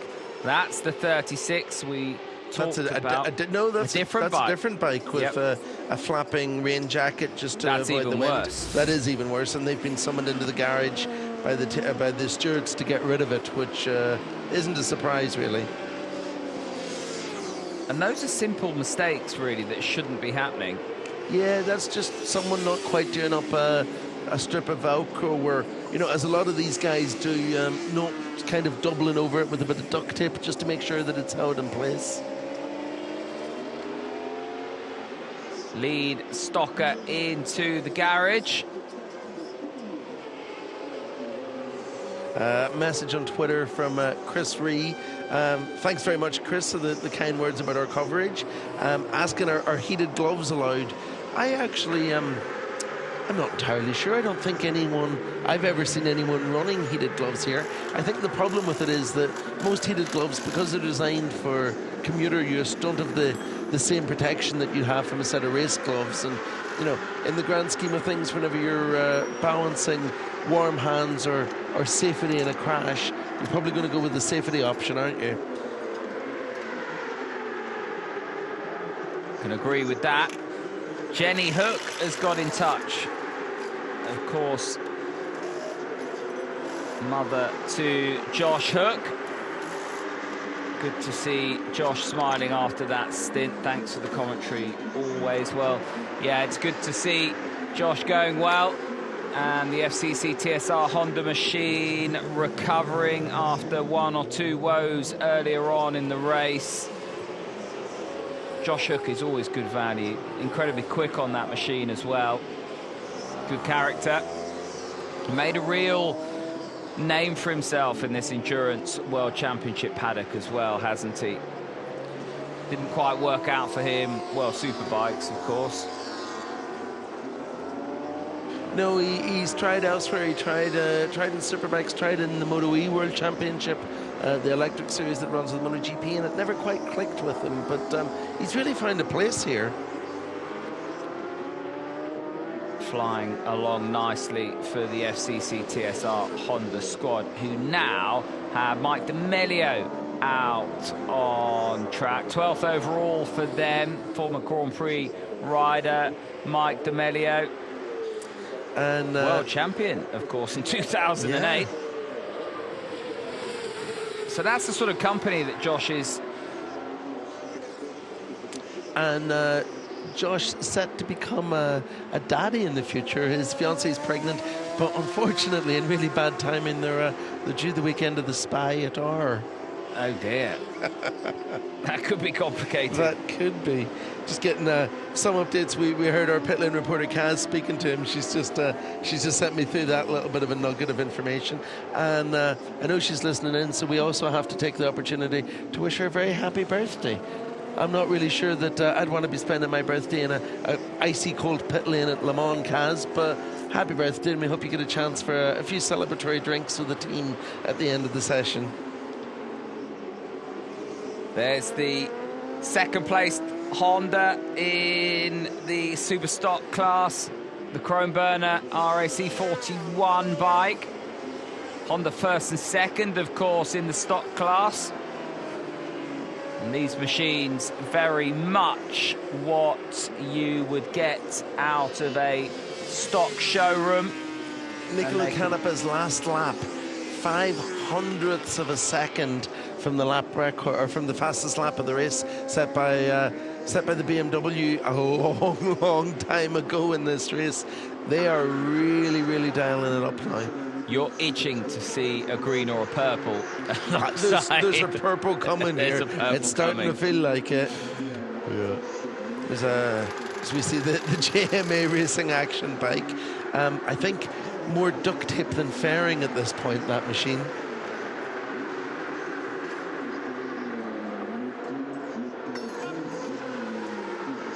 So what's the difference between the EWC class bikes and the stock class? Well, the super stock is very much identical to a production model, really. Limited engine modifications permitted, injector jets, fuel mapping, clutch reinforcement, a different exhaust silencer, that kind of thing. The wheels remain homologated, so the teams need a good wheel change strategy. You'll see here they're not as quick as the EWC squads, and the EWC teams very much a superbike, as you would expect.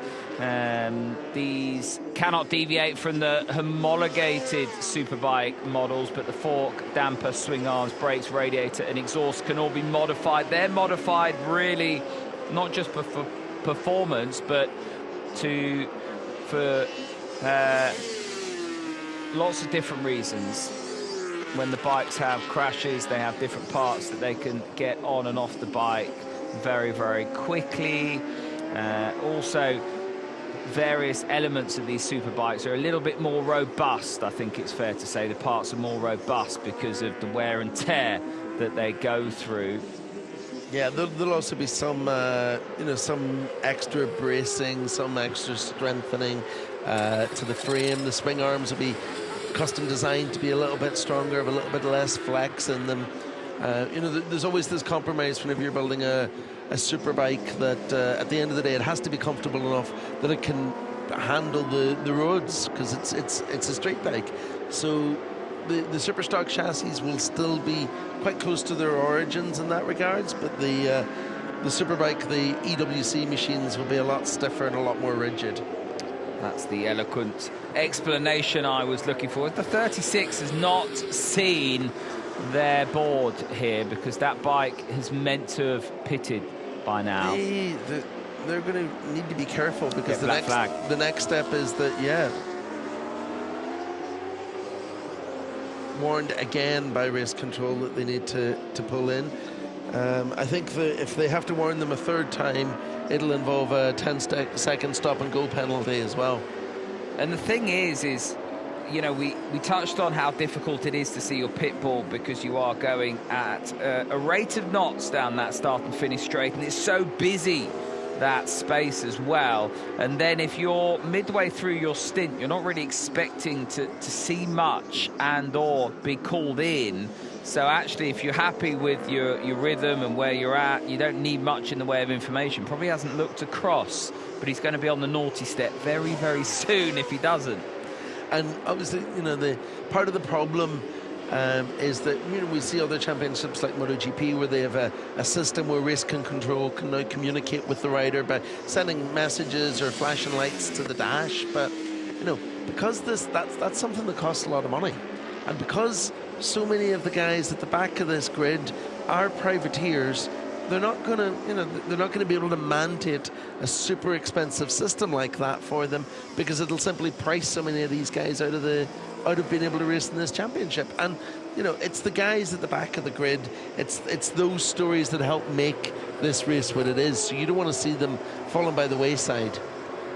Yeah, he's looking down as you would expect and straight ahead. Didn't look across at all at his pit board there. Wouldn't have seen it last time around. So failing someone actually jumping in front of that bike, which we don't recommend, I don't think we're going to see the 36 entering pit lane anytime soon.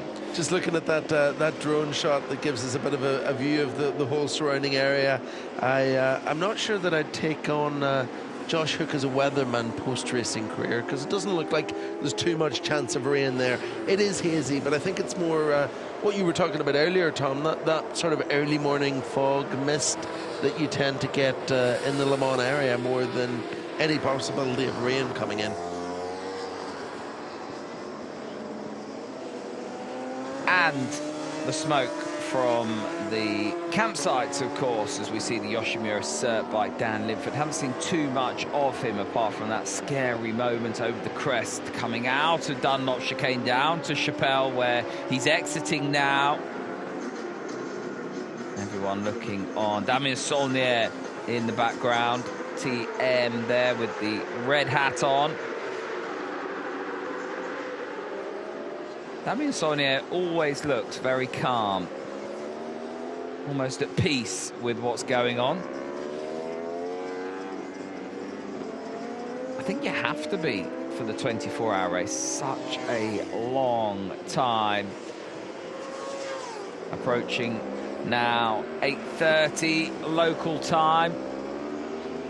Getting an indication as to the lap times. And you wouldn't expect Dan Linford to be pushing too hard. New at Yoshimura cert. He's had that big moment already. These are very, very tricky conditions. This is all about consolidation for the race leader. Very different mindset to some of the bikes further back who are trying to claw back lost ground. This, for Dan Linford, it's all to lose, nothing to gain. He just needs to do what he's doing at this juncture. It's not the time for heroics. This is the time for consolidation and getting the bike back in one piece.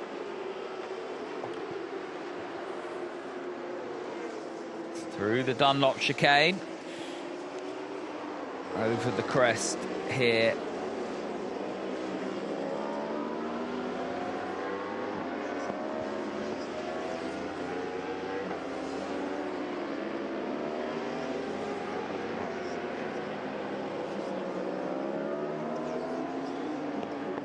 Tipping it into Musi. Difficult corner this, a lot more complex than it looks.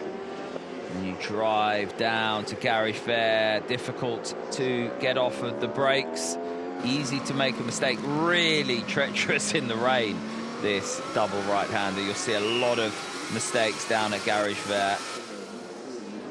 Get an idea in that shot of as well, just how much rubber marbles are down along the side of the track now. You know, we're looking at the front runners now having all done over 600 laps. You multiply 600 by 30 riders on track. There's an awful lot of scrap rubber suddenly starting to build up out there. And you know, it's going to make life a little bit difficult, mainly actually for the fast guys, because they're the ones that are going to have to dip on and off that clean racing line just to make their way through the traffic that they're catching. And that is what they're all chasing. The trophy here and the iconic podium that sticks out over the pit lane, almost like the Monza podium. And you'll see all of the fans let onto the start and finish straight. The grandstands look a little bit empty at this stage, and that is because they're all in the campsites still. Now, Tecma's BMW, they were leading for a long time in the Superstock class. Then the bike went down the road, and now they've got major problems here. This bike has been in the garage for 19 minutes, Simon, as... well, Kenny Foray looks on there. All hopes of a good result, all but dashed for the Tecma squad. And that's a real shame because they've actually had the pace in the stock class to really, really challenge. I mean, I think what we're seeing is something that you predicted hours ago. You know, once you have a crash, once you pick up a little bit of damage, the problems just start to build and build and build from there on, don't they? Because, you know, it's easy to pick up a little bit of damage somewhere that you can't necessarily see. It's easy for problems to start appearing out of nowhere. And, you know, from looking at the work they're doing, they're deep in under the belly pan of the bike, which would imply, you know, something's leaking. This is a stocker down. It's the number 2 machine, a T2C racing bike. Not too much in the way of damage there, thankfully. Rider trudges away. That's not how you want to finish your stint.